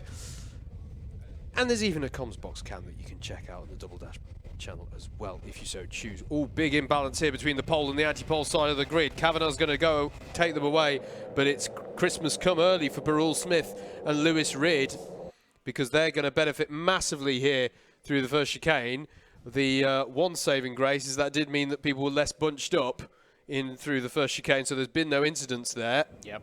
But yeah, very uneven start there. I think Masterson maybe caught a little bit napping in hindsight there on the start, or just couldn't find the grip maybe on the outer part there as they all head through the parabolica for the first time. We've got someone round there. I think that might have been Andrew Cherry. What number did you see? Richard Masterson. Okay, fair enough. 29, it is Masterson. There you go. So, bad start through the race for Masterson. Unfortunately, he's got a bit of a recovery there. And sorry, Andrew Cherry fans. He's fine. He's all good. He's all good. This is, of course, the last heat for all of these drivers. Last chance for them to get points to set the grid for the final. And DW Media, our statsman for the day, sums it up very well. Anwar needs this. He needs to win this race, because every time he doesn't take a heat victory, that's another point in terms of how it all works in the drop scores. That's another point to the advantage of Joe Holmes in his quest to wrap up the title today. Just to confirm, Burrell Smith did get by on Simon Kavanagh, our pole sitter, on that first lap and opened up the bidding with a 105.9, which for the first lap is not too shabby. Alex Pritchard there, I think, putting in a move on Steve Bosley, I think I can see there, coming out of the second chicane. Matt Warman, Andrew, another man who could do with making a move here as well to offset Burrell Smith. Yeah, they're still fighting over second place as well, of course. So Anwar is both attacking and defending his championship position in the standings at the same time. 5 minutes and 30 on the clock. Hello to Nathan Maximin, who's got in touch with us here on the DDMM comms box cam, and Carol Smith as well, who's cheering on Greg Smith in the last race. Keep your comments coming in. There's Rydd going down the inside of Bosley. There's a few changes on this lap, Andrew. I think Pritchard's up to second and Warman up to third. They've both had a stellar lap. Yeah. So it's Burrell Smith, Pritchard, Warman. Then it's Lewis Rydd. Steve Bosley's in fifth. It's been a costly lap, I'm afraid to report, for fans of Simon Kavanagh, down to 7th place in all of that. There is a contact warning for Alex Pritchard, but he has done very well, and he set the fastest lap of the race to boot as well. In fact, we need to keep an eye here, because as much as I said Anwar had a good opening lap, his speed relative to Alex Pritchard, Andrew, is not all that. So the lead gap is something we really need to keep an eye on here, unless Burrell Smith can find a turn of pace. And as Alex Pritchard has emerged in each of the rotations so far, because he's been in race 1 and he's been in race 4, or heat 1 or heat 4 I should say, you know, he has had the best pace of any of the heavyweights up to that point. He's been the one breaking into the 103s, the 102s for the first time. So he has had a very... Here it is. Look, there you go. His pace is brilliant today. This is fantastic stuff from Alex Pritchard, and he's really putting Anwar Burrell Smith under a lot of pressure here. Matt Wildman, though, is the fastest driver out there at the moment. 62.808 last time around. Yeah, and to be honest, mate, all of the top 3 could really do with this win. Yep. Who couldn't do with a win? It is motorsport at the end of the day, but all these 3, you know, Pritchard, a big factor in that Class 2 battle. Into turn 1. No need for the marshal to wait. Yeah, cut off massively, Andrew, into the wood chippings. I can see out the window here. Yeah, you can see it on the screen now. Oh, yes. The bottom right. We'll just try and track who it is in a moment. Let's see who falls down the order. But Anwar Burrell Smith, contact warning for Anwar Burrell Smith with Alex Pritchard. So it's getting a bit feisty out there. And there's Matt Wildman on the tail of Alex Pritchard now as well. Will Wildman go for the move into the last corner? Thinks about it, thinks better of it.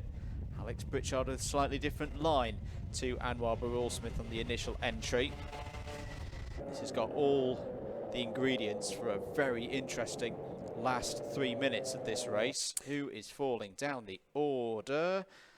We've not seen it yet as to who it is. Who is that spinner down at turn 1? I think it's Andrew Cherry.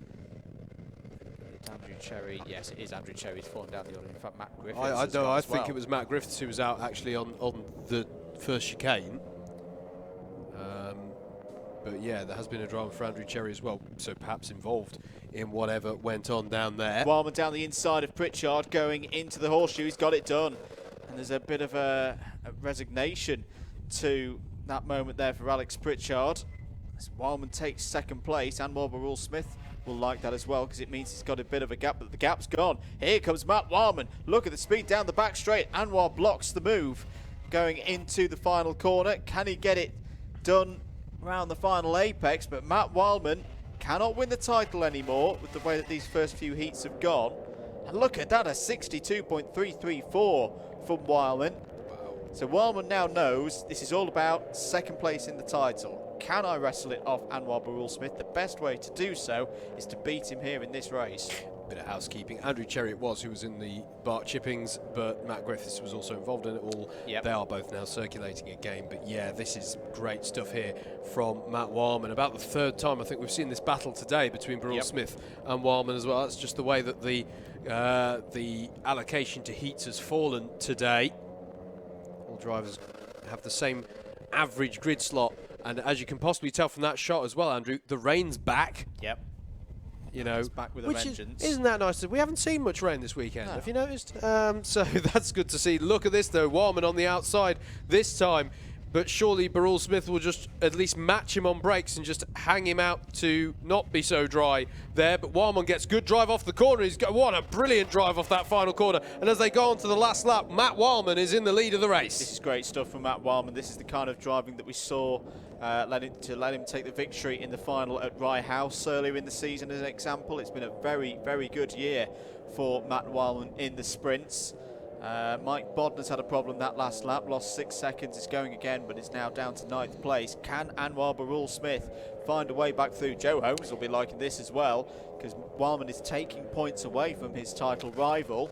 Down the back, coming out of the Parabolica and into Pritchard's down the inside of Barul-Smith here, takes 2nd place. Yeah, Wildman's not got much really, to worry about. Really getting close now for Anwar Barul-Smith. His title hopes are hanging by a thread, I feel, at this moment here in heat number 7. But Matt Wildman down the back straight. Here he comes. He's had to fight for this one. He's going to come through the last corner.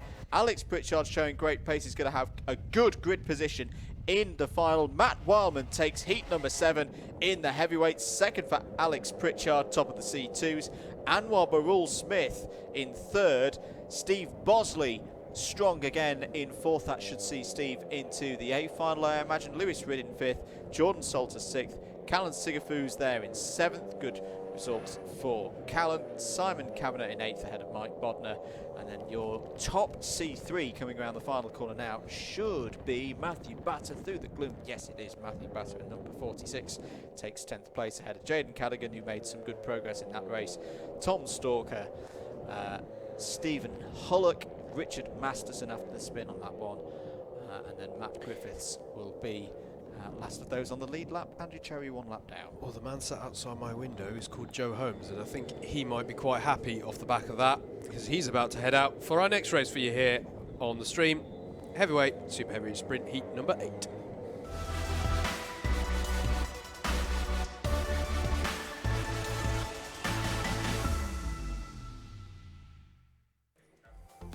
Here's your grid then for Heat 8. Tim Hill will be looking for a good one from pole position here with Kieran Chigsey, who's shown very well so far today, starting alongside Richard Newton, and Mikey Nichols will be on the 2nd row with Miguel Hall and Alindo Venturi on row number 3. Row 4 will be Paul Williams, who really be looking for a good one here. Had a difficult day so far. Paul Jameson alongside Tom Fuller and Tim Williams round out your top 10. David Jarvis and Tarek Almu are on row number 6. Joe Holmes and Christian Hoos are your 7th row with Lawrence Cheer and David Wilson on 8. Benjamin Wotton and Daniel Hollinshead round out your 18 karts running in this one. Making it the lower grid position of the heats for Joe Holmes. So we've been talking about how he needs a clean sweep. This is going to be the hardest one. But you know what? Not only has the rain picked up, the wind's picked up as well. The conditions, as you can see it here on this shot, demonstrates it so well. The rippling waves of rain pelting the circuit once again. We've had a let-up of about 20 minutes of no rain, and now it's bucketing it down once again out there. So tricky conditions here, albeit actually probably matching roughly what they last raced in, bizarrely. But here we go for heat number 8. They're away.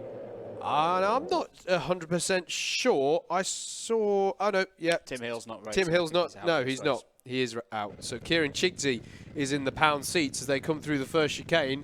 I can't see any spinners out the window as they come into the second chicane. It looks like it is Chigsey leading Miguel Hall has got himself up into second place. Around the Parabolica for the first time. It looks like I could see Joe Holmes there putting a move on Paul Williams in the Parabolica, so that would mean that already there's been some moves there as the 64 of Mikey Nichols tries to put a move on Richard Newton for third as they come into the horseshoe for the first time. And it's getting worse out there. Once again, you can see how the visibility is worsened on your shot here. We haven't just put a romantic mist filter on the shot, I promise you that. As they head down towards the final corner. And is that... who have we got putting a move on there? That's Tom Fuller, isn't it? Yep, trying to put in a move. So at the end of the first lap, it is Kieran Chigsey ahead of Mikey Nichols. Tom Fuller up into third now past Richard Newton. Joe Holmes got himself up to fifth. What a start, though, in Class 3 from Lawrence Cheer. I think he just followed Joe Holmes through because they started on the same row, if memory serves correct, up into sixth place. Brilliant start there for the number 133. Cone penalty for David Jarvis, so one position to be deducted from wherever he finishes, but great start there for Lawrence Cheer. Huge shout out there for a great first lap. Still Chigsey, though, as Tom Fuller comes under attack from Joe Holmes, who's also got past, already got past Richard Newton on this lap. Battle going on there, I think, between David Jarvis and Paul Williams. Something happened to Miguel Hall on that last lap, though. He did fall down the order by some 7 positions, so Hall has had a bit of an issue out there. Joe Holmes, though, has cleared Tom Fuller now. So that is Holmes up into third place, I believe. Chigsey leads. Mikey Nichols some 1.7 seconds behind, and then 1.3 seconds further back is Joe Holmes, now in pursuit of second place. Tom Fuller down to fourth. Tarek Almu now on the move as well, up into fifth place. Got past Newton and Cheer on that last lap. Into the second bus stop chicane then goes the front of the field. Chigsey doing well here and had a very good showing earlier on today as they go almost 3 wide through the Parabolica there. I think that was a battle between David Jarvis, Paul Williams and Miguel Hall. Here it is coming into shot there. Paul Williams side by side there with Daniel Hollinshead. So it means Miguel Hall has cleared Paul Williams there in the first half of this lap as the rain continues to bucket down once again. Maybe the intensity has just died a little bit as I look to my little reference puddle outside. Here's Miguel Hall, though, down the inside, I believe, of David Jarvis there. A little bit difficult to tell in the spray, if I'm honest. It was Lawrence Cheer that he was going by on, because David Jarvis has managed to stay ahead of him. Battle for second place, though. Mikey Nichols has been caught by Joe Holmes. Joe Holmes is going to be looking for an opportunity as they come back up the circuit here. If you can get good exit out off of the Parabolica, what can Nichols present in the form of a defence? Joe Holmes down the inside on the turn-in into the horseshoe and gets the job done. Gosh, he holds the car very well there into the horseshoe. You can see how much more standing water is built up onto that part of the lap, but it is Holmes up into second place, and next target down the road will be Kieran Chigsey. So here's what the spreadsheet of doom, Club 100 Sprints edition, is telling us at the moment, and I stress that this is provisional. If Joe Holmes wins this heat and then wins the final, that is it. Yep. He would be champion. The best that Anwar would be able to get would be a tie on points, at which point we go into a tiebreaker, and it's a tiebreaker that Anwar would not be able to overcome. For, you know, even if he took a clean sweep at Bayford Meadows. So that is what's key for this one now. Joe Holmes is almost giving himself match points if he can win in this race. He's just got to get past Kieran Chigsey to take the lead, and he's going to do that now. A beautiful move down the inside into the horseshoe. Joe Holmes back to the front. Yep. Joe Holmes in a position that he's spent a lot of time in today. Took slightly longer to get there in this one. Starting as he was from his lowest grid position of the heats. Kieran Chigsey, though, coming back at him, Andrew, has the run down the back straight, and he's going for it on the inside, but I think he's going to squirrel out wide. Joe Holmes will be squeezed onto the apex here, but he's going to hold on to it. But fair play to Chigsy. I appreciate that. Who cares who you're fighting with? Go for it. And he's been driving so well today, has Chigsy. No, I doff my cap to you on that one, sir. Can he stay with Joe Holmes now that Holmes has got by? Holmes' pace, his best lap so far was a 102.069, which, considering the conditions by my measure have worsened, or at least had worsened for the start of this race, mate, that was a good time when he set it. And this is the thing for Kieran Chigsy. He's got a good chance here of moving up the order in super heavyweights. And it's good. I mean, we had it yesterday, a bad result, but driving in these conditions, you don't always get to do it. It's good practice. There's no guarantee that we'll have these kind of conditions again at Bayford Meadows in a few weeks' time. And, you know, he's picking up big points with no Bill Taylor here today. Yep. Your super heavyweight leader going into today's racing. And this is a very, very good move from Kieran Chigsy. Could be a late dash for a super heavyweight major trophy at the end of the year. We are on the last lap, though. Joe Holmes leads by a second ahead of Kieran Chigsy. I did just want to say a point, though, on the super heavies, mate. Obviously, there's a general feeling that the rain, the wet conditions can negate some of the disadvantages that you have as a super heavyweight driver. But I still want to say, I want to register how impressed I am with some of our super heavyweight drivers today. I don't think that's explained all of it. I think they really have been driving very well in these conditions. I think some of it is some genuine wet weather skill. It's not all just, oh, well, you know, it eliminates some of the difference because of the weight. I think it's more than that. I think some of these drivers are really showing some skills in the wet conditions.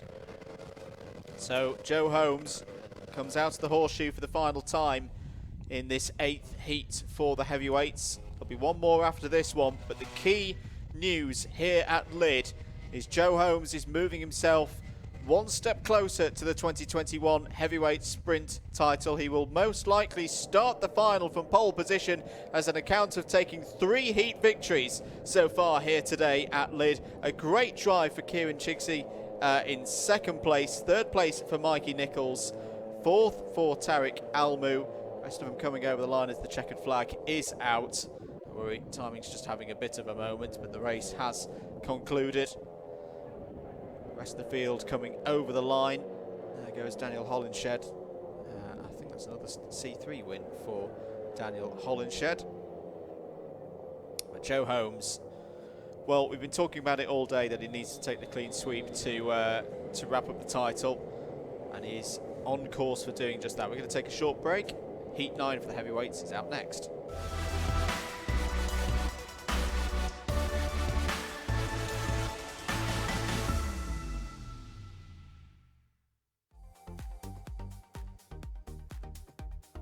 Let's take you through the grid then for heat number 9. Jason Bear and Steve Lindley are your front row on this one. Chris Alcock and Josh Pettit are row number 2, with Chris Kirk and Richard Allen on row number 3. Row 4 will be Kevin Coombs and Lee Henderson, Matthew Mandapira and Adam Wright rounding out your top 10. Craig Brown and Joel Arguelles are on row 6. Row 7 will be Anthony Ridd and Frankie Bennett. Andrew Hicks and Samuel Bensley are row number 8. Row 9 will be Bradley Porter and Martin Robinson, and then it'll be Luke Elliott on row number 10 to round out your 19 karts, which I want to say is 19 karts is the biggest field that we've gotten up to here today. Last opportunity for these drivers, final heat in the heavyweights, and the third heat that each of these drivers will have contested. Big race for C2 as well. Alex Pritchard, we've mentioned how well he's been going well today, but Richard Allen in this one will be looking to secure a good grid position for the final. Rain still falling here. You can see how much the water behind in the lakes is rocking about with the wind here at Lydd. We are good for the start. It could be interesting to see how Chris Alcock has got to fancy his chances in this, as has Richard Allen, I would have thought. Going to be an interesting one, this. Away we go then for heat number 9. Jason Bear leads them away towards the first chicane. And do they all get through cleanly there? I can see out the window that they do all get out cleanly as they head towards... Bear wide. Yep, and that's going to give the opportunity to Alcock. And indeed it is. Chris Alcock, you can't miss him. He's...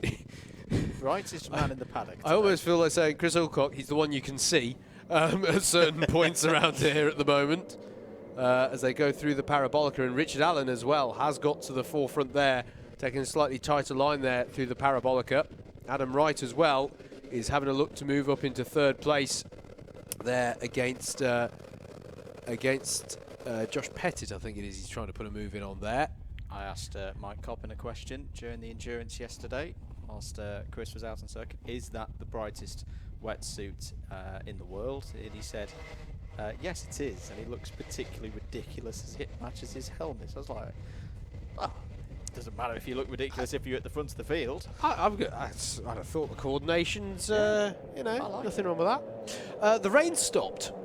There's your weather update. It has. It stopped again. Don't worry, I'm sure it'll be back. Chris Alcock leads, Richard Allen in second. Josh Pettit has held off Adam Wright so far, although I think they were quite close to each other as they came over the line. So look out for them battling. In fact, they are still battling away. Look, coming into the parabolica here side by side. Adam Wright's going to be trying to go, he's going to try and tuck underneath, but it is still Pettit who's holding on well here to third place. Meanwhile, Richard Allen hounds Chris Alcock as they go into the horseshoe. Craig Brown there trying to put in a move on Anthony Ridd, but hasn't been able to make it stick thus far. Lee Henderson's had a decent start there in 7th, as you mentioned. Can he sneak onto the back of an A final grid? I just wonder with the results that he's had so far this morning. Oh, Chris had a moment there going into the first, well, round the first apex of the last corner. 4 minutes 50 to go. New fastest lap of the heat so far. Richard Allen on a 63.469. There's changes behind. Lindley confirmed up to 4th place. Ridd down to 6th. Kevin Coombs is in the middle there, still in 5th. I think there's an issue on that lap for Matthew Mandapira, mate. He's dropped down quite a way there now to 16th place. There's been a drama as well for Joel Arguelles of some description. He's at the back of the field as well. Has there been a change there for 3rd place? Has Steve Lindley got by and up into 3rd place? That is the 47 of Steve Lindley now past Josh Pettit. And have we covered the fact that Adam Wright's dropped massively down the order? Yeah, and this is starting to be a difficult day. There's a takeout penalty for Kevin Coombs in all of this. I wonder if that is... that might be on Mandapira, mightn't it? Yeah, because Adam Wright, I think his chances of going one better than last year and taking 2nd place in the championship mathematically for 2021 are pretty much done, as Craig Brown looking down the inside there of Anthony Ridd. Yeah, he's been trying to make that move. Yeah, been trying to make that move for a while now, and I think he's just about going to make it stick, but Ridd is not giving up, is he? He's coming back at them, and Adam Wright's trying to recover in the middle of all this as they come into the first chicane. 3.5 minutes left on the clock. Hello, Chris Alcock. 1:02.947. Hello. That's some good pace. Fastest lap so far from any of the heavyweights today is a 1:02.0 from you-know-who, Joe Holmes.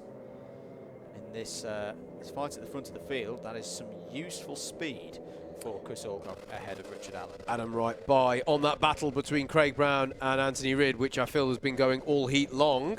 Leaves them to scrap over it, to be honest with you, because there he is. And then they are still both battling away, although Lee Henderson in the 13 kart getting involved there as well. Contact warning for Craig Brown in the battle in the midfield there, and for Lee Henderson. And change for the lead. Richard Allen's got through. Well, what a lap that is from Richard Allen. Gets by past Chris Alcock, takes the lead, and again, we've been talking about C2. Don't think it's going to be decided today. It's going to go to Bayford Meadows, but this is another big statement from another runner in that subclass. Richard Allen to the front. Yeah, quite a few changes on that last. Josh Pettit back past Steve Lindley. Adam Wright past Craig Brown and Anthony Ridd, which we saw down the bottom of the circuit. So plenty of good battles going out there, as Chris Alcock was having a little look to the inside of the parabolica there, but knows there's not all that much grip on the inside line there at the moment. So it's still Richard Allen as they come over the crest and turn into the horseshoe. Good battles throughout the field as well. Some good things going on. Sam Bensley and Bradley Porter having a good battle in amongst the Class 3 ranks. As our two leaders head towards the final corner, they'll stamp on the brakes and then bring in the throttle to steer them around the double apex final corner, being certain that they keep at least one wheel on the tarmac there, lest they attract the attentions of the clerk of the course with regards to track limits. 102.760. Richard Allen starting to stretch his legs a bit at the front of this one. As Adam Wright, big lap for Adam Wright, has got past Pettit and Lindley and Coombs all in one lap there.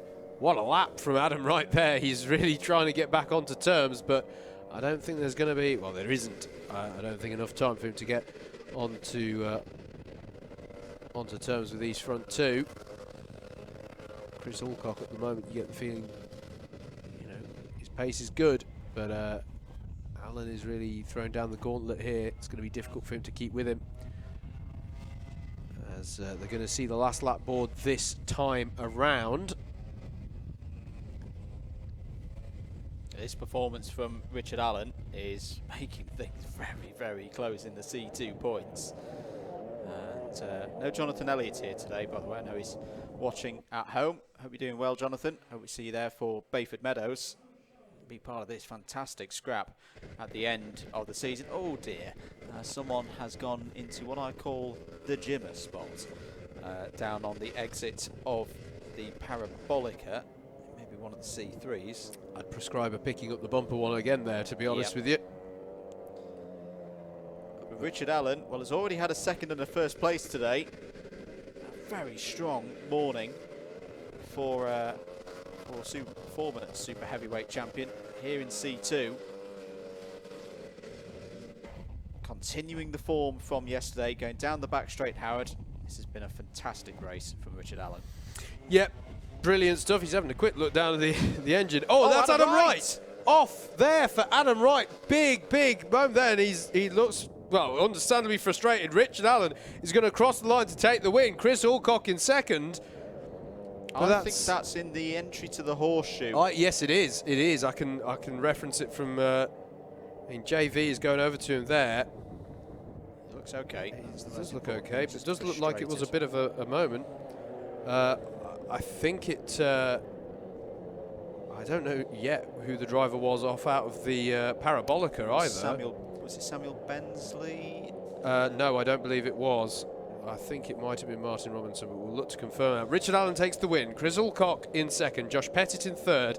Steve Lindley secured some good points in fourth. Craig Brown in fifth. And it was Anthony Ridd, Kevin Coombs, Lee Henderson, Jason Bear, and Sam Bensley rounding out the top 10. And with it, Bensley was your highest placed Class 3. Lee Henderson, your highest placed Super Heavyweight.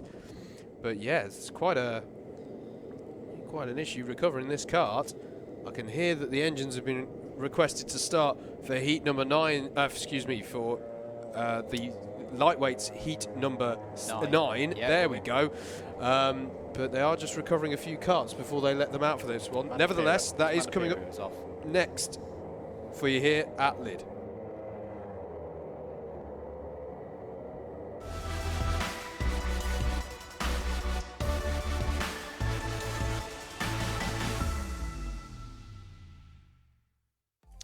After that slightly chaotic end to the final heavyweights heats, let's get going with the lightweights and their third and final rotation. Starting with heat 9, Alistair Irvin on pole. Steph Theodorou is not here today, so he won't be taking that P2. Reece Pope and Jed Toole on row 2. Jack O'Neill and Rogerio Mendez are on the third row of the grid. Ned Douglas and Thomas Barrett row 4. Sam Slater's DNS here alongside David Longman on row 5. Jagjit Singh and Tim Crowther are on the 6th row of the grid. And then Grashan Kalvinsky and Rizwan Mangat on row 7. George Lawler, who's been very impressive so far today, on the 8th row of the grid. And I think that will end up being a 13 kart field. Housekeeping, it was Matthew Mandapira who was off to drivers left out of the Parabolica at the end of that last race. And obviously Adam Wright, off in drift. Didn't see any penalties given at the end for anyone making contact. I mean, if you'd have lost it big time through an unforced error over the crest, that could cause that kind of incident. We have spoken about how sketchy it can feel over there compared to when it's in the dry. We're ready, though, with heat number 9 of the lightweights. Here we go. Alistair Irvin leads them away into the first chicane. I think we've got some slow starters at the back of that one. Yeah, we do indeed. Alistair Irvin, though, has held the lead. Jack O'Neill there. The other driver trying to go for a clean sweep here at Lydd today in their category. Seen Joe Holmes do it in the heavyweights. Can Jack O'Neill do it here in the lights? Significant Class 2 battle towards the front, of course, with this one. Alistair Irvine and Reece Pope both near the front. It looks to me like Steph Theodorou. Yeah, he's a non-starter. He's not here. Oh, sorry. Yep, absolutely. But a big start from Jack O'Neill up into second place already. And what he might end up doing, Andrew, is feeding Alistair into a battle with Reece Pope. Yeah, Alistair's got to keep his head on here. I'm sure he will.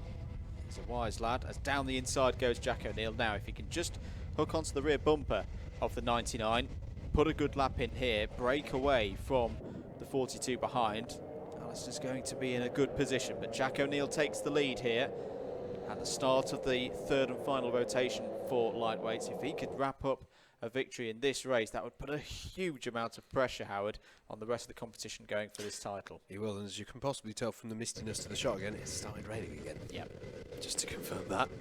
So 104 might be as good as it gets in this one. Oh, spinner towards the back of the field. It may have been Kalvinski in the 161. We'll confirm that in a short few moments' time.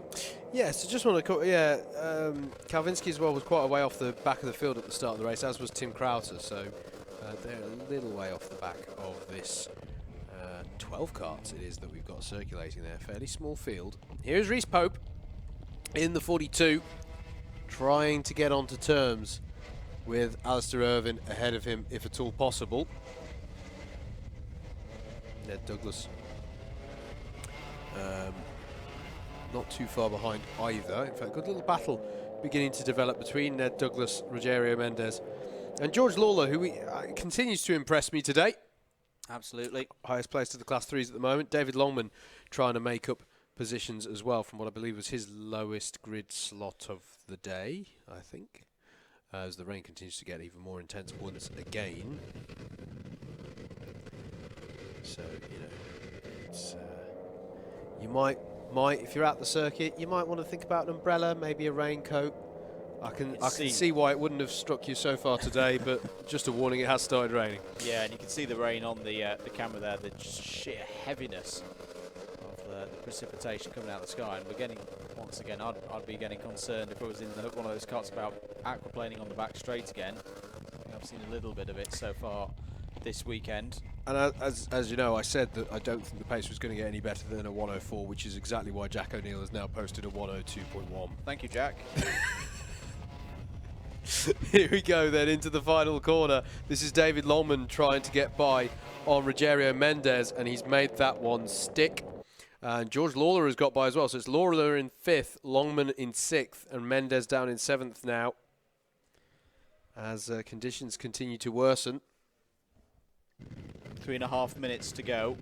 I see a lot of standing water on the pit straight outside our commentary box window, and it is the Family Guy meme now. It is raining sideways. It is raining sideways. And right into the face of the drivers as they come down the back straight as well, just to grab their attention. But everybody out there is doing a great job here, keeping their carts on the island. There's the 101 of Rogerio Mendes, Jagjit Singh, who we've not talked about enough this season, I think. I was looking through the points last night, and Jagjit Singh, a C3, he's gone a bit under the radar. He's had a really good season. He's having a strong run here in 8th place. I've got to say, but I wouldn't usually tell this kind of anecdote, but I did find it highly amusing. Someone summed it up very well. Using the hand dryer in the gents' loo, so just had their hands on the, and then they just stopped and went, "Oh, it makes no difference," and just went out. And just went out again. I think that summed it up fairly well. Everyone knows what the deal is here today. You're just gonna get rather wet. You are indeed. Ned Douglas. George Lawler. Yeah. Through past Ned Douglas, takes 4th place. Yeah.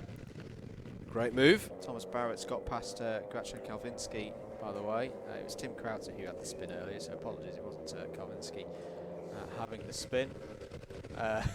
Sorry, just to our left as Douglas tries to fight back past Lawler, and he's going to do a good job here. They're going to be side by side. Our producer, Darren Hassan from Alpha Live, has just walked back into the streaming room here. He's just laughing.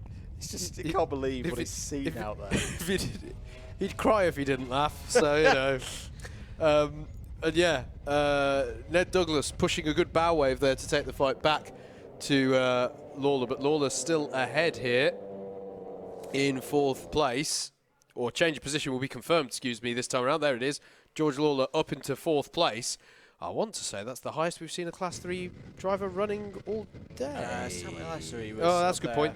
Yep. Earlier in the day. Very good point. What's even stranger is I'm looking out now and it seems to be brightening. Is the sun coming out? Yeah, it is. It is. With this weather. Irvin and Pope, though, getting ever closer together here in the battle over 2nd place. There they are, pushing the bow wave over the rise. Big scoop of water there for Irvin.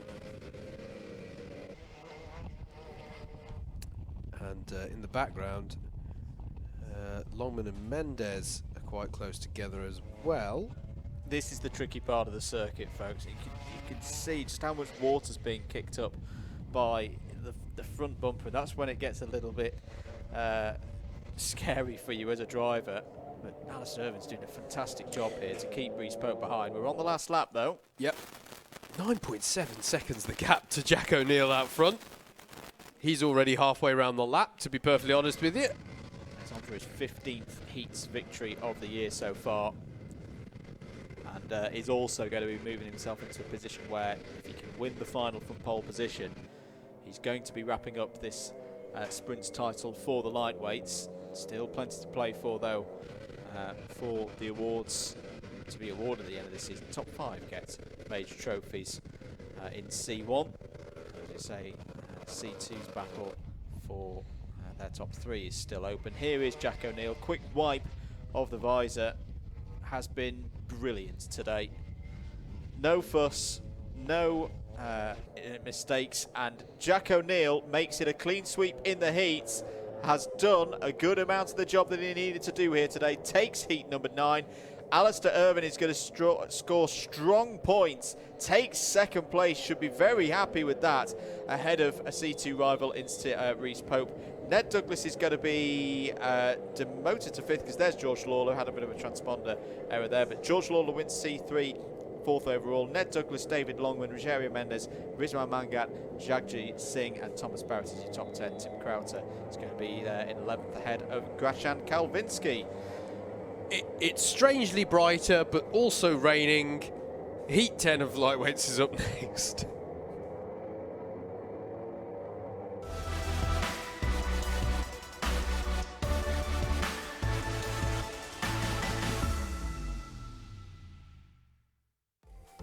Here's Quote your of the day's just happened. Go on. It's just producers like, it's wet out there. It is that. It is that. Do you know what? It's getting lighter though. Anyway, Greg Smith's on pole. Andrew Rabbage is alongside. Ramanas Sakauskas and Mike Coppin in your 2nd row. Oscar Lancaster and Dante Dillon make up your 3rd row. It will be James Wattis and Stephen Westwood on row 4. Dan Seeger and Rob Langthorpe to round out your top 10. Justin Draper and Aaron Stillwell are row number 6. James Dunnett and Ross O'Brien are your 7th row with Amy Breacher and Toby Smith rounding out the 16-kart grid. I don't know where the sunlight is coming from out of my window, for there is no break in the cloud apparent. Ahead of you. I think but you can see it on the camera now. There's sort of like there's an aura appearing around the circuit of brightness. They did do this a little bit yesterday as well, so we'll keep abreast of the situation with the weather. Let's see Greg Smith go from pole position here. Last year's C3 champion, now in C2. Good chance for him to get some points. Into turn 1 they go. 7 minutes are underway.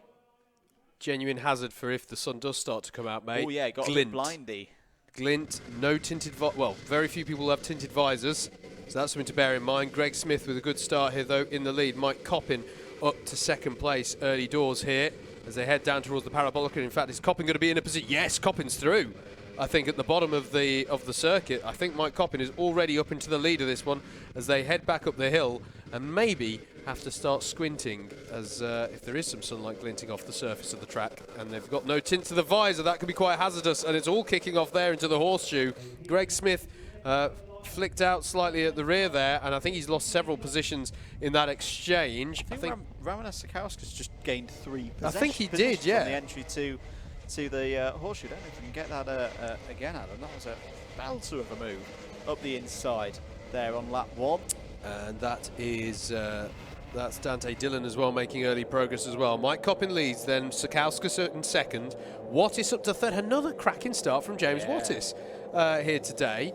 I should just say, by the way, the turning point, we were talking about how you have to start turning in for the first chicane the instant you've gone past start-finish. I noticed it at the end of the last lap. I don't quite know how, but a very big puddle has developed beyond that turning point. So if you fail to get that turn in, or you're a little slow off the mark getting the turn in, you literally are kicking up huge amounts of water. It's actually going over the pit wall. But Mike Coppin it is who leads. Sakauskas staying with him here, though, Andrew. This is a great start from Ramanas. And then there is James Wattis and Greg Smith, Dante Dillon. Dan Seeger has got past Andrew Rabbage, it looks to me, for 6th place. And Rob Langthorpe as well. They come up the hill. In fact, there is Langthorpe on the tail now of Rabbage. So Seeger has gone through. Stephen Westwood in the 81 staying with Rob Langthorpe as well. As they turn into the final corner. And there goes Langthorpe. Yeah, Rabbage a touch wide. Had to get out of the throttle to make sure he didn't go into the bark. This form from Coppin today, very big in the battle for 3rd place in the lightweight standings. He really is putting himself in there as a force to be reckoned with, and should have a good grid position for the final if he can close out this last heat. Sakauskas still keeping him honest though, 1.1 behind. Costly penalty for James Wattis, Andrew. Bump and pass means he'll be docked 4 positions from wherever he finishes. So a good start marred by a penalty. And Dante Dillon, that was actually last lap, but Dillon passed Greg Smith. How is your reference puddle looking? Has it become a lake now? Has it stopped raining? Tranquil. Tranquil. Oh, I only use the word tranquil. Like a moon out there, the sea of tranquility. 4.5 minutes to go. Dante Dillon drifting around the final corner there. 4th place for him at the moment. Well, that'll be 3rd now with James Wattis' penalty. Check out Wattis' pace though, 102.7. Yeah. He's going to try and negate that penalty as much as he can now. We did see yesterday in the endurance, the second hour in particular, lap times did start to come down. So you can already see it's not a dry line, it's just a line without standing water. Drier line. Less wet line. Andrew Rabbage has got a track limit warning. As the rest of them firing through. Rob Langthorpe's out in this one. He's there in 7th place in the red and yellow painted helmet. Justin Draper driving well to the head of the Class 3 runners again. Not the first time he's been in that position, so having a strong day here. And yet, do you know what? This is actually the first time today that we've seen the conditions that we did see yesterday. As there's a new fastest lap, 101.1 from Mike Coppin. That is a sign of how the conditions are improving, and it goes with the point I was just about to make. This is the first time today that I've seen the conditions that we saw when things really actually started to improve in earnest yesterday. Yeah, in that second hour of the endurance race, 2.5 minutes to go. And this is a skill for drivers out there, because if you're a driver who can identify that, oh yeah, the track is changing, I can be a bit braver into the corners, I can take a bit more speed through the apex or on a wet line of a corner, and you can gain a lot of time on others out there. Dante Dillon, I don't think we mentioned, has got past James Wattis on circuit. Confirm that is the fastest lap time of anybody today here at Lydd from Mike Coppin. That was 61.179. Back straight goes this battle for 3rd place. What's the pace like between 2nd and 3rd? Has Dante Dillon got a chance here of closing in on Ramanas Sakauskas? Not at the moment. He's going to need to find a bit more. Yeah, Sakauskas was pulling out the gap there. Stephen Westwood has got past Andrew Rabbage for 7th place. 8th place. He's leading in C3 at the moment. Once again is Justin Draper having a positive day. Track limit warning for Dan Seeger. Currently in 7th place. Rob Langthorpe has got past him. Coppin is back into the 102s.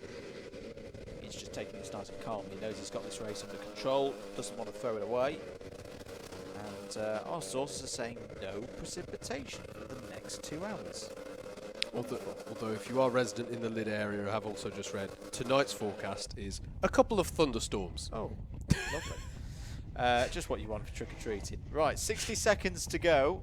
Oh, it's quite Halloween-y though. That sort of works. Yeah. Anyway, onto the last lap has gone Mike Coppin, and as Andrew was trying to say, Greg Smith here with Rob Langthorpe for close attention. Dan Seeger as well with them as well. Good little battle here for 5th, 6th and 7th. But yeah, it's consistent pace from Coppin as well. Another 61-second lap last time around. Into the second bus stop goes the Smith-Langthorpe Seeger battle.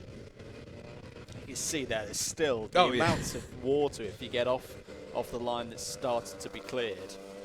And it obviously makes overtaking very tricky, because you get off that line, you get into the standing water. We've already seen karts have their momentum arrested by the sheer levels of water out there, and obviously the grip's lower as well. But here comes Mike Coppin, who's having an absolutely sterling day here at Lydd. From the very first lap of his first heat, he's been on it, and that's another win. Heat 10 goes the way of Mike Coppin. Ramanas Sakauskas is going to take second place. Dante Dillon, a strong run there in third, showing what he can do. Who's it going to be on the line for fourth? It's going to be Rob Langthorpe, who takes fourth ahead of James Wattis and Greg Smith. Dan Seeger seventh, Stephen Westwood eighth. Andrew Rabbage is going to be there in ninth. Top C3 is going to be Justin Draper across the line there in the 111. James Dunnett in 11th, Aaron Stillwell 12th, and it's going to be 13th for Ross O'Brien and Amy Breacher, completing the 14 runners there for heat number 10. We're going to take a short break here in the commentary from Double Dash Motorsport Media. Next up, lightweight sprint heat number 11.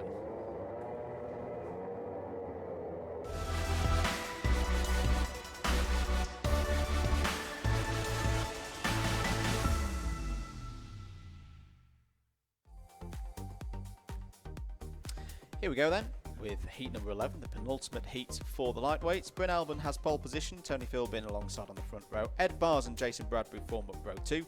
Christopher Powell and Cameron Williams are on the third row of the grid. Stephen Hicks and Dan Healy start on row 4. Angus Waddle has had good pace today, starts this one from row 5 alongside Luke Dunnett. Dean Everest and Samuel Essery are on the 6th row of the grid. Andy Berry and Athara Desai are on the 7th row of the grid. James Browning on the 8th row of the grid, 15 cars in the field. Big race this in C3. I think Samuel Essery may be in an opportunity to win the title in this race if he can get a good result. Ed Bars, of course, he needs to win this race to try and get on top of Jack O'Neill's charge today. Away we go for 7 minutes. Bryn Albon will lead into turn 1. Ed Barr's already looking for P2 on the inside there from the pole side of the grid. Are they all clean? No. Someone's spun off towards the back of the field. I think it's Atava Desai. Atava Desai in trouble there. While starting in 14th, and into the lead goes the reigning champion, Ed Bars. Yeah, absolutely. And Ed Bars does need this one. We were just talking about Mike Coppin's form, but Bars really needs to be on it here. Somebody needs to deny. Yeah. Somebody needs to deny Jack O'Neill the win today, and it's going to be interesting to see actually if they do sort of group together in that regard come the final. So who's that with a tremendous drive? Was that Healy coming onto the back straight? Seems to have tremendous drive.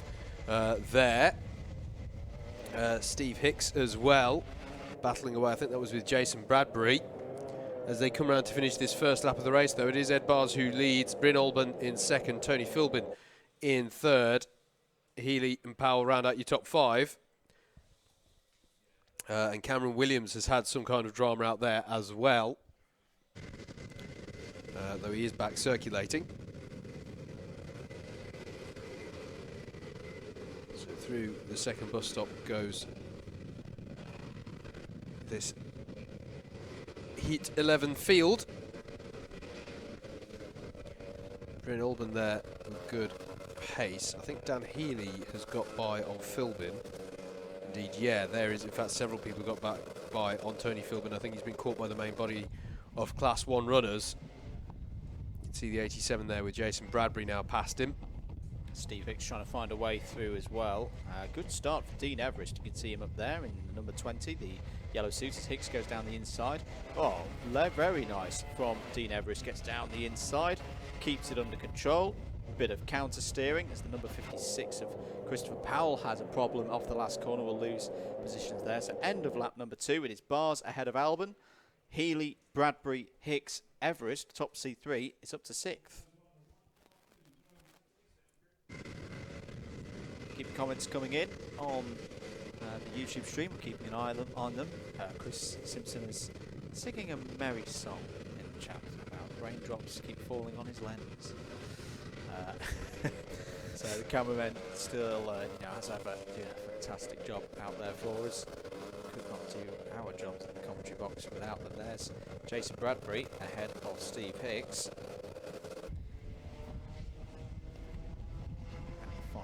Part of the horseshoe they go. Ed Bars in control of this race now. We'll just look to pilot it through the remaining time. As I say, needs to be able to get in front of. Oh no, round goes Dean Everest, and that's going to be in the bark. And well offered sympathy. There. That's Waddle. Waddle, yeah, Angus Waddle in. They'll both have to push their carts out of there, and that will take quite a while, particularly for Waddle. Let's have another look at that again. I think there was a bit of encouragement there on Everest. That was not his fault. Yeah, I'm just looking to see who that was. Was it Essery? It might have been Essery, you know. And a bit of an ironic twist, given that Essery did have one of his heats go awry in that very same. I think somebody else joined him in there towards the back. Was there a third cart involved? Double check the lap time of Cameron Williams when he next comes around. Was it Dean Everest had a very slow lap time out there? Dean Everest was the initial spinner. Waddle joined him. I think Cameron Williams did join the two of them from the back end of the field. And Waddle's only just got going. Going to cross the line now. 3 minutes to go then. We're having a good run here. There is Samuel Essery. Trying to go down the inside of Steve Hicks. Brakes earlier this time. And a new fastest lap of the day. Daniel Healy, 60.851. He's there in second place.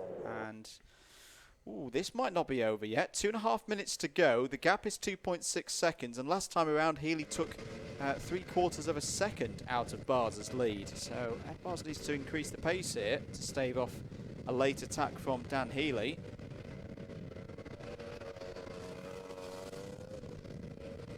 Andy Berry past Tony Philbin on the last time around as well. Good battles going on throughout the field. Yeah, you get the feeling we are rapidly heading towards a sub 60-second lap, which I believe was that. I think that was the pole time in the endurance yesterday. I want to say was a 59.9. Yes, it was. So we're just at that crossover point to maybe get the best conditions we've had. Well, not all weekend, because the SB60 had a good one yesterday. But Steve Hicks down the inside of Jason Bradbury. Bradbury gets good drive on the outside, but I think Hicks is going to be able to hold on to that one quite nicely. And Bradbury's going to be under pressure, actually, from Essery straight away into the first chicane. And I can see out the window that Essery has got by on Jason Bradbury. There it is. So it's now Hicks, Essery and Bradbury in 4th, 5th and 6th, respectively. And it would move Essery closer to wrapping up C3 today. Yeah, nothing forthcoming. We did wonder if maybe there was some contact involved in that issue with Dean Everest, but there's nothing come in for that. So Essery indeed in the pound seat at the moment. 60 seconds left on the clock then. Ed Bars leads. What is the gap as they come round to start what I would imagine will be, it should be the last lap board this time around, I would imagine. And it is indeed the final lap board being shown. The gap has gone down another 8/10. Dan Healy with another. It is going to be 1 lap short for Healy, isn't it? Got the gap down to 1.6 seconds. He's got the fastest lap of the race and of the day down to a 60.685 basically. But Ed Bars should have enough in hand just to hang on here, as Essery and Hicks, I think, are doing battle. Heading down towards the second chicane. And there we go. I think that's Essery with another position there. Up past Hicks, who collects a nice amount of puddle water on the exit of that second chicane. can see the lead battle is coming out onto the back straight now. It has closed up quite a bit. Here it is. I think Healy's just too far back to try anything. One more lap, and this one could have been a little bit tastier. It is going to be Ed Bars, who comes around the final corner and takes the win in heat number 11. Dan Healy will finish in second. And then it's going to be a gap of some 8.5 seconds before a very good result. Very good. Very good. Very impressive for this is the number 16 of Bryn Olban. Great result there. Brilliant drive. Highest placed Class 2 runner by some measure there for Bryn Olban. And then the highest placed Class 3. And we'll do the maths. I think that may be enough. Might be enough. That may be enough for Samuel Essery to be crowned C3 class winner for this year's 2021 Lightweight Sprint Championship. A fantastic season for Samuel Essery. Brilliant stuff. Brilliant stuff. Getting by Steve Hicks, getting by Jason Bradbury, Christopher Powell as well in 7th. Luke done it in 8th, 9th for Andy Berry and James Browning rounding out your top 10. But no, brilliant stuff. Brilliant drive there from Essery. And yeah, we've got to do a bit of maths around that one, but he's definitely looking pretty good for that title. Coming up next is the last of our heats. It is going to be heat number 12 in the lightweights.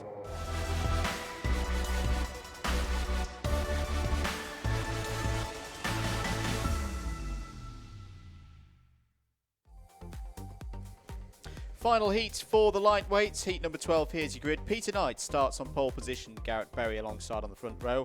Ashley White and Callum Brule go from row 2. Rihanna Percox and Josh Adams row 3. All that top 6 have had good days so far. Tom Dix and Matthew Cockram are on row 4. Keith Segal and Daz Teal on row 5. Russell Cooper and Sam Morris on the 6th row of the grid. Colin Reynolds and Joe Ratcliffe form up the 14 carts due to start this 12th and final heat here at Lydd today for Club 100 Lightweight Sprints Championship round 10. I agree with you. I think that's a tasty grid for the last heat race of the day. I think that's quite looking quite tidy. As you say, the top 6. And it's not like Tom Dix's pace has been off either, actually, so this could be an interesting one. Final opportunity for these drivers to maximise their points, get the optimal position on the finals grids. On your left is Peter Knight, on your right is Garrett Berry. And away we go for heat number 12. Ashley White trying to force a way through immediately from grid 3. Everyone's through cleanly through the first chicane. And it's still Peter Knight though in the leads. They head towards chicane number 2. Garrett Berry. Good start from the anti-pole side there. Ashley White and Rihanna Percox side by side there through the second chicane. Yeah, Rihanna's already had a win so far today. I think Tom Dix might have got by on Callum Brule as well. Peter Knight trying to break away in the early phase here as they come back up the hill. I mean, this is now going to be a skill in itself if the circuit starts to dry, finding that renewed grip in different places, discovering those new lines. That's going to be the key skill now for the next few hours of running. If that's what we've read is correct, that we're not seeing some rain for a little while now. Garrett Berry though not letting Peter Knight get away here as they come around to finish the first lap. It's quite a deep line from Garrett Berry, but it hasn't done him any harm as they come around to finish lap number 1. It is Peter Knight from Garrett Berry, Rihanna Percox in 3rd. Tom Dix and Josh Adams up positions at the end of that first lap. Ashley White down 4, Callum Brule down 2 as well. Daz Teal on the move. This is his race from the back of the order. I think there's been a drama for Sam Morris again out there, I'm sorry to report. Hasn't crossed the line at the end of lap 1 yet. And I can see him actually, he's going down the back straight now, so an issue for Sam Morris. So initial lap times, often we've been seeing the first lap for the leader be a 64 or 65. That was a 63.3 from Peter Knight. Working to, oh dear, as there goes the cone. Garrett Berry. Again, it's so easy to do. You get a little bit too deep over the rise, trying to open up the right-hander for going into the horseshoe. You get a little bit too deep. The curb grabs you, the cone grabs you, and that will get, there we go, cone penalty for Garrett Berry. It's a double whammy because you lose a handful of time at the same time. So, got in that for Berry. But he's still second on the road at the moment as Tom Dix has got by Rihanna Percox on that last lap, and Daz Teal has got past Ashley White as well. Callum Brule's picked up a penalty as well for bump and pass, so that's going to be a costly one for Brule. Full Warwick Bandits. That wasn't in the plan. dinner table last night. 4.5 minutes to go then. He didn't say it wasn't. Let's leave that one there. Peter Knight still leads this one. Garrett Berry. Is Garrett Berry closing in terms of pace on the road? Yeah, I think he is. I think he is closing in here. As down the inside, great move from Josh Adams there. And now the sun's out, you can sort of see with the wetsuits just how wet it is. What the drivers are undergoing physically out there today with the conditions. It's a good point to note that you had quite the delta in racing weight yesterday. Yes, I did. Having driven in these conditions. Albeit for an hour, 2.5 kilos of moisture is what I had on my person at the end of the race. We should say, I shouldn't have bothered putting lead on the car. My commentary colleague's rain suit does have a hole in it. It does have a hole. Which doesn't help. But yeah, it is quite the amount of water that everyone's kit can retain as you're going around. Again, I think glare might be a bit of a problem for some of the drivers who haven't got the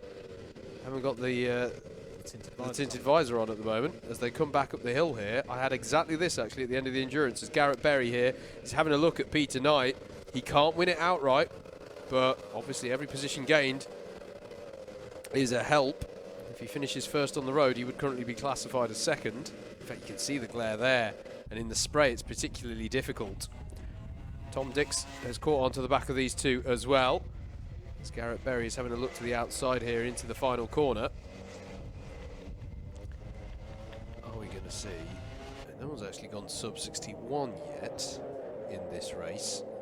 And as I say that, Josh Adams sets a 60.8 fastest lap of the race. Peter Knight, Garrett Berry on top two still. Both Class 2 drivers, we should say. There's a penalty for Keith Segal for a restart on the grass. That's going to be a significant one for Keith there. 2.5 minutes to go. Reason for that is a kart equipment protection rule. Similar to, we don't want chassis being hit over curbs, cones, etc., etc. We don't want clutches being taking the punishment of a restart and lots of delta spinning on the grass. There was a good scrap between Percox and Teal. So we're 5th place, 2 minutes to go. Still your leaders out front, Peter Knight and Garrett Berry. Berry likes that deep line. It allows him to cut back and get some more speed along the pit straight. Peter Knight defends into turn 1. Tom Dix and Josh Adams working well together in 3rd and 4th places, and it's a bit of a 2x2 at the moment. We're going to need to get Noah's Ark out again. And Percox just holding ahead of Teal there. Now what's going on in C3? Russell Cooper is the first of the C3s in this one. He's inside the top 10. There's 90 seconds of this one to go on the clock. Yeah, I think it's one of the more spread out fields of Class 3 that we've had today after Sam Morris had the issue on the first lap. Coming back over the crest though, looking into the horseshoe. This is where Garrett Berry's been very confident. The lap where he collected a cone notwithstanding, and there's a change there behind them for 3rd with Adams now past Dix. So number 9 up into 3rd place. He has had the fastest lap of the race, has Josh Adams. So as we go around to what will surely be scored as the final lap, it's still nice and close here. In fact, look at this, dead heat. Imagine if it's this in a lap's time. That's brilliant. It's 4/100ths of a second that Garrett Berry has the advantage going into the first chicane. How do they emerge from that first chicane? It is still Berry. Now, Berry's still got that 1 position penalty for the cone hit, but nevertheless, great racing in. He'll take this momentum into the final as they head down towards the Parabolica. And does Peter Knight have a response? Does Josh Adams have an attack? As they come back up the circuit, look out for the number 9 on the back of the 102. The 102 there of Peter Knight, and the 9 of Adams does go down the inside into the horseshoe. Does he go too deep? Is there going to be better drive on the outside of that corner for Peter Knight? He is going to find the drive there, and that was brilliantly judged. Here there. Comes Dix. And Dix is going to have better drive as well because Adams was squeezed onto the standing water, and Dix is going to surely have a look into the final corner. Garrett Berry ahead of them is going to come round to take the win on the road, albeit he has a 1 place position penalty, which means that we think that it's outright winner is going to be Peter Knight. And across the line, it is 1/10 of a second, 1.5 tenths between Adams and Dix, but it does go the way of Josh Adams in third, Tom Dix in fourth. Daz Teal will finish fifth ahead of Percox. Ashley White holds off Callum Brule for seventh. Brule eighth, but with a penalty hanging over him as well. And it's Matthew Cockram in ninth, Russell Cooper in 10th. It'll be Keith Segar we expect to come across the line in 11th, but with quite a hefty penalty, we reckon, due to come his way for a restart on the grass. Joe Ratcliffe will cross the line in 12th, and Sam Morris has already been classified in 13th. That concludes all the heat running, folks, for round number 10 of the 2021 Club 100 Sprints Championships. There is going to be a brief break whilst everyone works out the grids for the finals, but as I understand it, it is a relatively short break here today, so don't go anywhere. In fact, we've got some rather exciting stuff to be showing in the gap, haven't we? Absolutely. So we'll leave you with some of that, and we'll be back very shortly with your finals.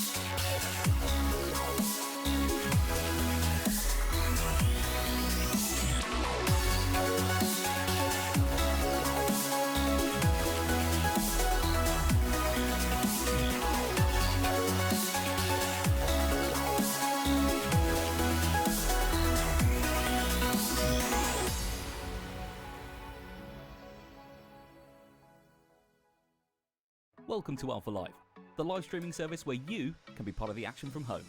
You can watch via your smart TV, phone, tablet, or even your gaming console. We've got you covered. Just head to the YouTube app on any of your devices and search for Alpha Live. Here you can watch all of the events as they unfold, or you could choose from our vast library for those lazy days in, all in beautiful HD. Be sure to hit that subscribe button and click on that notification bell so you don't miss out on any future videos.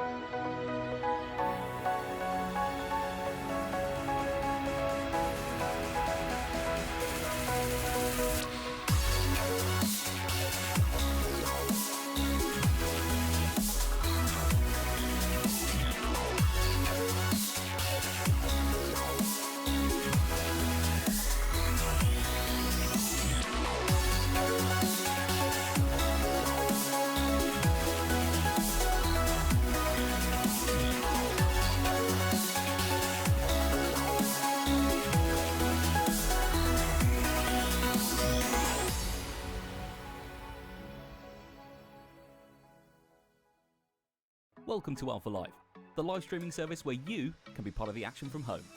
You can watch via your smart TV, phone, tablet, or even your gaming console. We've got you covered. Just head to the YouTube app on any of your devices and search for Alpha Live.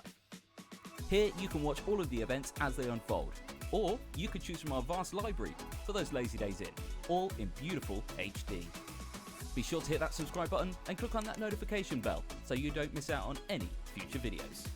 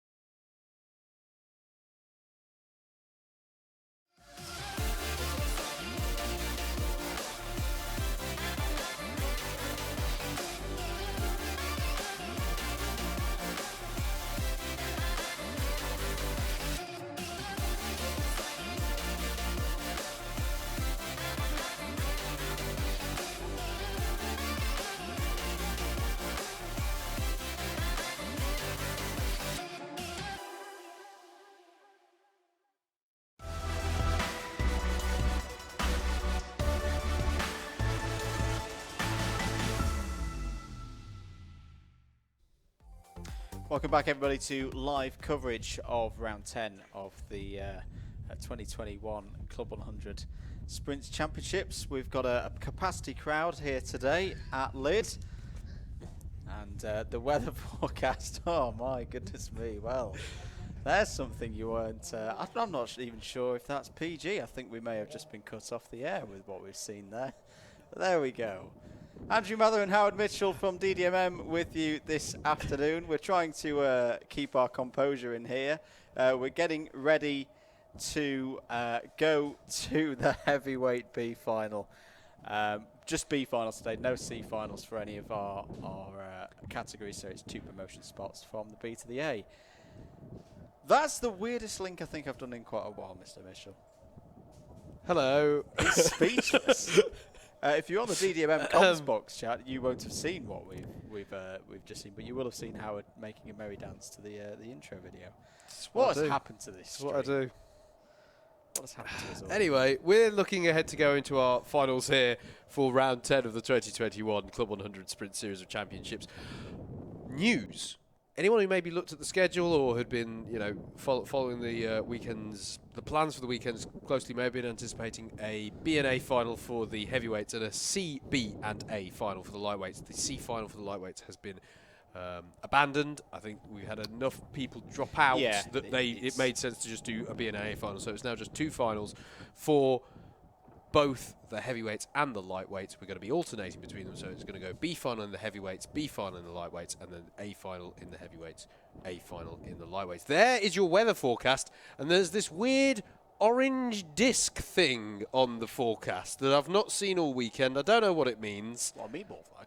But it may well be, to be honest with you. There may be a mechanical failure with the forecast, to be fair, because it's not saying rain. But no, it is supposedly.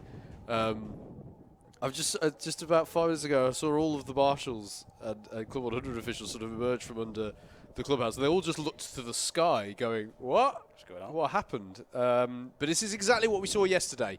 To be clear, we saw the sun come out.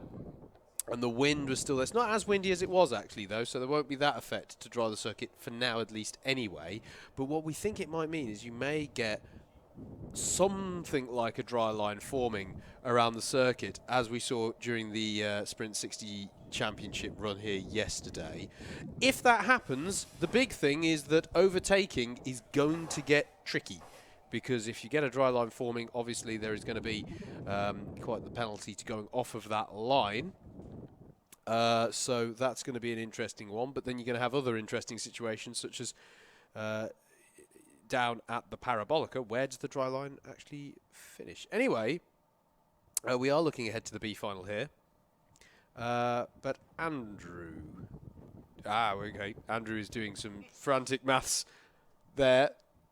That was the different sign. That was for I've got to work out some championship stuff here. That's I keep talking. Sorry.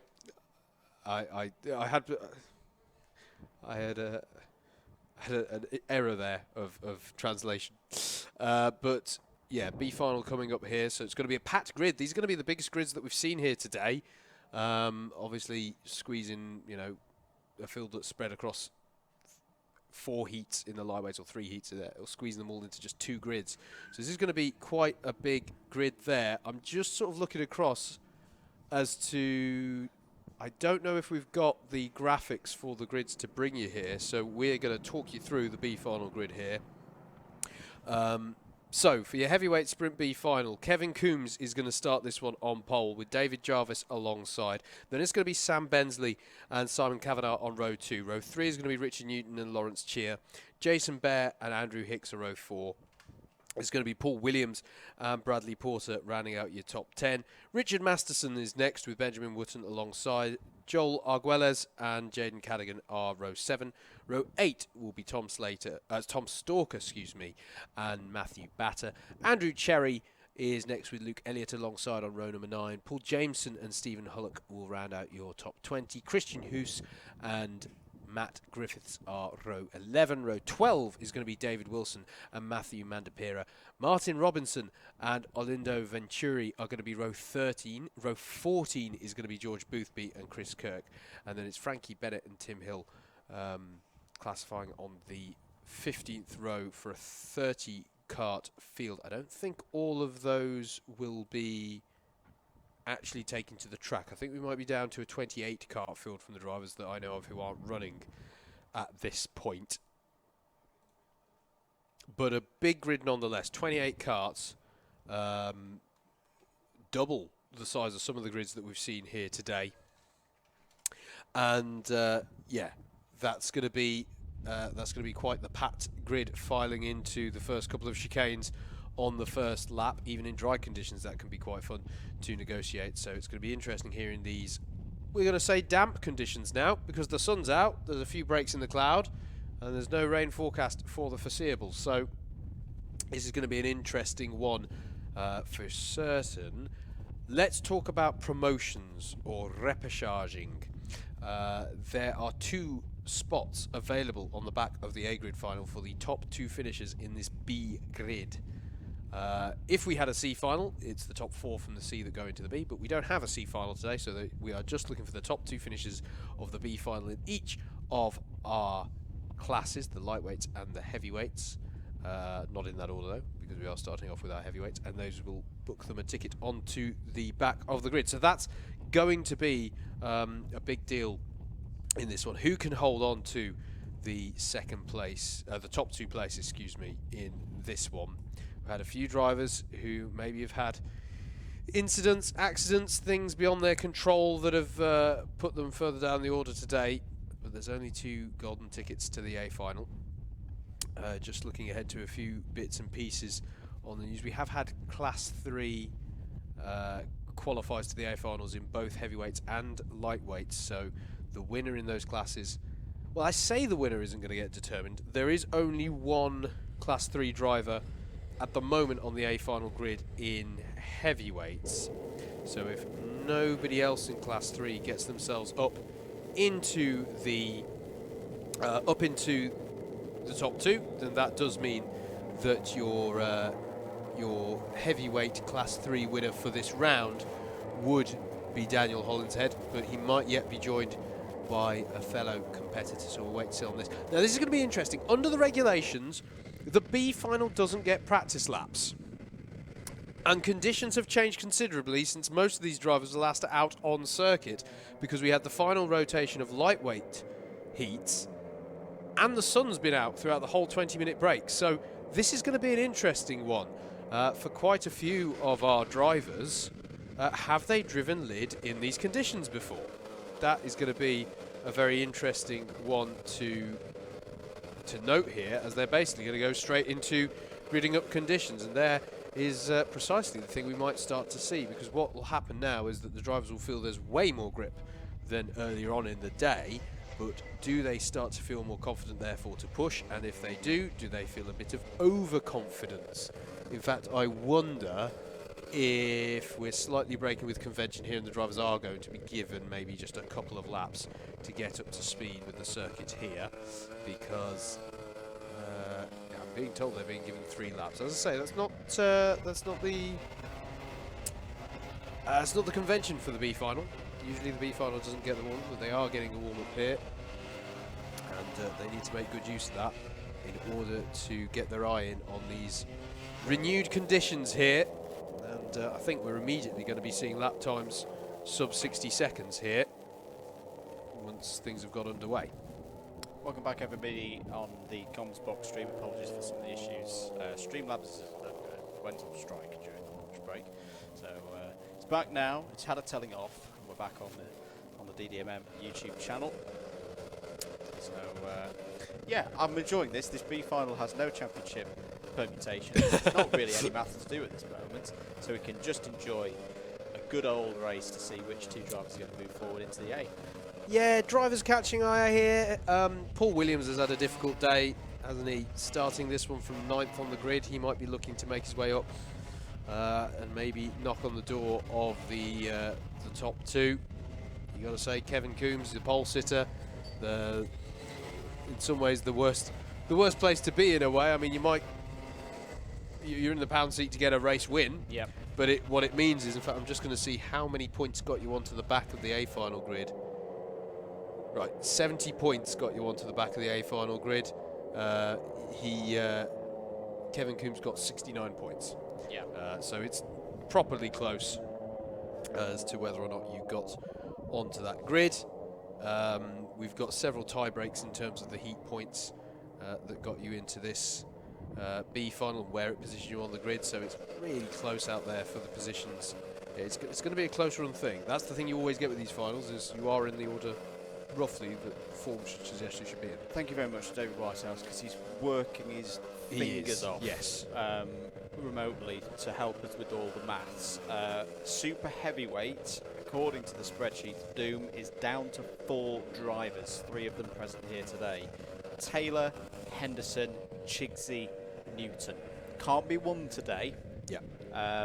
But in terms of this race coming up, the A final, and then when we're at Bayford in a few weeks' time, super heavyweights, the ones with the green number plates, is down to 4 drivers who will win the title. The thing that stands out to me there, not to rain on your parade of there's not a lot of championship ramifications to this, but the thing that stands out to me in that, Andrew, Newton is the only one of those who are here today not yet on that A final grid. Chidsey and Henderson already both on the A final grid, so that's something for Newton to bear in mind. David Jarvis is also in there as a disruptor, effectively. He's a super heavyweight ahead of Newton on this grid. So that's what stands out to me off the back of that news. Don't forget, before we get into the finals here, live.alphatiming.co.uk. Click on Club 100 and you can follow all of the live timing. If you're also looking for any confirmed results from earlier on today, earlier on in the season, earlier on in the decade, quite frankly, and the previous decade from Club 100, results.alphatiming.co.uk is where you want to go. Click on Club 100. That's where you can go for all the confirmed results after today as well. We look good for the start here. Kevin Coombs is going to lead them away from this longer race now. We're putting 12 minutes on the clock and away we go. The 28 karts or so, and there's already a spinner, I think, round there, and it's the 32. And that is Richard Newton. Richard Newton's round, so he will not be getting up into that A final, and that could be a costly moment for him in his bid for the super heavyweight title there. But it is Kevin Coombs who leads them down in the brightest skies, the best conditions we have seen all day here at Lydd circuit, round the Parabolica. Where is the grip now? As there's a spinner in the background I could see there as well. So we've got a few drivers who, as I say, you know, you can feel more confident in these conditions, but you can't be overconfident, and it's still the case that the lightest bit of contact with a fellow competitor might send you around, as there's a penalty early doors for the 170, that being Olindo Venturi, who's picked up a penalty as far as I can see on the penalty board. We'll see that one come up on timing in just a second, but I just saw that on the digi-flag. At the end of lap 1, though, it is Kevin Coombs who leads ahead of David Jarvis, albeit timing is just taking a little while just to catch up here, as they all work their way through down towards the Parabolica once again.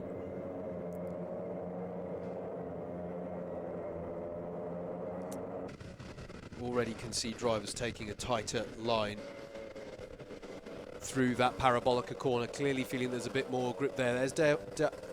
There's David Jarvis still running in second place.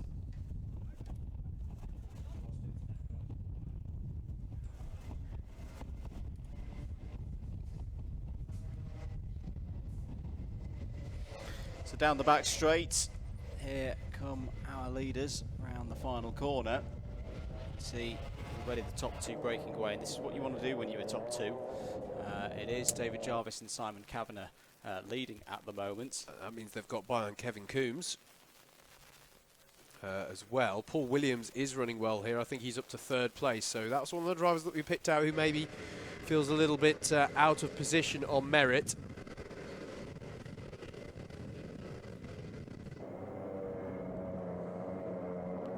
So, say the top 2 move through from this B final, and Paul Williams is there in 3rd place. Yeah. Apologies, we've got some technical issues here. So I think the mainstream at the moment isn't quite quite working, but we've got us here on DDMM.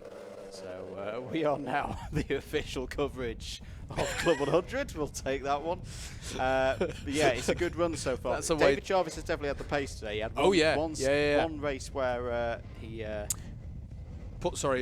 mate, Paul Williams on Simon Kavanagh here, challenging for that second place. He wants to get this promotion. Yeah. He has had a real day of it, is the best way I could say it. It's a big opportunity today for points.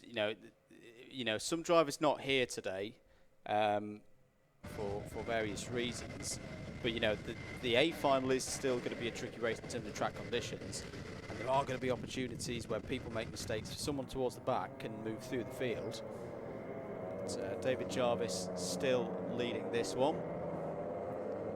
Simon Kavanagh, Paul Williams. Half a second was the gap last time around. Paul Williams, another driver with a lot of experience, is getting on top of these conditions. Interesting to note for me, mate, is that we haven't yet dipped below the 60-second mark in this, albeit I appreciate this is the B final. This is not the fastest drivers that we've seen here today. Andrew Cherry's doing all right. He's in 9th place. I think he's the fastest driver out there at the moment, on a 102.147, so still plenty of this time to go. Yeah, Andrew Cherry, another driver who maybe his position on the grid belies his pace. We've got a stricken driver recovering on the back straight.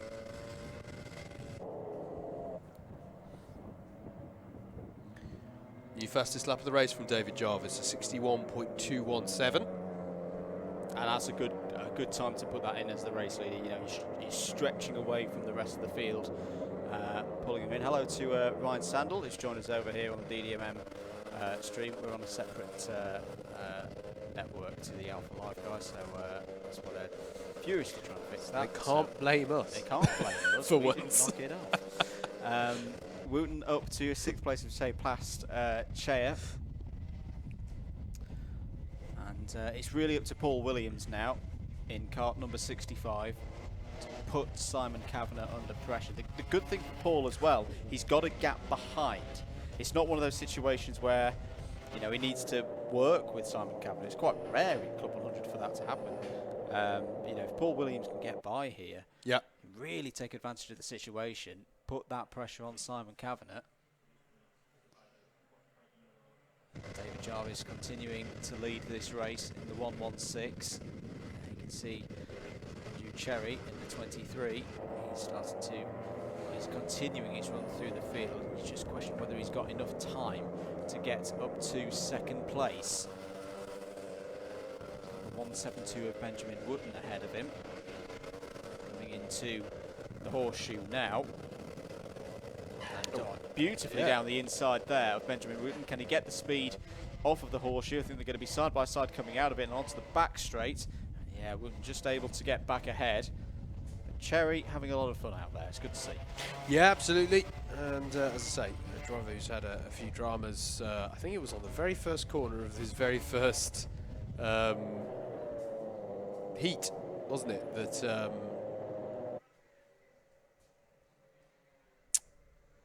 he had an incident, a spin on the very first chicane of the very first heat today, and that's what's put him out of position. I've only just realised why you just did what you just did. But yeah, Kevin Coombs passed Lawrence Cheer as well. That's a change there for 9th place. And Simon Kavanagh, a 60.8. Yeah. Has put it in. We are heading towards that point now, and that's exactly what he needed to do to deter Paul Williams. In fact, he opened at 1.2 seconds over Paul Williams on that last lap. This is Andrew Cherry in the pursuit now of... Has there been a change? Has Wootton got ahead of Bensley? I'm trying to work. Something's changed about this situation. Cherry, though, looking down the inside of the final corner as they come through now. And yeah, it's not past Wootton he's gone. He's gone past Sam Bensley. Yeah. So Wootton now moves to being the highest placed Class 3 runner in this race. Simon Kavanagh, you've got to say, it's dug really deep. We were talking earlier about Paul Williams putting him under pressure, getting a move done, taking control of that 2nd place. And I don't know whether Simon Kavanagh can hear us, but he's pulled away and is there now 2.1 seconds clear of Paul Williams back in third. David Jarvis goes quicker again, 60.658. Holds that lead at 0.9 of a second. Andrew Cherry now trying to go down the inside. Oh, as the 172 goes around. I don't think there was any contact there. I think that was just Benjamin Wootton snatching a break. But Andrew Cherry up to 5th place is the result of that little bit of action there. Yeah, absolutely. Those watching on the DDMM stream, do let folks know we're a little bit restricted on bandwidth, but that's because of my lack of technology. Do let folks on the Club 100 social media know that we are still live. Driver off into the wood chips on the final corner, Andrew. Having to recover his car very early on, actually. The earliest I've ever seen anyone beat there. New fastest lap of the race, a 60.359 from David Jarvis. We're getting there. We're going to hit those 59 soon enough, folks. But so far, himself and Kavanagh are the only drivers to go sub 61 seconds at the moment. I'm sorry to say, I don't think Paul Williams is finding the pace at the moment to start challenging this. This would be Simon Kavanagh's second appearance in an A final this year if he can get home. It was a 17th place finish for him when he's made it before. Just under 3 minutes to go. Jarvis and Kavanagh currently going through. It's extending that gap to Paul Williams behind, 3.5 seconds now. The gap between second and third places down the back straight there. There's Bentley and Coombs. Kevin Coombs has had a decent run here. He has. Positions up. Significantly, he might be feeling, he was on pole for this, so he might be feeling a little bit worse for wear, but yeah, he's showing well here today. Sudden increase in the pace. Or increasing the lap times, dropping the pace. Just wonder if someone's pulled some water onto the circuit. Yeah, absolutely. Can happen in these scenarios. But once again, I think the driving on the whole has been exemplary today. There's very little. Massive. We've had some spins, we've had some drivers going off. But generally, everyone's been keeping it on the road. Yep, agreed. Been very, very impressive so far. 2 minutes left on the clock for your reference. live.alphatime.co.uk. Click on Club 100 for the live timing. New fastest lap again from Jarvis, 60.128. There will be 2 more laps for David Jarvis to close out this victory in the B final. There's a half moment there for the 178. Let's go around the final corner there. Kevin Coombs has got past Samuel Bensley for 6th place.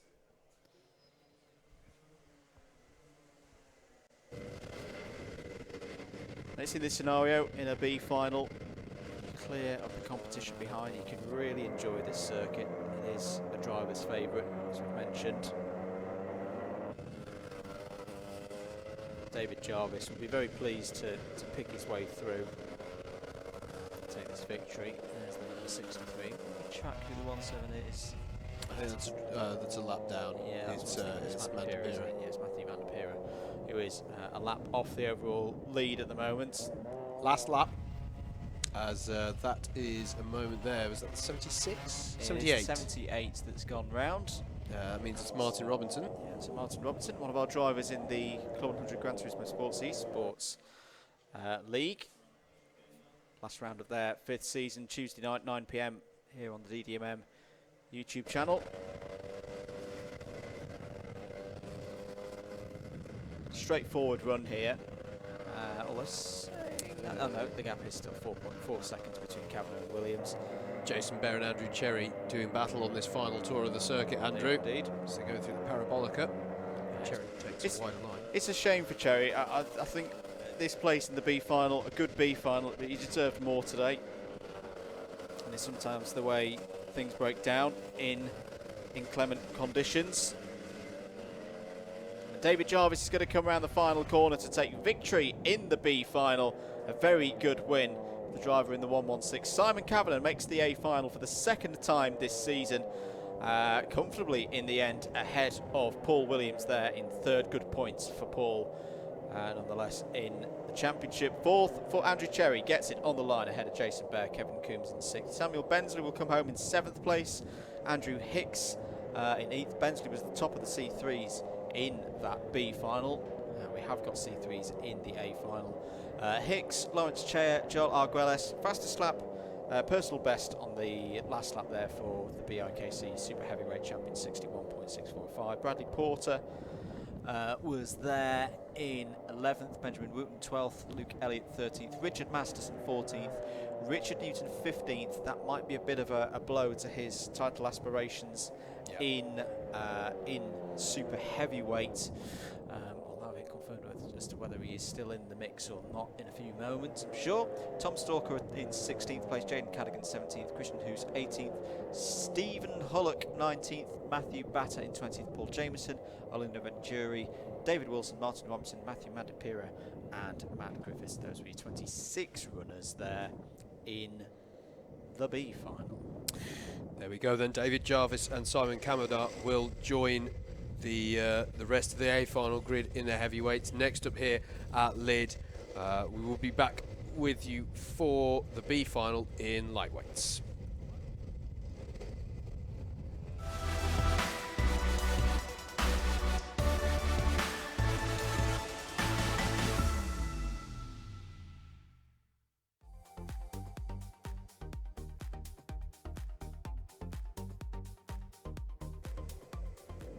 Welcome back everybody to live coverage of the 2021 Club 100 Sprints Championship, round number 10 here at Lydd Kart Circuit in Kent.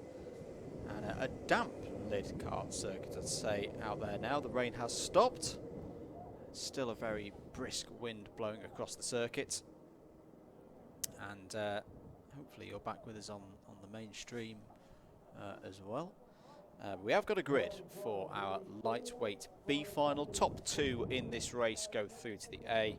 Let's read it through for you. Samuel Essery, we could be calling him. He's 1 point short, according to the spreadsheet of doom. 1 point improvement short of becoming C3 champion for 2021. He starts this B final on the front row of the grid alongside one of our strongest C3s from last season, Greg Smith, there in kart number 98. Row 2 will have Callum Brule and James Wattis on it. Angus Waddle and Thomas Barrett on row 3. Matthew Cockerham and Andrew Rabbage are on the fourth row of the grid. Jed Toole and Rogerio Mendes are on row 5. Tony Philbin and Russell Cooper are on row 6. We're getting into some of our a big pack of novices now. Justin Draper and James Dunnett are on row 7. Luke Dunnett and Atharvra Desai are on row 8. Rizwan Mangat and Andy Berry on row 9. Jason Bradbury has a lot of work to do in this B final alongside Jagjit Singh on the 10th row of the grid. James Browning and Aaron Stillwell row 11. Amy Breacher and Ross O'Brien row 12. Dean Everest and Joe Ratcliffe row 13. Sam Morris and Cameron Williams on row 14. Tim Crowter and Grachan Kalvinsky on row 30, and then Keith Segal, the last of those who we've seen so far today on this list, 31st. There are a few more if you eagle-eyed amongst you looking at the live timing, but 32nd through 36th are not here, so they will not compete in the race. Full weigh-in for that B final in heavyweights as well going on. That's right. why there's a queue outside our window. Hello, These are all drivers who have yet to be weighed. They can confirmed super heavyweight situation. Richard Newton is out of the title running for 2021 with 21st in that B final. It's been a great season for him nonetheless. Yep. Credit to him coming back from the incident yesterday. And I think as well, even on that race just then, had a spin early doors. He recovered to what, 15th in that one? That's a very impressive result. So, you know, he's been driving really well. He can take some heart from that, and hopefully, well, I mean, he's still very much towards the sharp end of the super heavyweights there. But in terms of a bid for a championship win, hopefully it is for this year. Hopefully, hopefully 2022 provides more of an opportunity there. If you're enjoying the coverage here on DDMM, do make sure that you've given that subscribe button a click. It really does make a difference to us. And as I say, we've got plenty more Club 100 and ABkC action coming up before we get to the end of the year. Got the esports midweek stuff over the next 3 weeks, and yeah, then we are looking forward to ABkC qualifiers weekend coming up later in November. And also with our work here on Alpha Live, we've got things like Wilton Mill Kart Club. Still got a couple of rounds of Wilton Mill Kart Club between now and the end of the year that we'll be commentating for. And, you know, whilst I'm going rogue, the other stuff that we've got on the DDMM YouTube channel, we've got all the stuff from Rock Cup Super Final in Italy a couple of weeks ago. We put a playlist together for you folks. So if you want to watch back of all the little highlights videos and all the finals that we had 2 Saturdays ago, head to the DDMM YouTube page. I think it's like the second thing down, big list. You see my stupid face on some of the thumbnails, and yeah, enjoy that. Particularly, there was a very good senior roll final, which was the last race of the weekend. So yeah, go check all of that out. The whistle has just gone, so that indicates that we are good to go for the lightweight B final. Same situation that we just spoke about in the heavyweights, Howard. These drivers are going out, they will not get any practice, and the track has changed a lot since they were last out there. We did see 3 practice laps for the B final though in heavyweights. They broke with convention, I think, on that a little bit, just because of the nature of the thing. And also, credit where credit's due, they're running to schedule amazingly well today in Club 100. It's been absolutely shipshape. We've just had confirmation as well. Statsman has put his hand up. Kieran Chigsey is, by the day, really good day he's had, I think he is out of the contention now for super heavyweight. So I think, does that mean we're down to 2, David? I'm sure I'll confirm on the text chat in a few moments' time. I'm moving the wrong mouse. Try not to kill the stream again. But yeah, but no, the good thing is that the title is going down to Bayford Meadows for super heavyweight. We're going to bench that for a moment though, because it is time for the lightweights and their B final. Yeah, just to clarify then on this one, we already have an A final qualifier in Class 3. In fact, let's do a bit of housekeeping on that. On the A final in heavyweights, we can say that Dan Hollinshead has now won round in Class 3 for today, because he's the only Class 3 to qualify. Is that the same story in lightweights? Well, we've got George Lawler, who is the only Class 3 to have qualified onto the A grid so far. So that means that if none of his fellow classmates in Class 3 get into the top 2 positions in this lightweights B final, then he will win Class 3 for today. So he will probably be watching proceedings quite closely here. The difference being that the pole sitter in this is Sam Essery, yes, who is a Class 3 runner and is currently looking very good for the Class 3 championship within lightweights. So you wouldn't bet against him getting up into that A final. Sorry, I'm not being antisocial. I'm doing stuff so that we can monitor this race. so yeah, the situation there. If I just make the preview screen a bit bigger. Do let us know on the DDMM stream if there's any changes. We are still very much in test mode of our things here. Oh dear, someone's had a big quite a moment, and that's got to be up by the horseshoe, because that's JV with him, isn't it? Yeah. We just admire JV's, new gear. This got debuted at Wilton Mill ABkC test session a few weeks ago, which also had biblical rain. I was in the office at the time, about 15 miles up the road from Wilton Mill, and the weather hit us first. I texted a couple of people at the track going, prepare yourselves. The thunderstorm, genuine thunderstorm coming.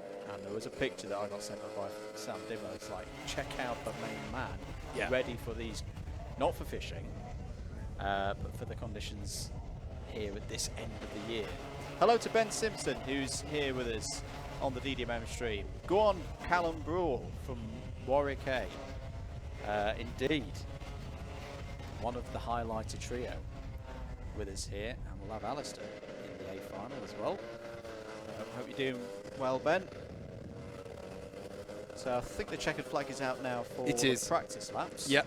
just have a reminder of that grid? We will, yeah. So Sam Morris, by the way, was the driver who had gone off at the horseshoe. He's back underway again now. So just as a reminder, it is Sam Essery on pole with Greg Smith alongside, Callum Brule and James Wattis on row 2. Angus Waddle and Thomas Barrett are row 3. Then it's Matthew Cockram, Andrew Rabbage on 4. Jed Toole and Rogerio Mendes round out your top 10.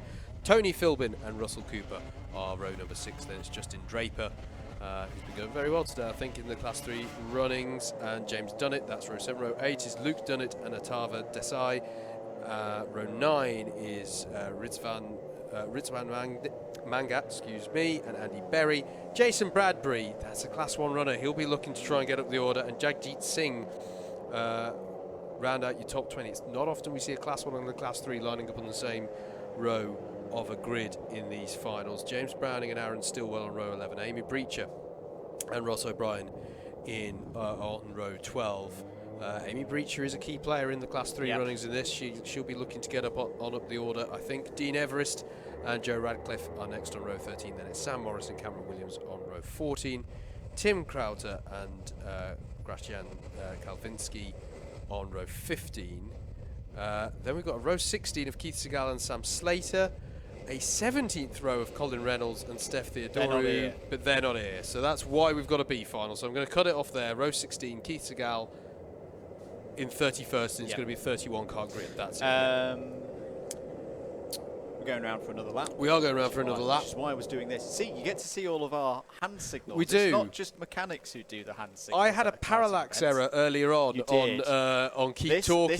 This is going round again. Yeah. This is Keep Talking. I'm busy. Oh, I mistranslated it as Wrap It Up. Ah, yes. Because we've got the up. slow. Keep going. Get on with it. Yeah. But yes, welcome to the comms box. This is what happens. Hello to Hicks as well, saying you look so dry. Yes, we are. What we will say though is our kit, which is over there from yesterday, is still wet. It's still wet. For want of a better phrase, we've done our time. Yeah. All right, we did the endurance yesterday. We were out there for considerably longer, and more track time in those conditions. I was the last nutter crew chief still out on that balcony, I'll tell you that now. There's a race about to go though. Here we go for the B final. Samuel Essery really hits it from pole position. Greg Smith gets a good start as well from P2, and those two will lead into the first bus stop. Callum Brule was a little bit slow away there from grid 4, but he's held himself. In fact, the top 4 are clear. It is Wattis and Brule joining Essery and Smith there. And they will like this. They can push away. But it is only the top 2 to go through. It's not like a C to a B. This is in the olden days of the Open Lightweight and Heavyweight Championship. This is like your Trophy B final, where there's always only been 2 opportunities to get up into the A final in the last chance. Number 93 is pulled through as well. That's Thomas Barrett. But I like the look of Angus Waddle in this race. We've seen some good pace from Angus so far today. Had a spin, ended in the bark in one of his heats, hence why he's in this B final. Could make his way through this order. I've got to say, considering how huge this field is, 31 karts by my count, I'm very impressed with how everyone conducted themselves on that first lap. As far as I'm aware, no major incidents. We can see here, in the glorious sunshine here at Lydd, it's always like this. Sam Essery leads. No, excuse me, James. Yeah, Essery leads from Smith. Essery leads, sorry. Brule. Yeah, just had a transponder issue there on timing. And Sam Essery sets a 59.6 to become the first driver today to dip below a 60-second lap. Well done. There you go. There's Greg Smith in the 98. Well, it would be Greg. Sorry, I've forgotten. You can't see it, but Greg Smith is out there in second place. James Wattis in third. Is Wattis going to feel a bit... He's going to fancy his chances with this, isn't he? Because he's had some very impressive drives. So there's Callum Brule on the grass. Hang on, Callum. That is Brule on the grass. On the road. That is on driver's left, coming out of the horseshoe. And I wonder, Andrew, is that you getting overconfidence, just hitting a bit of the standing water that's still there on the horseshoe, and it's just pushed him out wide, and that's game... Well, not game over, but highly unlikely now that he can get up into A final. Horseshoe in any conditions, you want to open up the right-hander kink, and I reckon that somebody else has gone off at the back of the field there. If you could check who that is, Howard, that he's probably just got his left-hand wheels on the wet stuff, tried to turn in, the cart slid away from him, I mean, to be fair, Callum's done a brilliant job to keep that one under control. Lesser drivers would have been having had a heavy impact with the ball. Trouble is, where's he gone down to? Well, it's not too bad. Yeah, it was good. That's not out the woods. He's not out of the woods yet, but he has got a chance of getting there. Now here's where the pace starts to plummet, or ramp up if you want to think of it that way. Greg Smith at 58.8. Yep. Fastest lap of the race. It's going to absolutely Waddle's tumble now. Waddle, I think, is up to third, Howard. Andy Berry was your driver who was off, in addition to Callum Brule going wide there. Excuse me, mate, what was that last development? Waddle is up to fourth, has got past Barrett. Barrett has also been, nearly got overtaken by Brule there. Yep. Another fastest lap, 58.2. It's just plummeting from now on. This is pretty much the most effective way that you can dry a go-kart track. Send a load of carts around it and have a light breeze. That's pretty much the best thing you can do. This is going to be this corner in particular that we're looking at right now, the Parabolica. Your dry line's going to form where the wet line is, because it's where everyone's driving. So it's going to be an interesting... he's getting ambitious with the editing here. Sorry, folks, this is a horrible view for you on the DDOM stream, but I have just had an idea. Keep talking, Howard. So, Callum Brule pursuing... Callum Brule is pursuing Tom Barrett down the back straight. There you go. And into the final corner. This is all being recorded, by the way, so don't worry. You will be able to look at it later. And here is Callum Brule tucking underneath Barrett now, and he's going to get the job done into turn number 1, up into 5th place. Sam Essery still leads this one. Greg Smith in second, some 3 seconds further back, and then it's a gap of 1.1 back to James Wattis. In 3rd place. Should have known that would happen. I think we are now back live on the stream on Alpha Live. Apologies for the technical issues. Back with us midway through the B final in the lightweights competition. Yeah, don't worry. There has been, as far as I'm aware, we've been able to capture anything whilst you've been away. So just to bring you up to speed, heavyweights Sprint B final has been run. It was won by David Jarvis with Simon Kavanagh in second. So it's those two who join onto the back of the A final in that. But right now we are midway through this lightweight B final, where at the moment it is Sam Essery who leads. And the interesting thing on that front, well, there's several interesting things on that front, but notably, if Essery can get promotion, it denies George Lawler winning Class 3 for today, today's round by default, because he at the moment is the only Class 3 to have got up into the A final. So Essery there in the lead. We have seen lap times dip below 60 seconds for the first time today, fastest, and it's started to plummet as well. Fastest lap of the race at the moment of 58.2 from Sam Essery as the circuit really begins to dry out. Here's a man on a mission, Callum Brule, running in 5th on the tail of Angus Waddle. Now Brule a few laps ago went wide out of the horseshoe, and he was really looking good to get the promotion spot. He had so much frustration when he ran wide and he lost a lot of time, but he's now a man on the mission, as I say, on the tail of Angus Waddle, who himself will probably be fancying himself for getting on up the order. But the trouble for them now is that the gap between James Wattis in 3rd and Waddle in 4th is nearly 8 seconds. That is one heck of a gap.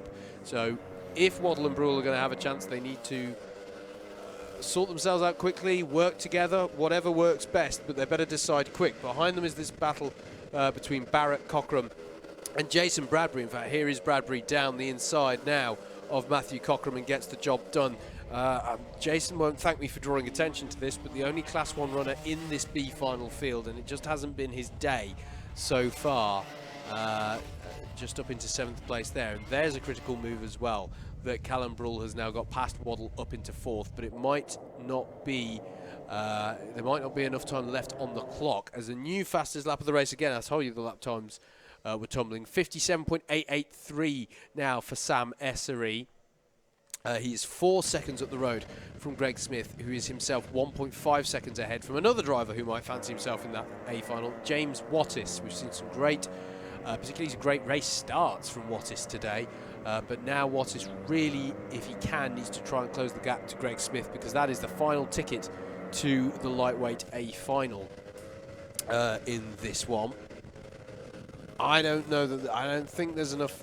Unless Callum Brule can really find a turn of pace, and he has just picked up a track limit warning, so he's pushing. He's definitely trying to find it.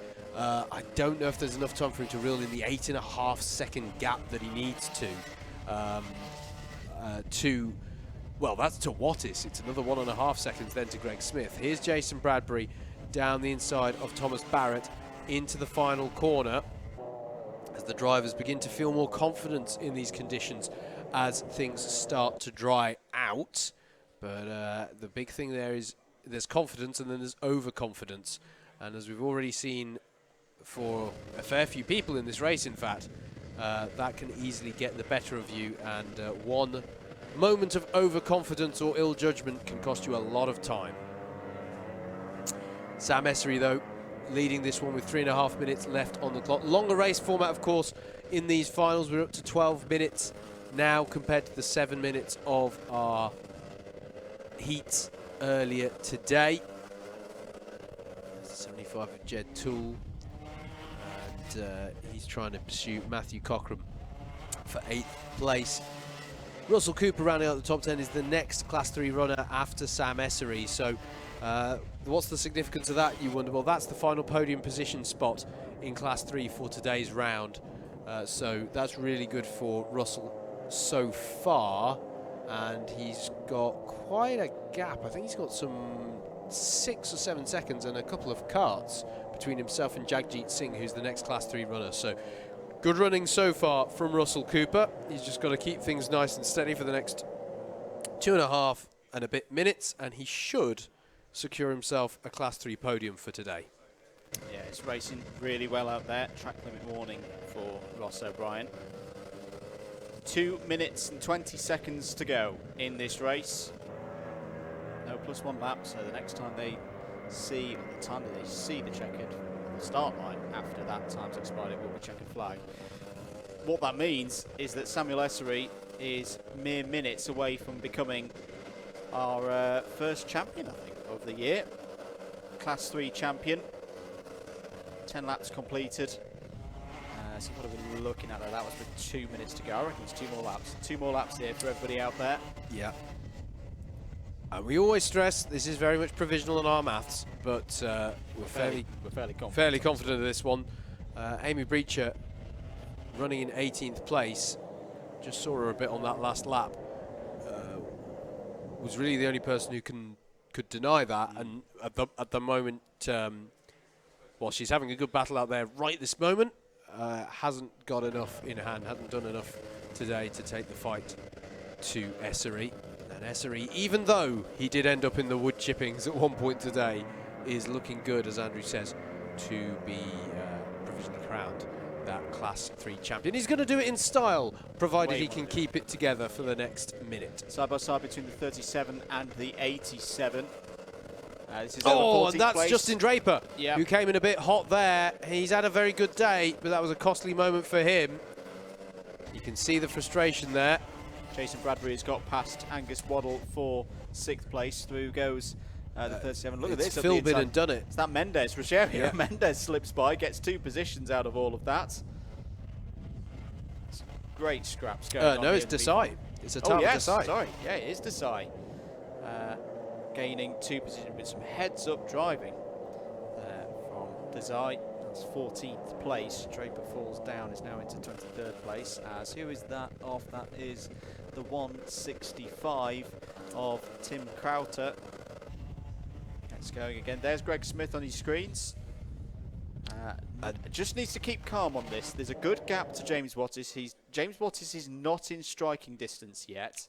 But he's done a great job to reel Greg in. Yeah, got to say that. He's turning the screws here, putting the pressure on. If Greg Smith makes the slight error, he'll be on it. Sam Essery, though, heading back up the circuit now. here he is on the tail of someone a lap down, but there he is, and yeah, what a season it's been for Sam Essery. And right now he's gonna get some extra karting in because he's gonna get promoted. Yeah, and he's going to gain more points as a result. There is the battle for second place. Greg Smith is just holding on here.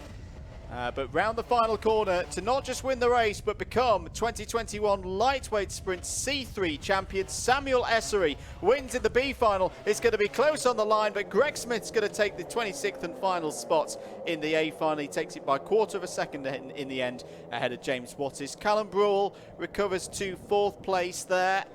Had that error early on in the race coming out of the horseshoe. 5th place for Jason Bradbury, but has penalties. 6th for Angus Waddle. 7th will be Thomas Barrett. 8th for Matthew Cochrane over the line there in the 30. Jed Toole in the 75 finishes in 9th. It'll be Russell Cooper in the 26. Ooh, close on the line there between the 26 and the 101 of Rogerio Mendes. Andrew Rabbage, I think, is going to be next over the line in the 61. Then a good drive from Jagjit Singh. And Atharva Desai there in 14th. Amy Breacher 15th and is still on for a very good finish within C3. Could wrap up a top 3 in C3 when we go to Bayford Meadows in a few weeks' time. Rizwan Mangat in 16th. Tony Philbin, Ross O'Brien, Dean Everest and Keith Scal, that's your top 20. James Dunnett 21st, Sam Morris 22nd, James Browning, Justin Draper. Aaron Stillwell is your top 25. Luke Dunnett will be the last driver over the line on the lead lap there in 26th. And then Grashan Kalvinsky, Andrew Berry, Tim Crowter, Joe Ratcliffe and Cameron Williams all a lap off the overall lead. Well done Samuel Essery though, you know, had a job to do today. Started off very well, had a bit of a drop back in that 3rd heat, but responds brilliantly, wins the B final, wins the championship in C3, and he's still got the A final to come. Yeah, gets a bonus race, always good. I don't know if he wants to sort of celebrate really, but you just parade lap round the back of the A final, you'll be fine. No, actually don't. You can take the overall round win if you can beat George Lawler in that race as well. Coming up next, though, it's potentially time for more champions to be crowned. Who knows? Up next is the A final in the heavyweights here at Lydd.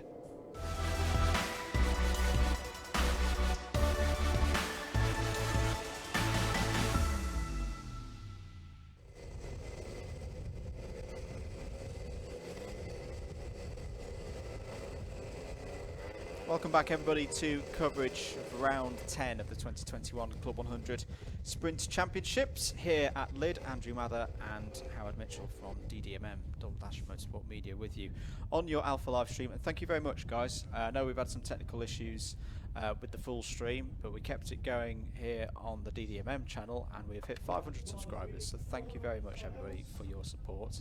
Yeah, it means a huge amount. Thank you very much. And it really, really does make a big difference if you press that subscribe button. So if you haven't done so already, and either on the Alpha Live channel or here on DDMM, absolutely, really help out. Absolutely. And if you're watching on the Alpha Live stream, obviously subscribe to Alpha Live. Do please consider hopping over to us as well. We've got loads of great stuff coming up in the next few weeks. Tuesday 9 PM, Gran Turismo Sport Esports Series for Club 100 and ABkC drivers. That's got a season finale with championships to be decided. Absolutely. 2 weeks after that, or the 2 following weeks after that, on the Wednesday night, we've got the culmination of the iRacing Series. I said this is all the esports stuff that was born out of the lockdowns last year when we couldn't do this. We couldn't do Club 100 racing for real, so we did it online instead. But yes, we are going to get ready for the heavyweight A final. This is a big It's race. Huge. This grid is for mega. many reasons. I don't know. Shall we take it through? Let's go through the grid. So on pole position, and looking, if he takes the win, he takes the championship. It's that simple, folks. Joe Holmes on pole for this one. Next to him, alongside him, I should say, Richard Allen, who has his own championship battles to worry about and promote the campaign of in his bid within Class 2.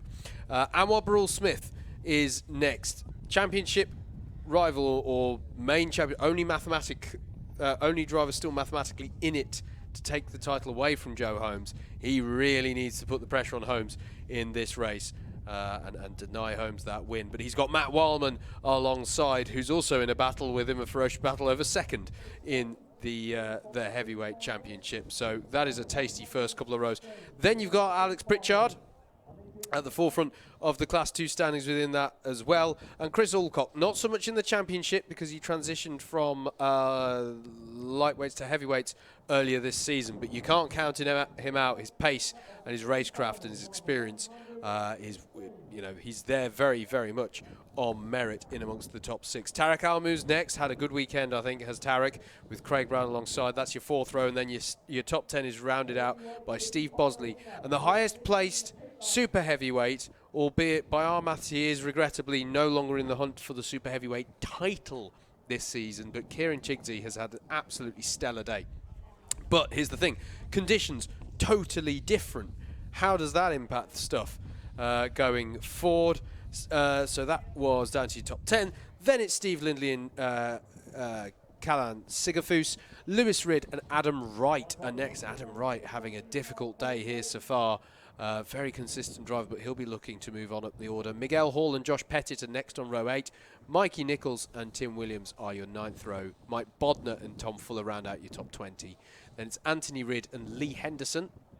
Henderson, another super heavyweight driver, guaranteed a super heavyweight podium for this round now by being in this A final, as far as I'm aware. Dan Hollinshead is confirmed as we've already said, as the Class 3 winner for this round, but obviously we'll be looking to make up as much points as possible. He's had a cracking day so far, and he's got Jordan Salter alongside him as well on that 12th row. And the 13th row are 2 promotees from the B final, David Jarvis and Simon Kavanagh.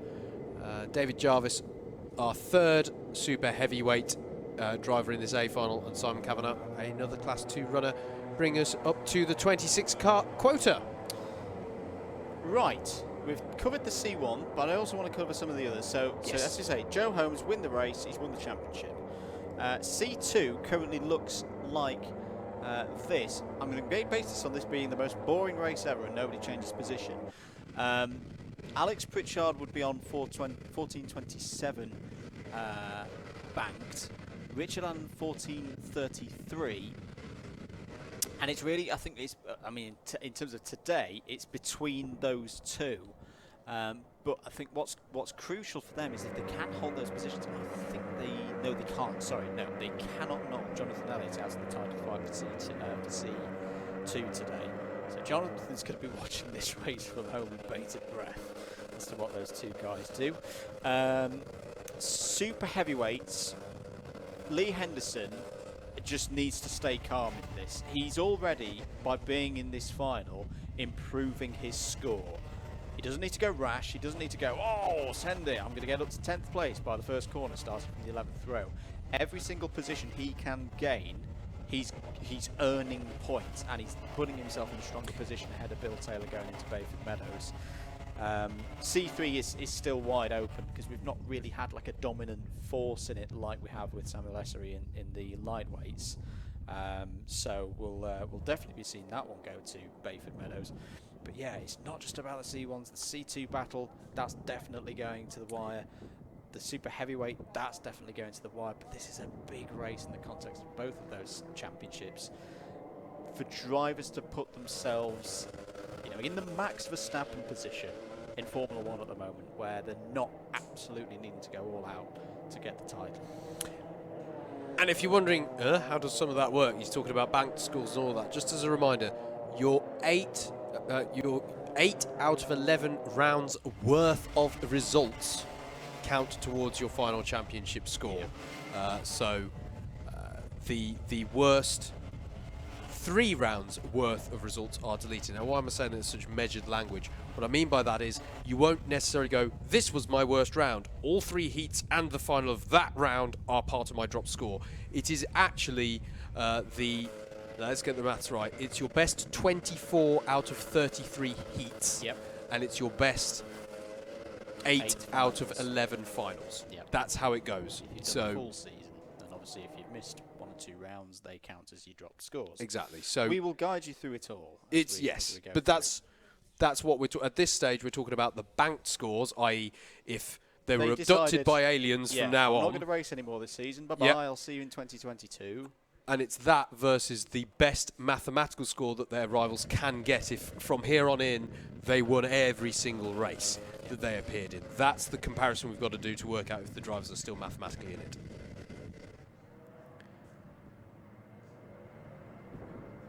So, practice laps are finished. I may have missed it. I don't think I've seen a single kart change out there, interestingly. It's fairly unusual for an A final. Mind you, I'm sure they're out there going, this feels great compared to earlier. Yeah, that's the thing is, it's actually quite hard to tell in this scenario at the moment. Don't worry, that's Sam Dimolo going through as a car tester. Hello, Sam. Thanks for helping us make the kart change mid-race Yes. yesterday, Sam. Not the first time he's had to help with the GoPro mounting this season.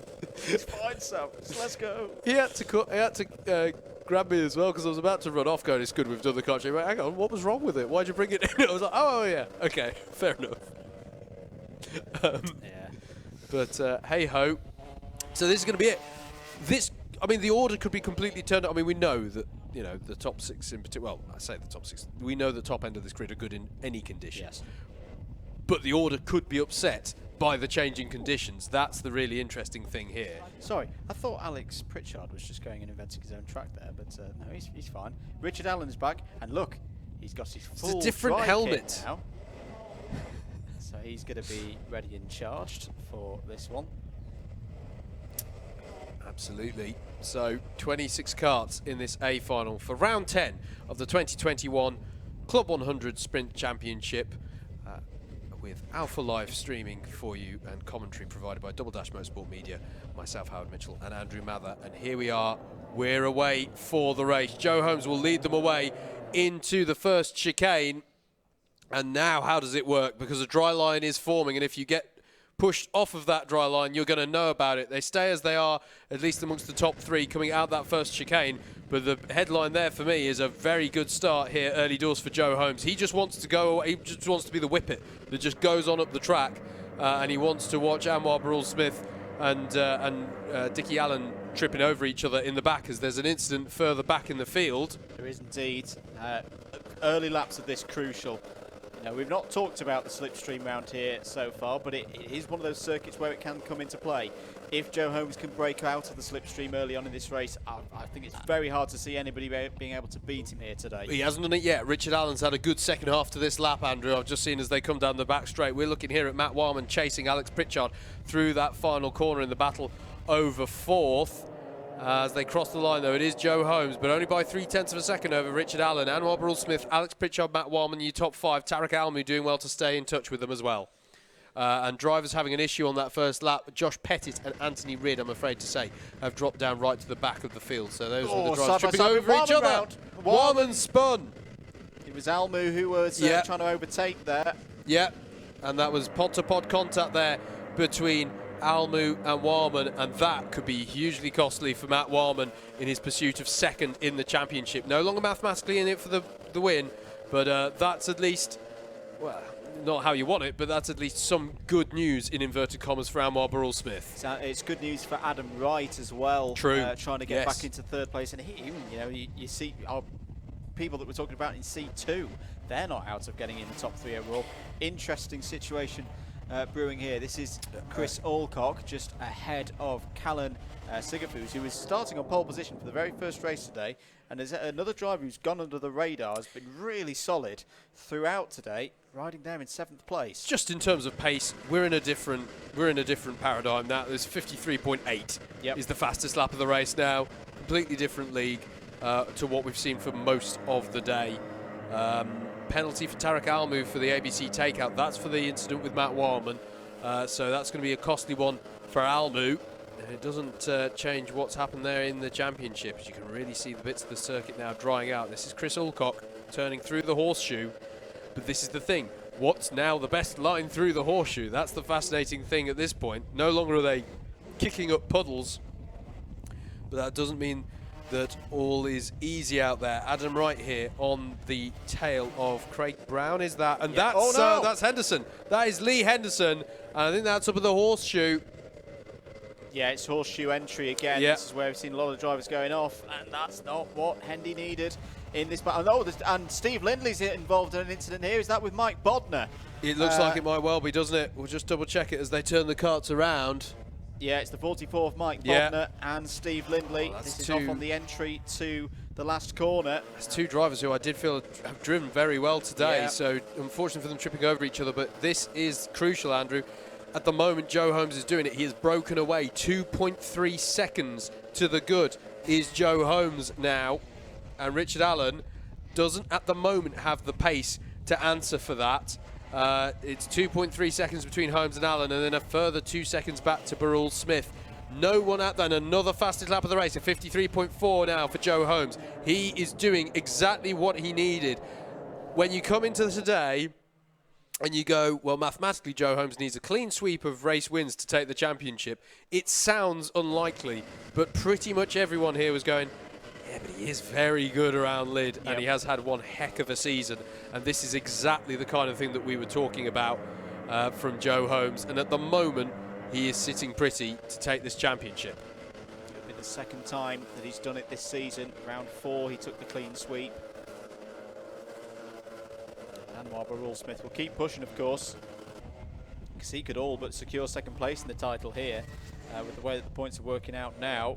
That spin for Matt Wildman, who is the fastest driver out on circuit at the moment, 3.216. Steve Lindley being lapped there by Chris Alcock, who's having another solid race in 6th place. I still love the number of steering corrections that Alcock had to make going through that double apex. It's still very tricky out there to try and judge all of this. 52.4. Has he just improved the fastest lap by a second? Yep. Has Joe Holmes. He is mastering the art of feeling the grip as he goes around here. 7 minutes left on the clock. Here is Miguel Hall. He is pursuing Craig Brown at the moment over 11th place. Takeout penalty for Mike Bodner, so that's +6 for Mike at the end of this race. Keeping an eye on C2. Richard Allen would lead the C2 championship standings. Remember, all of the points, it's not done like, oh well, you're the first C2 on the road, maximum points for you. No, it's done on the overall, so at the moment he would be getting 128 points, finishing second in this race. His advantage at the moment would be 5 points if the race was to finish now with Alex Pritchard there in 4th. Just in terms of who could take the round victory within super heavyweights, of course we saw Lee Henderson with the incident, which by the way may have wider implications for Bill Taylor in that super heavyweights championship, but Kieran Chigsey in 13th place. 15th place is David Jarvis, who aside from anything else, that's a fantastic run, having got promoted from the B final. Yeah. That's not necessarily done and dusted yet. This man here though, who's putting a lap here on Lee Henderson, what a turn of speed he's showing at the moment. It was a 52.4 last time around. It's a 52.3 this time around. I don't think anyone can find a response to this at the moment. Richard Allen, to his credit, has been the only other driver to dip into the 52s so far. A 52.8 is a personal best for him. But G3 Joe, at the moment, is bringing this one home. We've seen some remarkable drives from Joe Holmes over the years. Remember here two and a bit years ago when he won the A final here at Lydd, starting from the middle of the order. I think back to Bayford Meadows earlier this season, where he did a Gilles Villeneuve-like job and held off the whole field for so long to win that race. This is another one. This is another remarkable Joe Holmes drive, but in a completely different fashion. Simply a league of his own today from lap 1 of his first race. Still got 5 minutes to go, of course. It's not done. 5 seconds is his lead now over Richard Allen. 10 seconds over title rival Anwar Burrell Smith. And if there's a way to win a title and wrap it up for a season, what a way to do it. 51.7 new fastest lap. And as I say, this is going back to what we saw yesterday in the endurance race. He was out there for the second hour. We never got down to these times, but it was just constantly, what's the barometer of this circuit? How fast can you really go? Well, just look for wherever Holmes is on the circuit. He wasn't leading the race, but he was the fastest driver out there come the end of that run. Track limit warning for Lee Henderson. There's Tariq Almu. Now he's got a 6th place penalty to come at the end of this race. Notably, Matt Wildman hasn't made too much progress up the order yet. He's down in 19th place, chasing down Daniel Hollinshead over 18th place, but then he's got a bit of a gap to go, I think, before he can get onto the backs of the likes of Tom Fuller and Tim Williams. Statman Dave makes a very good point. Alex Pritchard, yes, is losing points to Richard Allen, but he's got a very good situation that his Applewood team, endurance teammate Chris Alcock is sat pretty much behind him, and surely he's not going to overtake.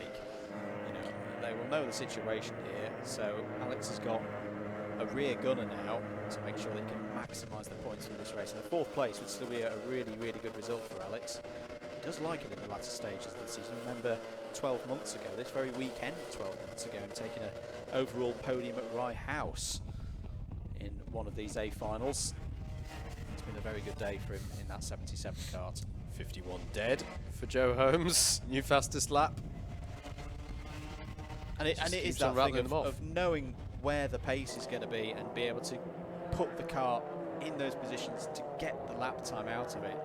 Allen has that instinct to do it. Richard Allen is trying, first driver to go sub 52, and he's joined in that endeavour by Burrell Smith and Pritchard, and in fact quite a few drivers here. They're getting there. It's not that their pace is, you know, they're all going sub 52 now. Fair play to them, but it's just Holmes has got the confidence to do that pushing earlier. And by the time everyone else has gone onto the base, at least in this race, that's job done. So really, really impressive stuff. Sigafus has got past, Adam Wright just got past Steve Bosley on that last lap at exactly the same time that Matt Warman got past Dan Hollinshead there. So those two key protagonists, I've not got that phrase in yet today, those two key protagonists in Class 1. Miguel Hall off. Miguel Hall off there from 12th place. That was on the exit of the... there's a contact warning for his troubles as well. Anthony Ridd has also had a contact warning. Yeah, that's Miguel Hall going to be falling down the order a bit. And you mentioned Steve Bosley there. He's been brilliant today. I'd love to see Bosley get in that top 10. If he can hold on. He's got Mikey Nichols 1.6 seconds behind him. Sam Burrell Smith pilots his way through, and yeah, there'll be a tinge of disappointment that the title, or the chance to take the title to Bayford Meadows, is slipping away. But Anwar Burrell Smith, by our calculations, is securing 2nd place with this drive. Alex Pritchard not too far behind though, as they're navigating their way past Lee Henderson. He's a lap down. Do you just want to give a shout out to our 2 promotees from that B-Fon? I mentioned David Jarvis up to 14th place, Simon Kavanagh up to 17th place. Not too shabby from the back of the grid, guys. That's pretty decent, I'd say, in conditions where it is hard to overtake because the dry line forms in a particular groove first. But yeah, as you say, Andrew, Burrell Smith doing a good job here, but it's kind of not the job he wanted to do in many respects. He wanted to take the fight to Joe Holmes, who just sets another fastest lap of the race, a 50.7, and is now on his last lap of the circuit. In fact, he's already a third of the way through it. We can barely keep up with this guy half the time. He is that quick. But what a season it has been. You know what? Chris Alcock, new fastest lap of the race, a 50.314, 314, excuse me. So there you go. But this is the thing. Joe got onto the pace so much sooner that he's already. It's like when a car switches onto the correct tyres in a Grand Prix, and they've just made the time back, even if the other players eventually get onto it. This man here, then, Joe Holmes, is going to come round. He's going to take the clean sweep for round number 10. He wins round number 10 of the 2021 championship, and provisionally, at least we say, is your heavyweight champion overall and in Class 1 for 2021. Here's a tasty battle going on between Pritchard and Burrell Smith, and Alcock's trying to get involved as well, and that's for your overall podium there as well. Richard Allen finishes a very respectable 2nd place and sets himself up for a very tasty end to his Class 2 campaign. Alex Pritchard there, though, crucially getting that 3rd spot. Every point could count in this, don't forget. takes third position, second within Class 2 for this 10th round of the championship. Anwar Burrell-Smith in fourth, finishes second within Class 1, and again, provisionally, I think we say has secured second spot within the championship off the back of that, albeit dropping that one position at the end there. Chris Alcock in fifth overall and third of the Class 1 runners. And Callan Sigafus is going to round out your Class 2 podium for this 10th round of the championship in sixth place. Seventh was Tarek Almu. Adam Wright got up to eighth in the end. Steve Bosley, brilliant day's racing from him in ninth. Then it was Mikey Nichols in 10th.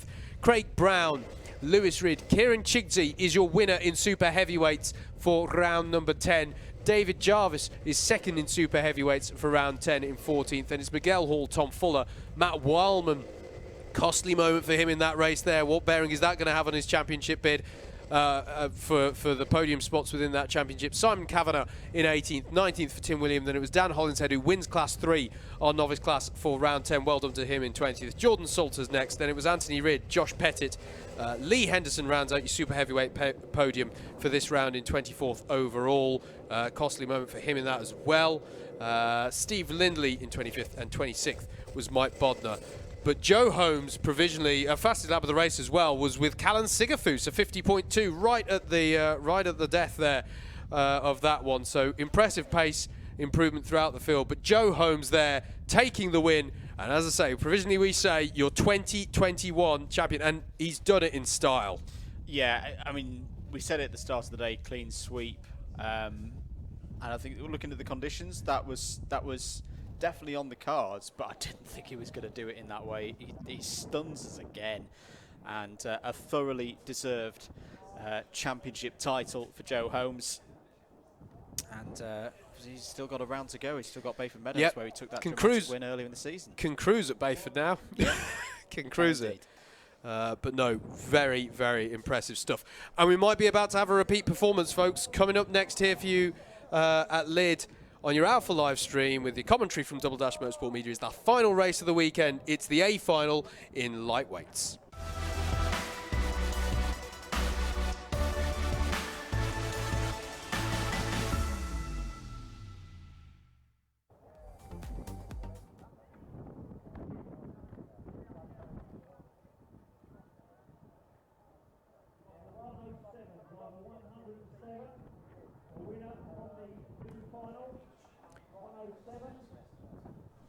Back here at Lydd then, getting ready for the final race of the weekend. It is the A final for the Lightweight Sprints Championship Round 10 for the Club 100 Lightweight Sprints Championship 2021.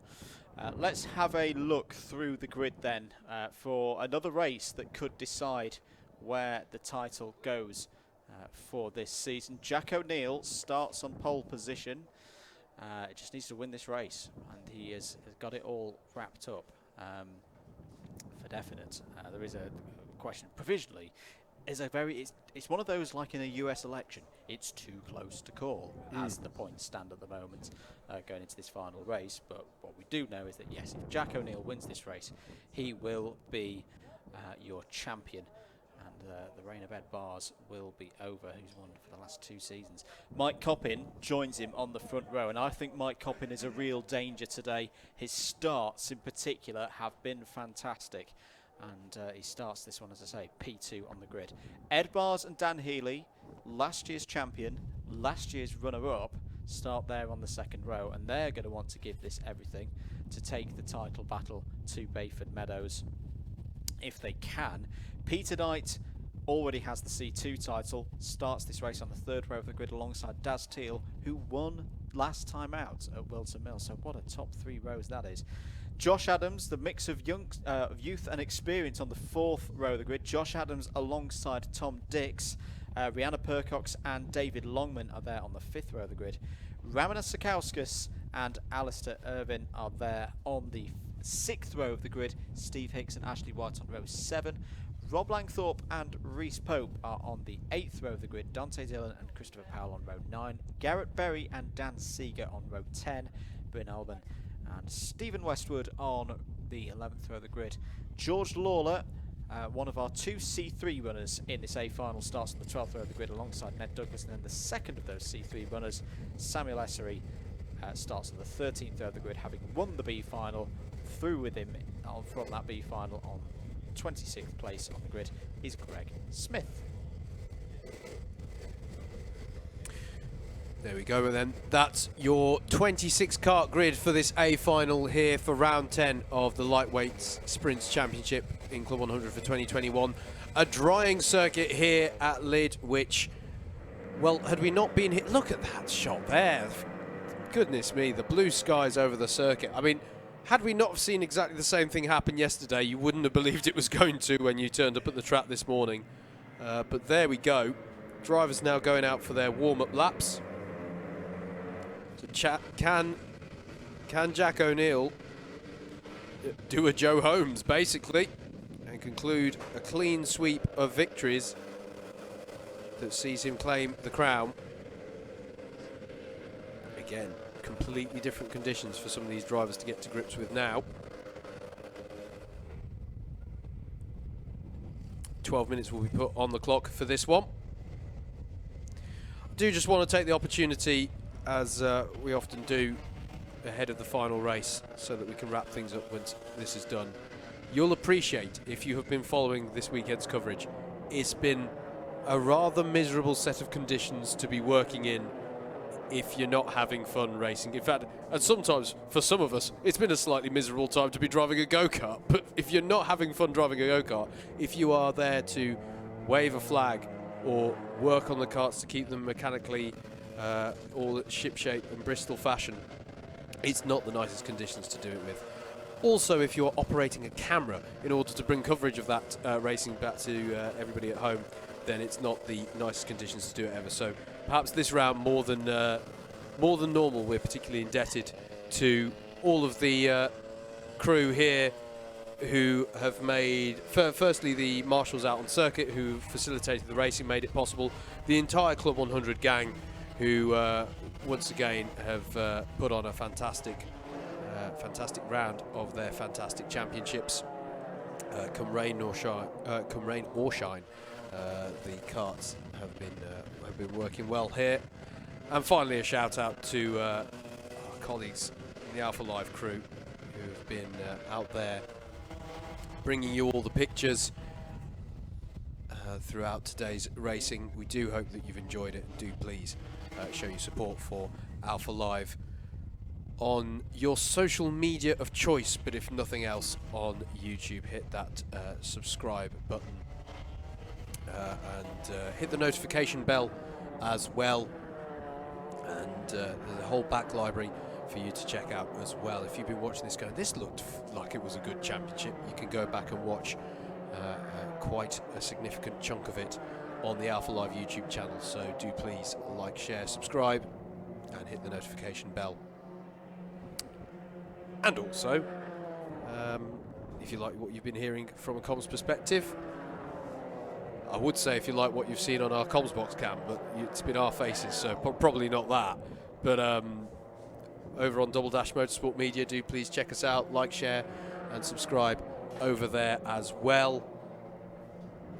GT Sport, Club 100 Championship action coming up in the next week. Club 100 and ABkC Legends iRacing Championship action coming up in the next couple of weeks, yep. 2 weeks. Back to back as well. Yep, absolutely. So lots of action there, and as Andrew was saying earlier on, we've got a playlist together of some of the stuff that went on with the Rock final. Yes. As well. So head on over there. Where the weather was decidedly better than it has been here today. Well, yes. Bit chilly in the evenings. But yeah, no, a big shout out though to everyone who's made the racing possible today, and to everyone on the Alpha Live production side who has made this stream possible. We are missing a Mike Coppin. There we he are. is. There he is.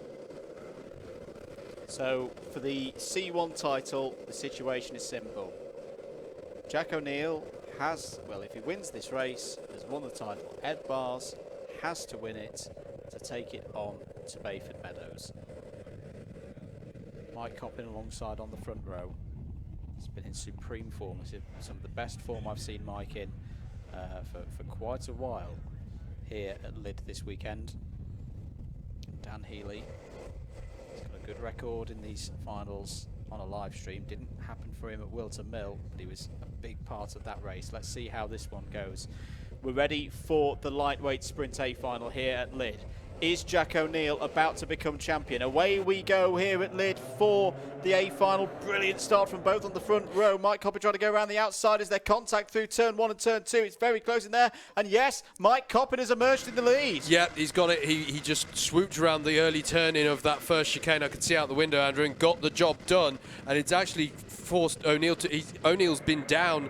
He's down to 4th place. There was one driver just going through a bit of water and loose chippings on that first chicane, but got underway again. Everyone's facing the right way, but it's Coppin, Healy, and Teal, your top 3, as they come into the horseshoe.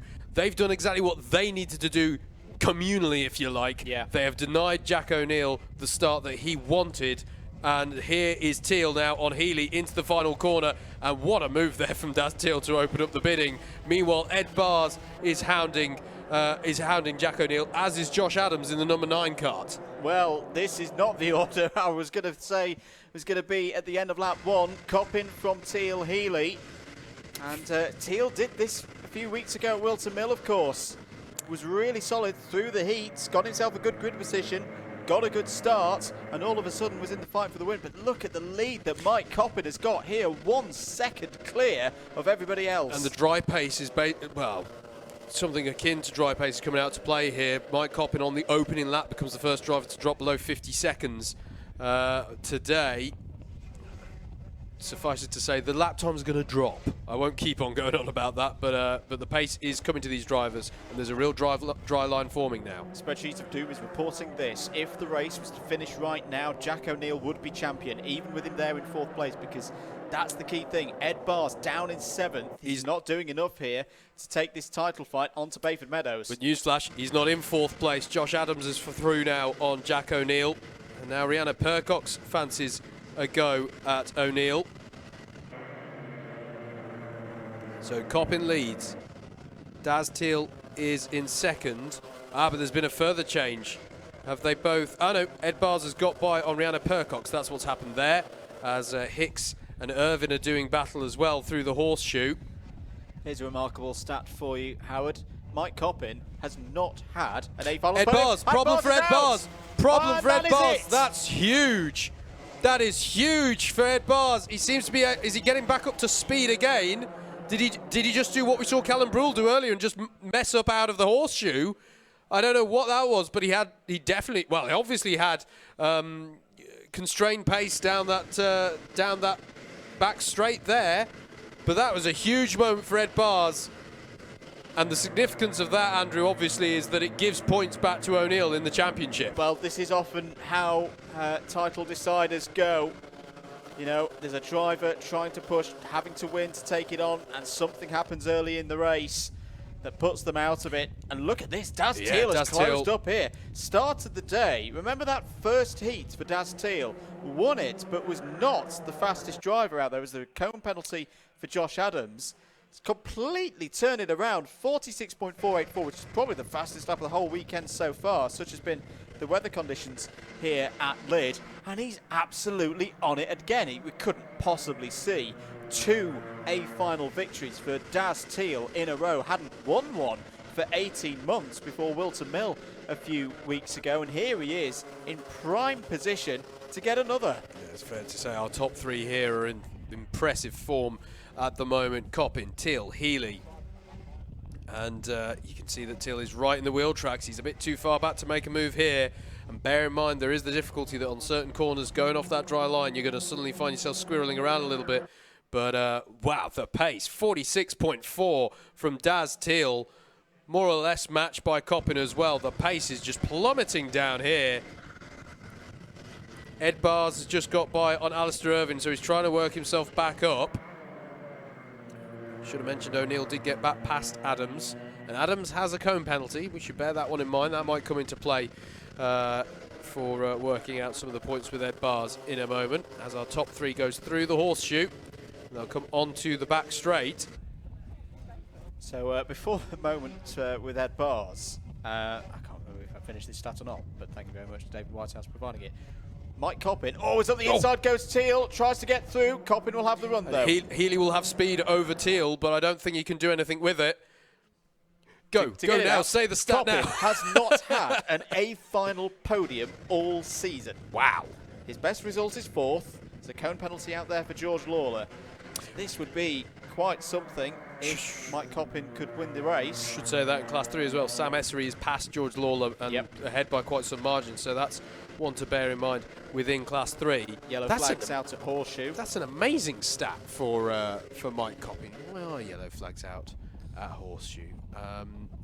Dan Healy has won a final. And here goes Daz Teal. He's got the run down the inside. Can he get the block pass into the last corner? Yes, he can. Can he get it shut down around the last apex? Yes. And Daz Teal, once again, a new fastest lap of the race to boot of 46.273. Daz Teal leads once more. Rob Langthorpe looks to be out of the race there. Was up in 13th. That's a real shame for the former Newcastle ABkC driver.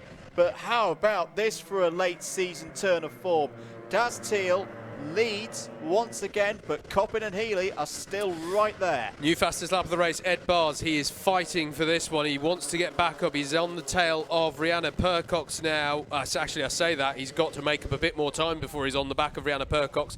She's some 1.4 seconds up the road. It's just falling apart a bit here for Ed Bars, but he's trying his best out there for certain. As now Dan Healy is putting a bit of pressure on Coppin, but you'd have thought they want to maybe work together to keep Daz Teal within reach here. Then there comes Jack O'Neill and Josh Adams. Rhianna Percox staying with them as well. Actually, no, I read my timing a bit wrong. Rhianna Percox is 1.4 off the back of that O'Neill and Adams battle, so Ed Bars is starting to reel her in just a little bit at the moment. So Bars is going to try and get up into 6th. I don't know quite how far he'd have to get up to keep himself in with this one. He's got to go all the way. He's got to win the race. Right, okay. That's the thing for Ed Bars. How about Alistair Irvine as well? 9th place at the moment, leading in C2. Yep. And, that would be huge for Alistair Irvine as he tries to secure 2nd place in C2 in the light weights. Yep. With Peter Knight in 11th would be 2nd on your C2 podium, and Reese Pope in 15th would round out your Class 2 podium. As things stand, there would be the question of 2nd place and the number 2 seed for next year up for grabs between Healy and Bars when we get to Bayford Meadows. 4.5 minutes to go. Bars, as you see there, confirmed on the camera, confirmed the timing, through and into 6th place, and the fastest driver out there at the moment. I'm not sure if that will be a comfort for him at this stage. Yeah, well, as you say, mate, this would end a 2-year reign for Ed Bars, carrying that number 1 on the kart. Mike Coppin, new fastest lap of the race, 45.7. He's bringing the gap down to Daz Teal again. I don't think it's entirely done yet for the lead of this one. In fact, you can see it here coming through the parabolica. Coppin is right back with Teal now, and Dan Healy's keeping with them as well. We're going to get a fantastic finish at the front. We're going to get an interesting finish from championship point of view as well here. These two drivers as well, they're fighting over position in the standings. 4th for Teal at the start of the day, 5th for Coppin. Peter Knight up to 10th place, Andrew, ahead of Ashley Whiting, is now 0.3 of a second off the back of Alistair Irvine, so it's not decided yet for who takes Class 2 spoils in this one either. So who's going to take the Class 1 win in round number 10? Who's going to take the Class 2 win in round number 10?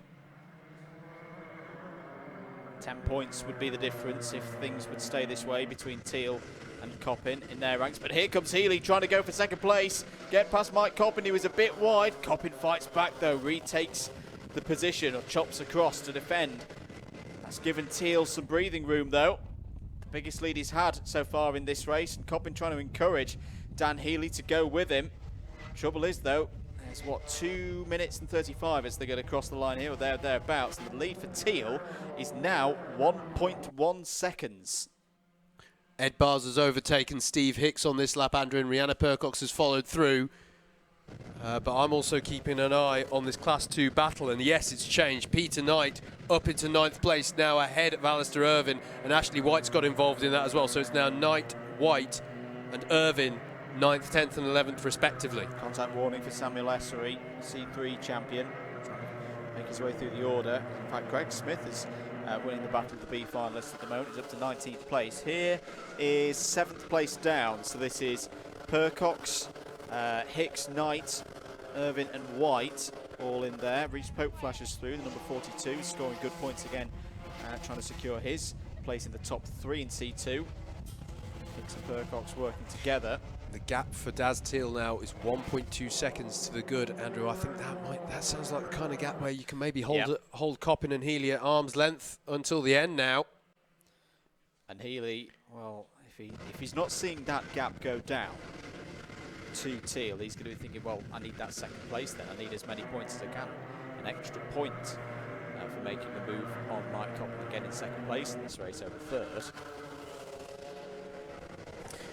Fair play to Josh Adams, staying with Jack O'Neill out there. Yep. If he passes him, it will basically negate a cone penalty for him.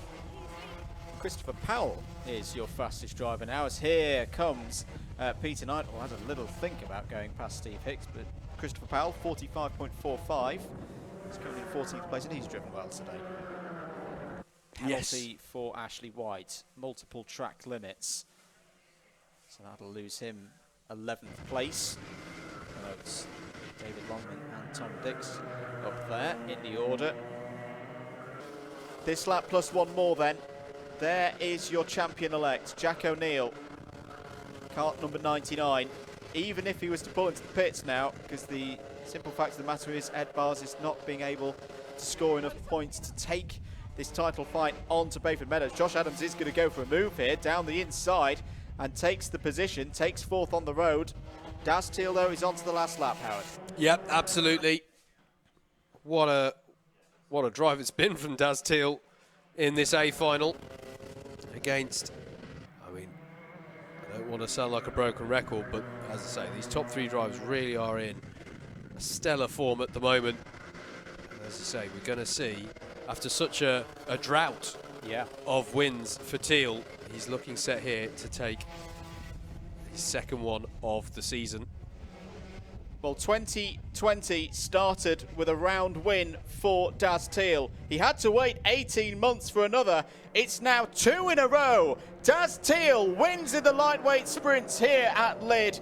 And it's second place and a first podium for Mike Coppin. Dan Healy takes third. But where is your champion? There, across the line. Jack O'Neill finishes in 5th. Ed Bars finishes in 6th, and that means Jack O'Neill, for the first time, is Club 100 Lightweight Sprint champion. He's worked on this for a good while, and finally, he can say he has got the number 1 plate for 2022. What a season, what an effort from the whole Titan Motorsports team.